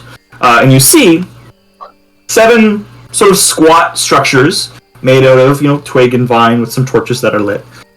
Do not worry, it is all, he sort of looks towards Lumeris, I did not harm any foliage in creating them. It is all grown. If you look at the base of the twigs and the roots, you see that they're rooted in the ground. Like, the structures are alive. Probably thousands of plants put together to build this sort of monument of topiary. Yes, rest. Lumeris, come here. And you are all set to consume the food, feast, converse amongst yourselves, and disperse. But he does make quite a strong gesture for you, Lumeris, to come over.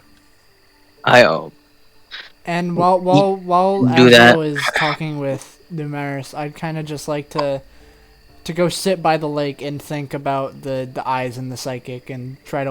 You get up to go towards the lake. You hear sort of as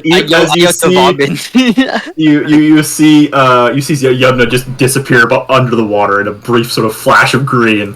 While the ladies are washing. Kui and Malari sort of wave We finished. in all we their started and indecency finished just eating. to Fine, Let them whatever. bathe in privacy, please. All right, I'll get up Um, and go into the woods somewhere and just yeah. kind of enjoy nature. I guess we get Follow me, Robin. Robin, we can go and look for some plants. If you say so. Maybe I can use these fucking eyes. So who's left at the table? Is it just me and Gordor. Yep.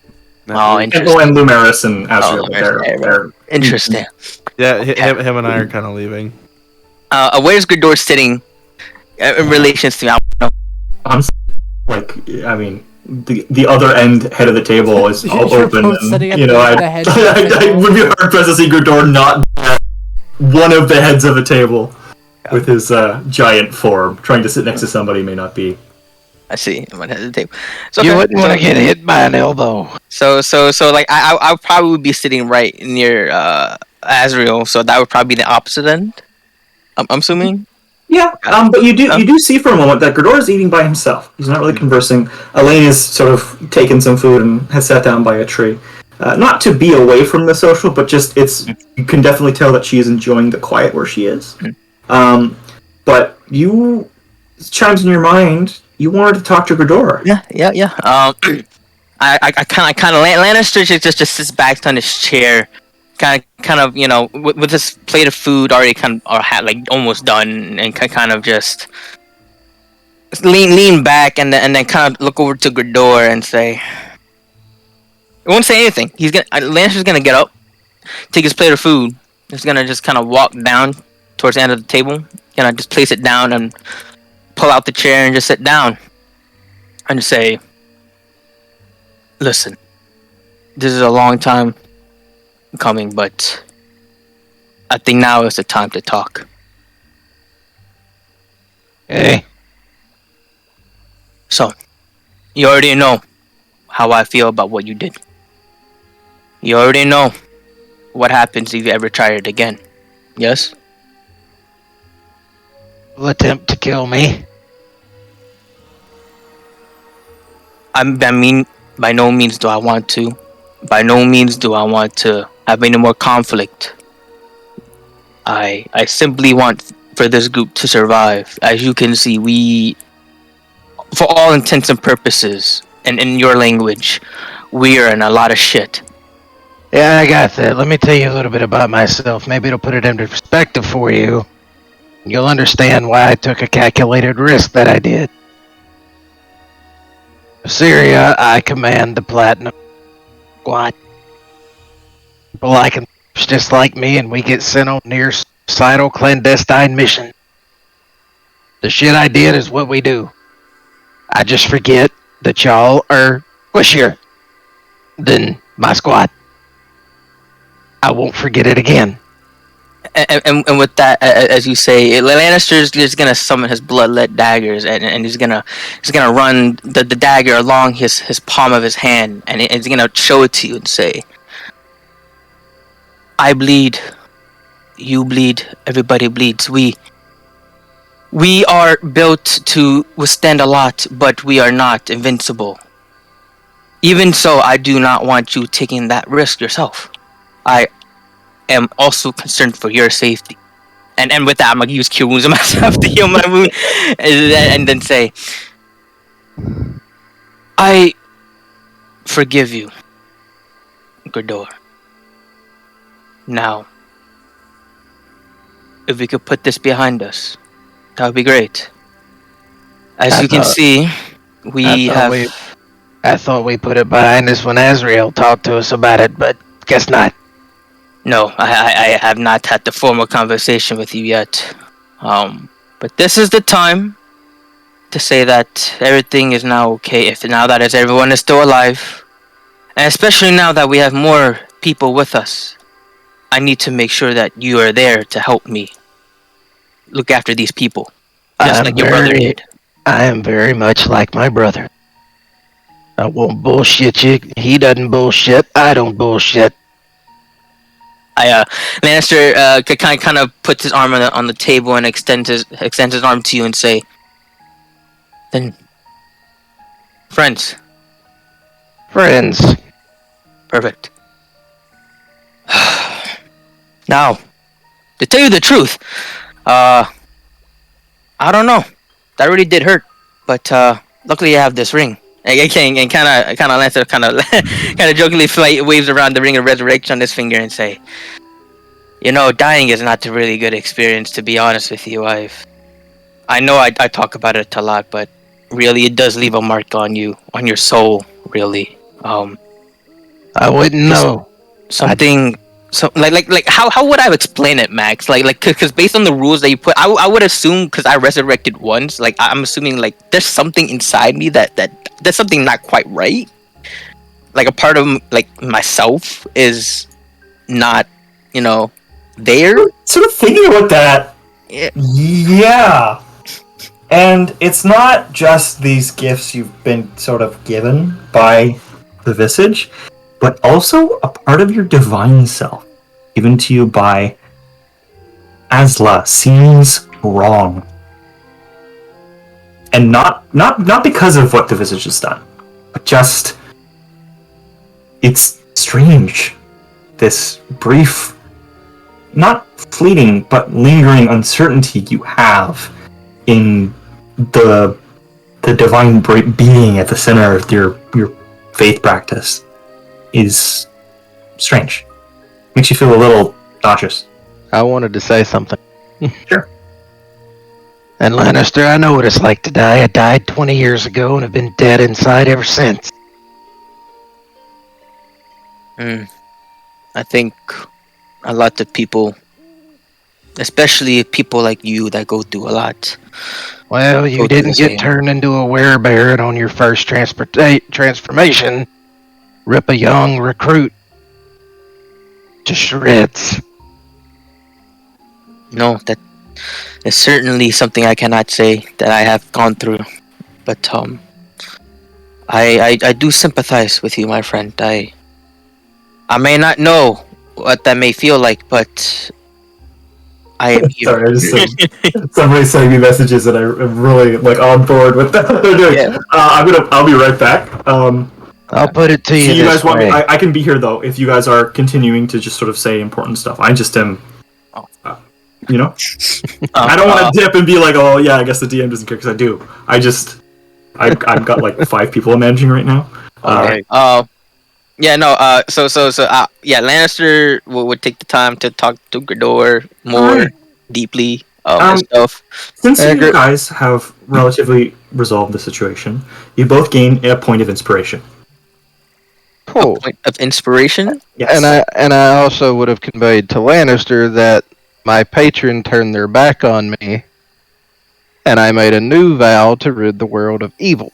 Yeah, See. and that sort of is weird for you because you put so much trust in your divine entities; they would never betray you.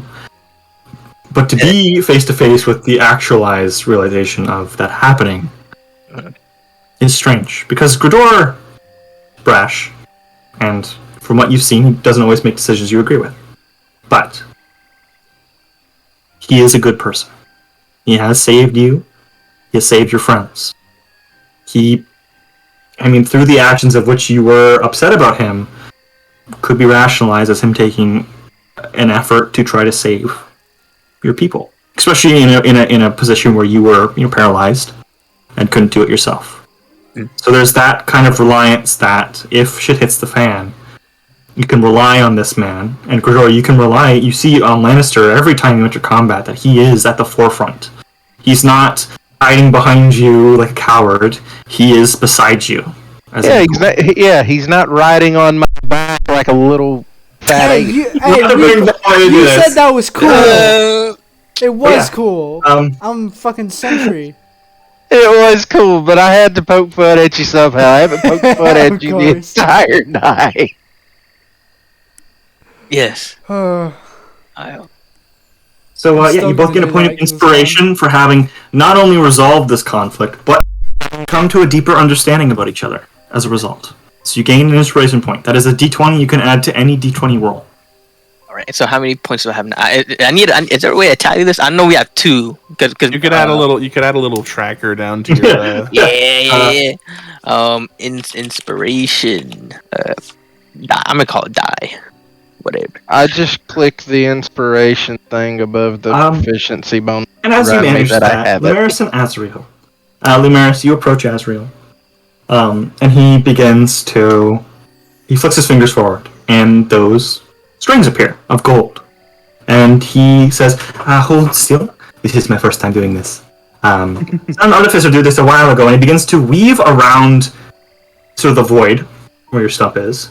But instead of the strings just falling past where that void is, they begin to take shape where your arm would have been, or at least where Azrael sort of envisions where your arm was. I kind of hold my other one out for comparison. Yeah, he sort of glances. Yes, that is very helpful. Thank you. And he begins to weave this sort of golden string that turns into fabric around your arm very quickly.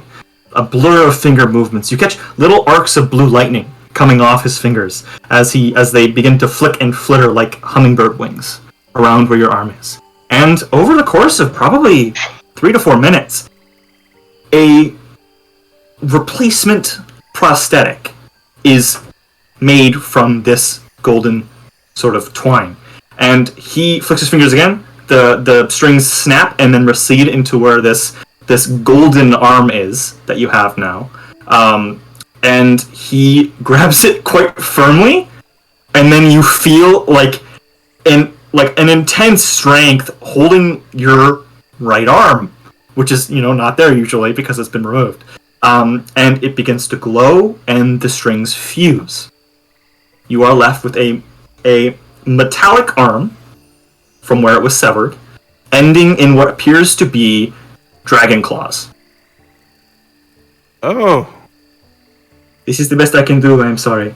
I know it is not, au natural, as one might say, but think of it as a piece of me that is now a piece of you. That sounds weird, but I am a person that one might say that is, someone most would be glad to have a component of. Thank you very much, Yes. Azrael. I do appreciate it. Here. He sort of waves his hands over it, and then you see he blows just from his mouth onto it, and you see little etchings of vines sort of expand like glass breaking in slow motion, just up from the hand to where the base where it's been severed. See, there's a little bit more, maybe a bit more your style. But should be mean, a little bit stronger grip strength. As long as you have it, I should be able to find you. Again, link from me to you. It works as a arcane focus. You can perform somatic components with one hand using it. It is kind of autonomous. And oh, look, it does a cool thing. He grabs your arm, points it to a tree. You see that he presses the palm of your hand, lets go really quickly, and your hand shoots off, grabs onto the tree, and there's just a rope between your hand and you. It's got to have functionality. Rope. So you have a grappling hand with 120 feet of reach. You got a grappling. You got a grappling hook. I want one. you see, Azrael just flurries. He has his sword in his hand now. Okay. I am joking. I am joking. I'm not. I want one. Here. Look, you are a very funny man. I point at Ghidorah. I'm like, aren't your bones like steel? I feel like it'd be hard to sever your limbs. A little bit difficult. Very reason they painful. call him Steelfish. The Lannister say that would be very painful. But I forgot. it's not. And you see in a billowing black smoke envelops him, and parts of Lumeris, blinding you, Lumeris. In the instance, Azrael disappears, and as the smoke clears, you see someone behind Azrael holding a knife to his throat. Azrael's just sort of is leaning back in his chair, just not really moving. You see a tall black dragonborn emerging from the smoke, and I mean emerging from the smoke, not appearing from it, but like you see the tendrils of smoke begin to form themselves ever so briefly into the armor that he wears, and then it sort of drains into the ground beneath him. That sounds. Cyber, this is you, buddy. Shit. Oh, don't move. Okay. I don't want to have to do anything that's not necessary. Okay. But I need information. Yes. Are we all just gonna let this happen, or are we all drawn No, in? this- Well, I we're mean, not there. Only Lumerce is there. Oh, The maybe rest, Mars is there. everybody's there. Everyone can see it. Oh, Wait, I'm wait, gonna no, fucking draw my gun. You're here's the kidding thing. me? Lumerce and I thought Lumerce and No, Azrael. they're just at the head of the table. Oh, You just go to the head of the table. Like it's a big table. we okay. kind of we went off like a little bit, but I imagine also knife to the throat of the man sending us around the plains. I'm going to. Oh, my weapons are already Yeah, drawn. no, and I'm I've standing got up. my fucking gun trained on this dude. No. Ezra just sort of raises his hands up. Wait, We're good. Everyone's fine. wait, I'm No confused. worries. Can I try this? I- Can I try this? Highly advise putting your stuff down. I I would hate do for as him well. to lose his head. I am fond of my face. Here, let me show you. And you see in a moment he like unnaturally. You hear like a snap as Azrael snaps his head back to look at you. The mask disintegrates, and you see a leathery, like eyeless, skeletal, like the lips are missing face. Hello, friend. I have a question. Oh, that's. It just looks back completely like cold stare right back at it. You care for some refreshment? I believe I'm okay. I'm just passing through. You. But you seem to be like someone that knows a lot I about. do. I'm looking am- for a really precious stone. Me too. We have much in common. Sit. Sit. Our goals align, I think. I kind of Apologies look for the at. face. I kind of look around the room, and I- kind of comes to my senses a little bit that I am a little bit outnumbered, and so as I release my dagger, it just vanishes into smoke, and I sit at the end of the table. Very good. Azrael actually gets up. Here, sit where I was sitting. I am done eating anyways. Welcome. This is our group. I believe they have recently begun referring to themselves as the Council of Wizards, which is strange because there are no wizards. But that is Lannister, that is Credor, that is I think the Yaman is somewhere up a tree. I think. No, I'm going out collecting plants. Is that what? That's why he says that he doesn't know where you are. I'm pretty sure me and Bobbin went out collecting plants. Yeah. We haven't unless we've returned like. And that's why, literally, that's why he said. I think that is Yaman over there. He's up a tree. Because like you had to climb a tree because there's black moss in that tree, and you identify Nice. that as poisonous. As Lannister stands up and says Azrael, and with his blood-led daggers in his hand, still like, what are you doing? Now, look, my face has a terrible penchant for disintegrating fiends and aberrations. This man is neither.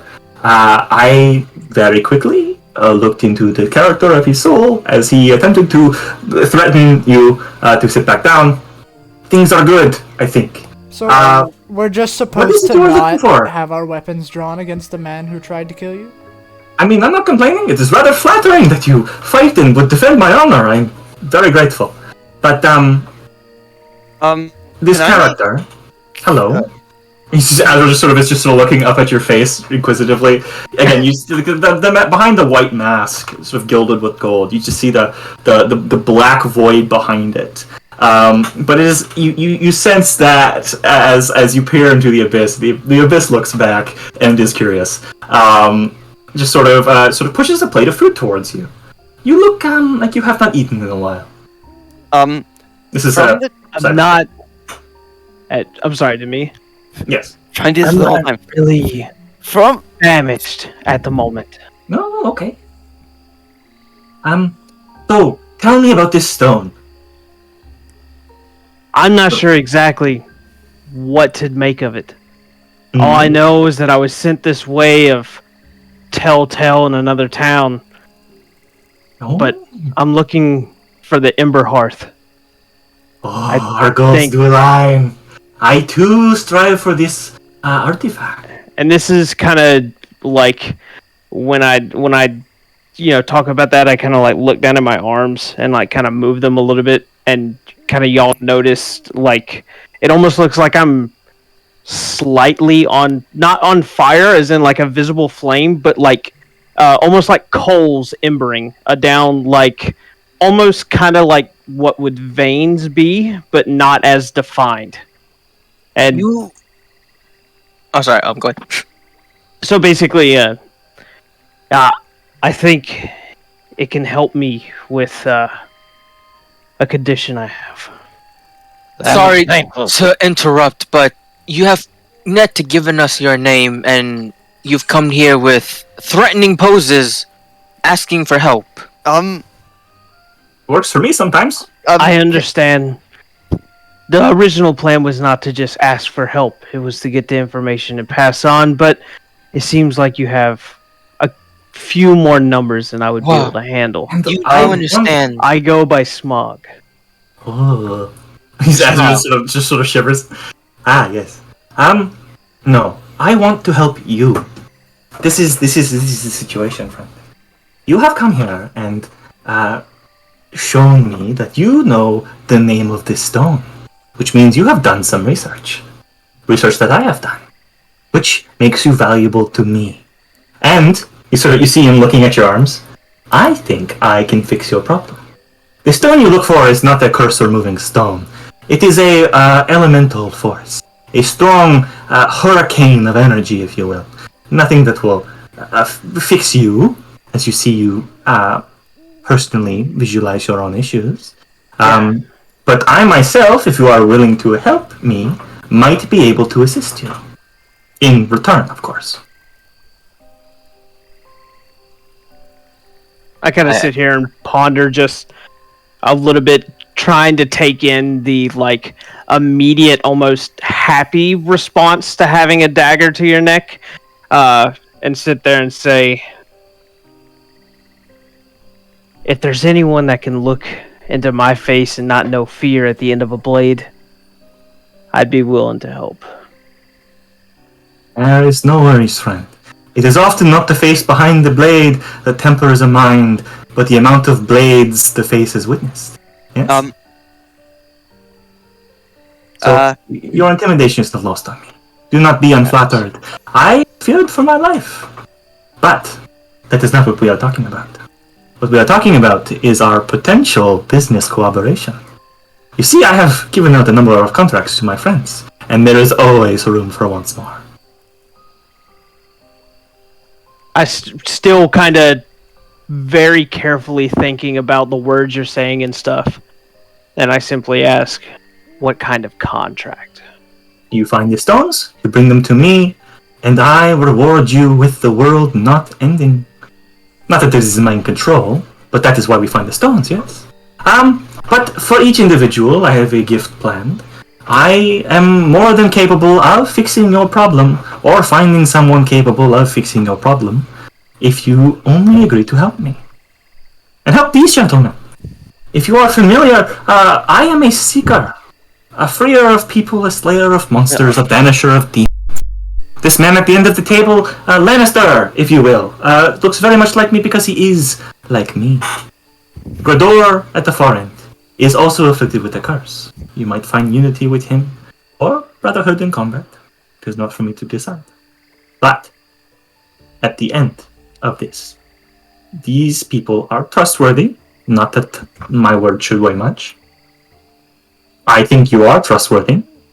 Those words weigh much, as my words do. They are willing to help you. Are you willing to help them? I have a very strong problem with acquiring trust from others and giving my own. However, I know how to respect a contract. Very well. Yeah. And you are very smart for thinking so. I'm sure there is one particular amongst your group that feels the same way about trust. But he is not there right now. Alright, I will let you sit and get adjusted before you make any big decisions. You may find me by simply calling my name. I have business to attend to. I think I found the source of this malaise. I will return shortly. And in a puff of golden smoke and vague glitter, he disappears in a puff of golden leaves. You are all left with this new guy. Who is Lannister. I say, I have a question. Ninja's been. So, can I finally roll the check I've been waiting 8 minutes to roll? Maybe. What is the check? I was literally said at the beginning, hey. I was gonna ask if I could roll insight on him when he was holding the dagger to his neck. Hey, do you want me to tell you something you said immediately before when I mentioned you when Azrael was pointing? You said you weren't there. Yeah, until I was informed that I was there nearby in a tree. No, I said that you were off somewhere, probably up a tree. Yeah, he did say that. Andrew was like, he doesn't know where you are, so he's like, oh, he's probably up a tree somewhere, something like that, like a joke.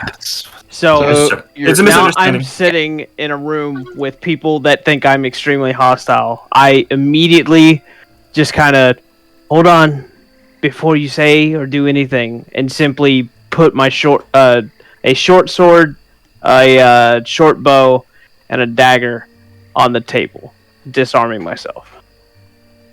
Because just got entered into a contract, and if we're gonna get along, it probably doesn't look good that I'm armed. And Lannister's gonna get up and he's gonna walk toward you. See this this individual. He doesn't have what everybody knows him for, his red robe. So you kind of just see this guy in kind of this like basic clothing. Somehow still wearing a mask. That's kind of odd. But yeah, he walked and kind of without his daggers. You see his daggers kind of like just kind of poof, like just disappear. And he comes up to you, looks at you, and extends a hand out and say, as my companion just said, my name is Lannister Richter. Many of my companions may call me and he does the air quotes leader of the group, but I say welcome. Oh, I don't know. I It's think good we to all meet you, lead at Lannister. some point in time. And I don't move to shake your hand whatsoever, but I say it's good to meet you, Lannister. My real name is Tarnor, but I go by Smosh, and that's what I'm known for. I see. And you see Lannister retracts his hand and I say, I understand that you might have your reserves, and trust me, I understand. I do not blame you. But you will come to quickly find that we are a group that are trustworthy, but that is for your eyes to see. Is the table that we're sitting at wood? It is wood, but it's just covered in like briskets and baked turkeys and stews and. But like the actual yes. table is like wood. Yes. And I turn to Lannister and say, it's not reserves, and I put my hand on the edge of the table, and when I pull it back, it's like singed. There you go. I'm going to It's like so why I didn't go to shake your hand. I see. Let me see. I'm just gonna try. I know it probably won't work. I'm gonna use Cure Wounds on him. See if that does anything. You use Cure Wounds. It doesn't do anything. Trust me, if I thought it was that easy, I would have been rid of this long ago. I am a cleric by trade. Now and you see him pull a chair right next to you and this of course will be personal. You are free to answer or not. But how long were you afflicted with this? I just kind of sit back and look at him, and I say, since I was 17. I'm 24 now, I guess. So, quite some time. Do you know what happened or how you came about this? Yes, an extremely strong witch cursed me as I happened to find myself on their property. I didn't know, but it was no talking to them. And I've been dealing with it ever since. A curse, you say? Well, I'm gonna try to use remove curse. You see that the curse you see that the embers begin to fade almost, and healthy flesh takes its place before it singes and crumbles. You feel a twinging pain. Smog. As you see, you almost hope begins to build in your eyes as it is crushed. But the magic he cast is much more powerful than anything you've tried. I will. Since it is the night, I will once try again. But I don't know. Can I cast it at the 4th level? Is that a thing? I don't think. Please don't. Yeah, No. the pain That is is- quite excruciating. Extremely painful. I It see. is picture continuous burning all the time. In its current state, I've become attuned to it. It's part of my life. Well, that's what I would But have felt when it like goes every time I through- turned. But when it continues or when it finds new flesh to burn, it is like knives in those locations. But that being said, you are given the spark of hope that this man's magic allowed new flesh to grow, which is not something you've been able to accomplish thus far. However, the excruciating, mind-numbing pain that comes as a result of having just not only new flesh burn away, but to relive the experience of when that flesh first burnt away is not something we're willing to try again at this moment. Yeah. I see. I Wow. appreciate you trying. Of course. It is better this way right now. Listen. If what our goals are aligned so far, what I am hearing, then by any means we will try to get you cured. I am deeply interested on your condition. Of course, we just met, so there are some precautions there. But I believe over time we could come to a conclusion, resolve your illness. Yes. Do get acquainted with the rest of the group. As the gentleman that's closest to you, Lumeris. Seeing that we're all And- buddy now, I guess I'll lower my gun, but I'll still kind of like keep it by my side. Are you like in the distance of the trees, just pointed the gun? Yeah, everyone. I'm kind of like aiming from the bushes, and I'm just gonna kind of emerge. Okay, so Bobbin, you weren't there to witness him arrive. Yeah, But- okay. This is why I'm so confused. Where I is just had everyone? to- I thought I was with the group because I was with Vasp, and Vasp said he raised his gun, so I naturally thought I was back with the group. But then I Right. wasn't with Vasp. Can I It clear was this a up?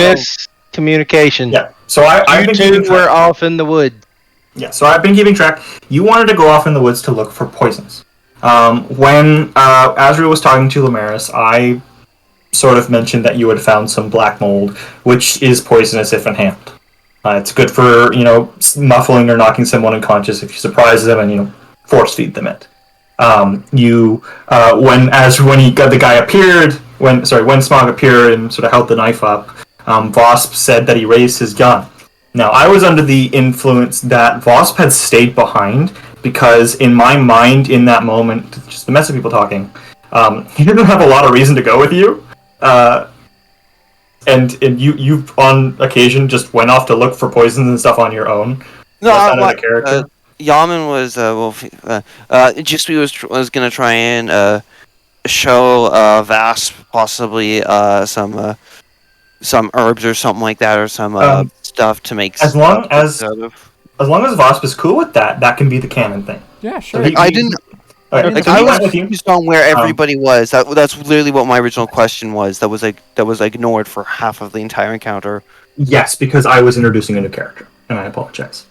However, when I am introducing a new character, they do have to be the focus of attention, and I can't be giving people, play-by-play when I'm doing that. Which is fine. However, new character has been involved. If you and Voss would like to return to the party, that's fine. Yeah, You that'd can be do that. fine. I was just really confused on where everybody was. Yeah, no worries. Yeah, just DM me next time you get confused, okay? Okay. You and Voss return, and you see an unfamiliar figure, a dragonborn, sitting where Azrael was, not moments ago when you left. Who's the spooky guy? And over. That's like. I don't- We Who are you? have a new You were the two that were in the woods earlier. opinion. Ah, yes, we were. I think. Yes, Unless we there found were this others. moth. Yes, Are we there found more some in the moss woods? in a No. couple plants. I think it might be able to make a, I don't know, maybe an antidote to this? I don't know. Yes. Yeah, I stood by listening for some time, but realized maybe the information you had wouldn't help me, so I moved on. Well, depending on what information you'd be looking for. Well, you've don't already have had. Just. any. Trust me. I kind of pipe up and I say, so we have a fellow on his own searching for stones of power, and Same as us. Oh yes, Azrael we has- are looking for those. Is that what we were and, looking for? I and- thought we were looking for my wife. That's We are that's, looking for that's your our wife. main objective, in my I opinion. just- I kind of look at you, kind of questioned, and I'd said, "Those? There's multiple." Yeah, Oh, yeah, yes, there's of a course. bunch of them. Yes, of course. I think we have one with us, I believe. No, Um, isn't that well, the we one that don't was have one. stolen? Okay. Oh, was that one stolen? I Yeah, I think think that so. one was stolen. This is a Which boss one? when boss Smog and Yaman moment BTW. So people want to chime in, you gotta wait. Yeah. Yeah, I think that one was stolen actually. Yes, I do believe no, that one was stolen. I think there was 3 others. Which I- one? Uh, Stone. I can't you remember are- the name. If I'm gonna be honest. So Smog? Numaris, do you remember what it was? Doesn't Azrael? I'm pretty sure we gave Azrael the stone. It didn't Oh, get does stolen. If it Azrael was have it? stolen, yes, Azrael has it. That was. That was the I believe Entromancy stone. I was about to say. I believe he said it was the Entromancy a stone. So not what you were talking about. I believe your name was Smog. My name, technically, I guess, is Tarnor, but I go by Smog. Ah. We really shouldn't Of give us course. your That's full what I'm- name that often. I Oh, don't know and who used also, it. if we find my Um, wife, the Psy Stone would be good to have. Can I Yes. do a insight check to see if they've ever heard of, or like if I get the impression from like the reactions to the name and stuff, if they've ever heard of like the like lone thief Smog? No, we're both idiots. Sure. Sure. Sure. Sure. Oh shit! They, I have no idea. Yeah, you don't have any idea. But they don't seem to have any idea. Here, It's a I'll, weird I'll, experience. would I have I'll help you out with this. We have literally wait. never heard of you before. Wait. But welcome can I roll a- aboard! Can I roll a history check to see if I would have heard of him when I was an assassin? Sure. Because I think that actually would have made would actually make the most Oh, sense. the assassin. Yeah. Okay. 11. With an 11, Can I try to make a there- history check to see if I heard him in any No, of the storybooks? Valvin, you are a fucking cat tower. You're a caravan baby. You don't know you don't know shit about assassins. I don't know shit. So, 11. I would give him. Can I give him what like he knows? Your assassins are strange because they don't look too much into each other unless they are trying to kill each other. For that, it would have to be a really high DC for him to get a lot of details on you. Yeah, if yeah, he rolls very like small. a 15 or like a 16, I'd let you take the reins. But as far as you know, just see you've heard telltale of sort of a gaseous, smoky assassin leaving nothing but like sort of soot and sort of stealing things and doing general upsetting the local law enforcement. Question, Smog, was it? Would you happen to be? This is a far cry. But like What? potions of gaseous form are popular, so. Would you happen to smoke a lot? And just kind of sits there staring at you as smoke is actively emulating off of my shoulder and close. Yaman, I think he's smoking right now. I know, but at the same point, that could just be a magical effect from his clothes. Maybe he was recently on fire. I do. I just do the. I just realizing that like they weren't here for like the initial part. I just simply like kind of run my hand across my weapons across the table, and they just kind of vanish in smoke. And then I Whoa. pull one of those weapons back onto the table. Were your Ooh, weapons disappearance also recently magic. on fire? Ooh, fun. I hate this. guess I hate to technically end it. I am don't hate on this. fire. I hate to end it right now, but I am seeing fractals right now, and my left hand has gone numb. I kind of gotta call it because I'm freaking out. But You okay, man? yeah, I'm okay. I'm gonna drink some water and probably sleep. Okay, fair do enough. that. But I am so excited for next session. I'm glad we got you in. I didn't. So Lumaris, I didn't get to do what I wanted with you today, and I'm mad about it. But It's okay. We'll get it. next we'll get Wednesday, bud. Next Wednesday, fucker. I'm coming for. No, I'm joking. I'm yeah, coming it's- for you. I am disappointed I didn't get to make the joke to Vauban where I took him to gather materials and then just turned to him and be like, now this is the part where I kill you. Kill you. You know, No, honestly, and, I would not be the one. I would not be the least bit surprised if Yaman was like, "Okay, now you're not useful to me anymore." it. Also, did you guys like that, like, in the middle of the adventure meme that, everyone, I hate the Feywild. Fucking yeah, Siren, you were fucking DMing me the guy in plaid, and I almost fucking burst out laughing when people were talking. Yeah, when we were talking, I'll let me hold on. Let me grab that real quick. While we were really talking funny. about I about have to Vauban go. getting like plaid I will clothes. talk Yeah, to you guys later, Max. I'm so Yeah. sorry. But I will be in touch with you, Cyber. Hopefully, if you have anything you want to add, you have a week. Like I said, you still get the second week if you want to just add or change anything. Yeah, I would love to sit down with you and like go over my stuff and just fix anything that I fucked up because it's the first time I've used this. So Yeah.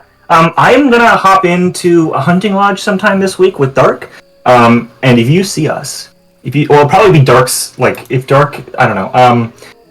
I will probably make a private server, or I'll just hop. If you see me in the bar, Be 'cause in I the sit here hunting sometimes, lodge. just join, and then we will discuss details. awesome. That sounds good. I'm gonna go try not Yes. to have seizure. I will be back. I'm into Good it. luck. Bye. See ya. No. Ah, Yeah, this shit was like so fun. Actually, it was just a little bit of stuff I got to do. I You gotta all did give- fantastically today, by the way. I You were got- all I got- amazing. I Max, gotta go to give. sleep. I gotta give I'm Shut up! I gotta give you props, Cyber. That's the fastest I've seen anybody pull a character together. Yeah. Pretty funny. The fucking backstory, like I just pulled out of thin air. I fucking love it. It's The thing if is, anyone Cyber, wants is to, that like I did the same thing, and it'll probably do Yeah. something. It'll evolve into something later. yeah. So like, if anyone wants to or like wants to look into like the backstory, obviously you can't use it unless I like tell you in game. But that's kind of like the backstory of the character. So. So you'll kind of notice there's like some things I'm leaving out from telling y'all, and then like some things I'm okay with telling y'all. It's pretty. I'm pretty excited about it. I'm like pretty excited. Yeah. Heck yeah, man. I'm That's all excited part to of have the fun. another- We've all that's part of the fun that at least it's been for me. Is there's stuff about like certainly like Ninja's character that I don't know. There's stuff that we like just really learned about Gridor today with him okay. and Lannister having kind of that heart to heart of like, hey, this is what went down, and with how I became part of the way that I am and that sort of stuff, and also Vasp, I don't know about you, but I know Azrael doesn't want us to go into the tower, but I really want to take us into the tower. I also really want to go into the tower. Wait. So Is this the Tower of the Moon? Vaps, Yes. actually, like, you were my original target when I was talking to him because, Oh. like, you two went off by yourself I'm- in the I'm middle of the Oh, woods, boy. and, like, I'm gonna be real with y'all. I don't know how I feel about the tower. I feel like I'm tired I'm of gonna getting be to a honest. dungeon. I'm I gonna that wanna be just honest. said I'll- 1,000 floors of shifting. I was like, I don't know about that. So, I will- wanna- I'm gonna be honest, say- Cyber.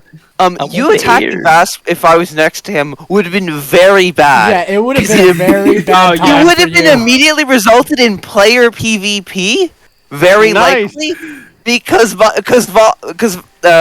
my character's first response would have been, "I'm gonna throw a throwing poison needle immediately."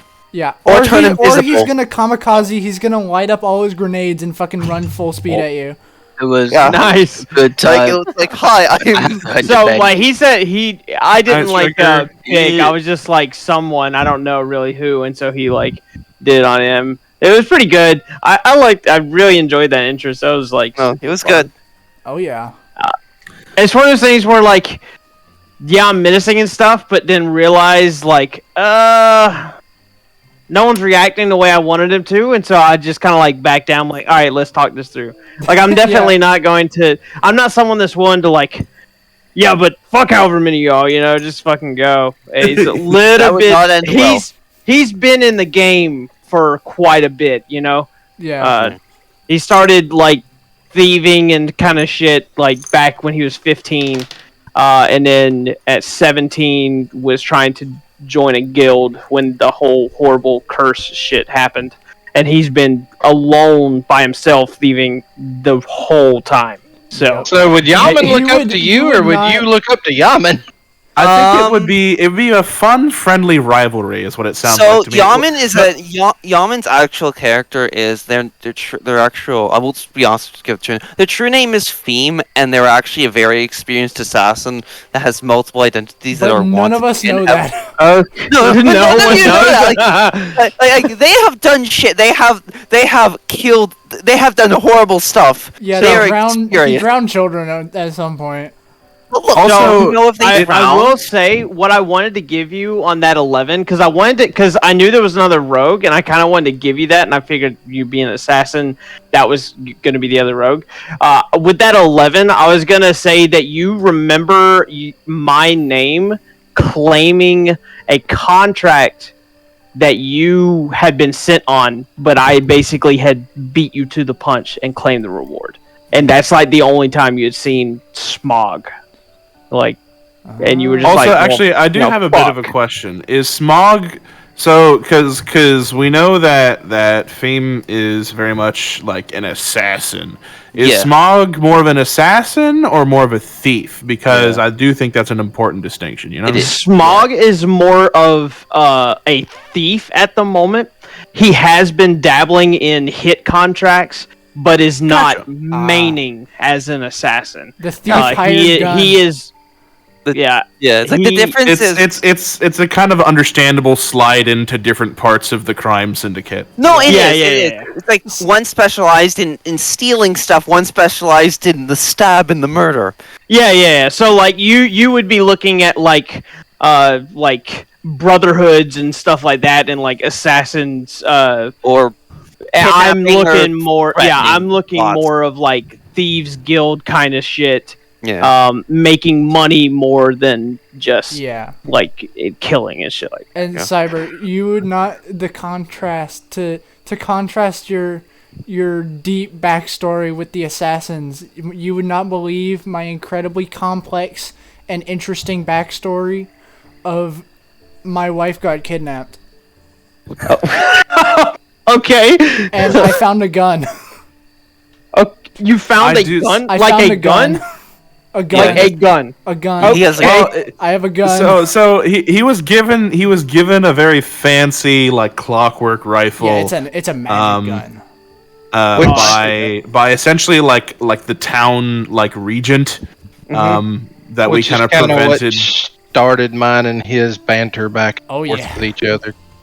Yeah. So yeah. But yeah, I will say I do want to take into account a little bit Lannister's desire to not get back into dungeoning. So we might go heisting. It might be because here's the thing, right? Is because Azrael has mentioned kind of scaling the outside of this thing. We're gonna fucking Mission it's- Impossible this shit. Well, it sounds like going inside is impossible and going outside is impossible. Well, the thing So is, going we get to inside is decide- impossible unless I can unlock my fucking psychic shit. So what So- I'm going to be talking to I'm going to be talking to him, and one of like you said that y'all got to like pick a magic item that you got at Yeah. the beginning. Mine, Yeah. what I'm wanting to do is going to be the infiltrator's key. Yeah, it And that depends. will- Is it a magic skeleton key? Yeah. That would be It cool. depends on. It depended on how strong our magic item was, and also how useful it could be. Like some of us I know got really powerful items that just like did healing or mass damage or were really useful utility, Yeah. or some people got really powerful ones in a super defensive way where Yeah. half of its power isn't even useful yet. So yeah, this one is all about like obviously stealth and like being able to move without hindrance in some areas. But once it becomes awakened, it's also a weapon that it's a dagger that can be thrown, and as soon as it attacks, deals its damage, vanishes and reappears in my hand. Oh, so it's like Elaine's. that's like Elaine's bolts. Yeah. Yeah, it's Quite useful. but it can also be used to cast spells like Pass Without a Trace, Invisibility, like super stealth stuff, which is pretty fucking cool. Yeah. Uh, Yeah. Like, I think- So Like I have I am something somewhat basically a similar. human turret for Gridor, so you'll see me on his shoulder a lot in combat. That is always fun to see. nice. I'm think, actually probably going to craft a rig for that. You're gonna put a little saddle on your shoulder. That's pretty great. For me to No, sit no, on. no, no. He's the Gridor's a big blacksmith. pride. Gridor is literally going to make an armored fucking backpack Nice. with a Just- with Just a walking around with a ball turret on the back. with a here's with a here's what swivel you- seat in it, so Vobin can turn and shoot over my shoulder, and he can shoot behind me as well. Here's what you do. Here's what you do, Dark, because this totally like tracks almost for I think how Gridor is. Gridor doesn't make like a thing he puts on his back. What he does is he puts essentially on the back of his armor just like an eye hook, and then he crafts Vobin just like a steel cod piece with like with like a carabiner Well, on it. look, and No, any see, kind of no, protection. see, 'cause, like, here Max has got to go for it, but here's my thinking, Siren.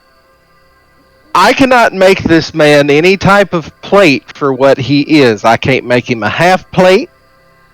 I can't bring his AC up, but what I can do is have something that attaches to my armor that this fucker can sit in, and he gets a portion of my AC Yeah, when he is 'cause riding in Technically, the turret. the thing you is, could Cyber, you is could like if you look at your armor class, right? You know how armor class works.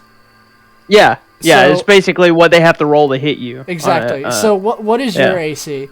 What's your armor I class? believe it was 13, but I gotta check Oh, again. okay. Give So me you a- have the exact same armor class as me. So Yeah. maybe stay away from hitting range because they will fuck Oh, yeah, you dude. up. Well, So my whole thing, like my whole like several levels down, basically what's gonna like a little bit of like foreshadowing or whatever, because like he tried to heal or you tried to heal me, and like was excruciatingly painful. There's gonna be a point in like once we get to that stone that basically I'm gonna have to make like a choice if I want to be cured or if I want to be able to gain control of the curse.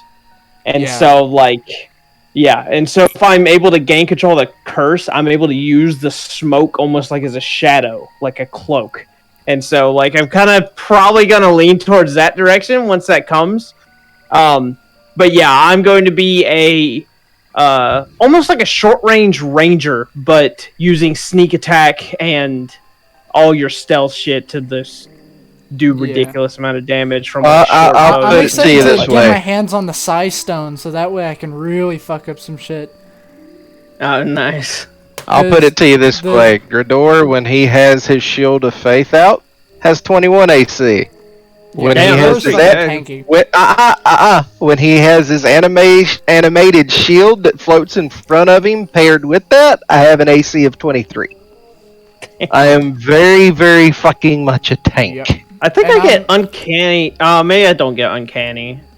No, you're a rogue. You get uncanny. Uncanny dodge. Okay, that's not Yeah, bad. which I keep in mind, it has been ruled in the game where, at least me and Max do that, where you have to at least be somehow be able to explain how the uncanny dodge. You'll be able to slightly dodge out of the way to either mitigate some damage or most of the damage in some way. Triple backflip Which means with that- a cartwheel. No, which yes, I succeed this to him. If a wizard casts fireball at your feet, you don't get uncanny dodge because there is no way to explain how you dodge get less of the hit from an explosion at your feet. That's when you just Like- like do the Superman dive from Monster Hunter. Yeah. Yeah. So one of those things, like I could probably try to spin like because I'm actively burning, I'm used to fire damage, and so like it can negate a little bit. But yeah, my big go-to will be almost like a sidestep. But when I sidestep, my figure of just like a silhouette of smoke is still where it went through, and so it just misses by a little bit because like the target shift, and that's Catch gonna these be kind of bullets. like a yeah. Yeah, I can't wait. Like, I have some really cool like ideas and shit for my character, especially once he gets control of what he can do. Yeah, that's gonna be. Same. Yeah. Because Well, guys- my character's cool. bloodline has a What long kind history of of- being psychic, so I'm fucking What excited. what kind of hit points do y'all have? Because I feel like mine's like. I have in the low 90s. I've got Okay, 75. Well, I his might is be- high though. I have I'm- 93. His is high Okay, too. I'm what- at 67. What Yeah. level are you? You have lower hit 8? points than me, Lumaris? Yeah, what Yeah, level? what- 8 mainly. We're at level 8. Did he not tell Okay. you? Yeah, Did he I not- have not done any of that because I guess it's not. There was no combat here, but yeah, I got Yeah. a whopping 9 hit points. Yeah. Nine. Oh yeah. That's some tall Yeah, cool okay. hit So- points. We're hit me up tomorrow and I will walk you through the character mancer yeah. and how to level up your character. Yeah, I don't know how to level it. I've built it. I have the whole character sheet ready to go. Yeah, I I'll walk looked you, up all the I'll- personality traits so I didn't fuck all that shit up and whatnot. I'll walk you through it tomorrow, or if one of the guys wants to walk you through it tonight, that's cool. But what I was about to say is, if anybody wants to hop over to Hunting and Lodge later, I'll be over there with Joey. He's waiting on me to go blow shit up in Northern. Nice. Nice. Gotcha. So, But yeah, I got Okay, well, Dark, I have one request. sir, Drop artillery on the point Joey's at. just once. Just one. I'll think about it. Uh, We're but my flying. dude, I was I- looking up. We're flying our Wyvern. So I mean, you know, I was. Ma- Oh god, maybe no, I- I can't find it. maybe I can drop a bomb on him. I don't know. That might not be realistic. But yeah, Vasp. Yep. All right. I Later, feel like guys. we might later. I Yeah, feel what's like up, we Mike? might do like maybe it'll be multi-pronged because I mean I'll put it to you this way, right? Is like if it was just as easy as flying up there, I could do it now. You know, Yeah. like I feel like there's And gonna be some kind of it- magic, and we're gonna be forced to go through the tower. Because why else With would the- you bring up like, I oh, it's really I- tall, but you can climb up it if you're psychic. You know. I will I say think- one like issue he had like when he was introducing me. I'm not a dragonborn. I'm a lizard folk. Oh, okay. Oh, Gotcha. Yeah. No, I look. My guy in there looks pretty dragonous, but it's more like almost like a Komodo dragon looking kind of person. Gotcha. Yeah. So that was the only Um, thing that I was like, wait, nope. But I didn't want to stop him mid-session and be like, ah. Yeah, it's fine. Yeah, There's, like, usually, barely a so difference. if there's something that is like, oh wait, then usually you just shoot him a DM through Discord and it'll be Yeah. like, oh yeah, Yeah. so He's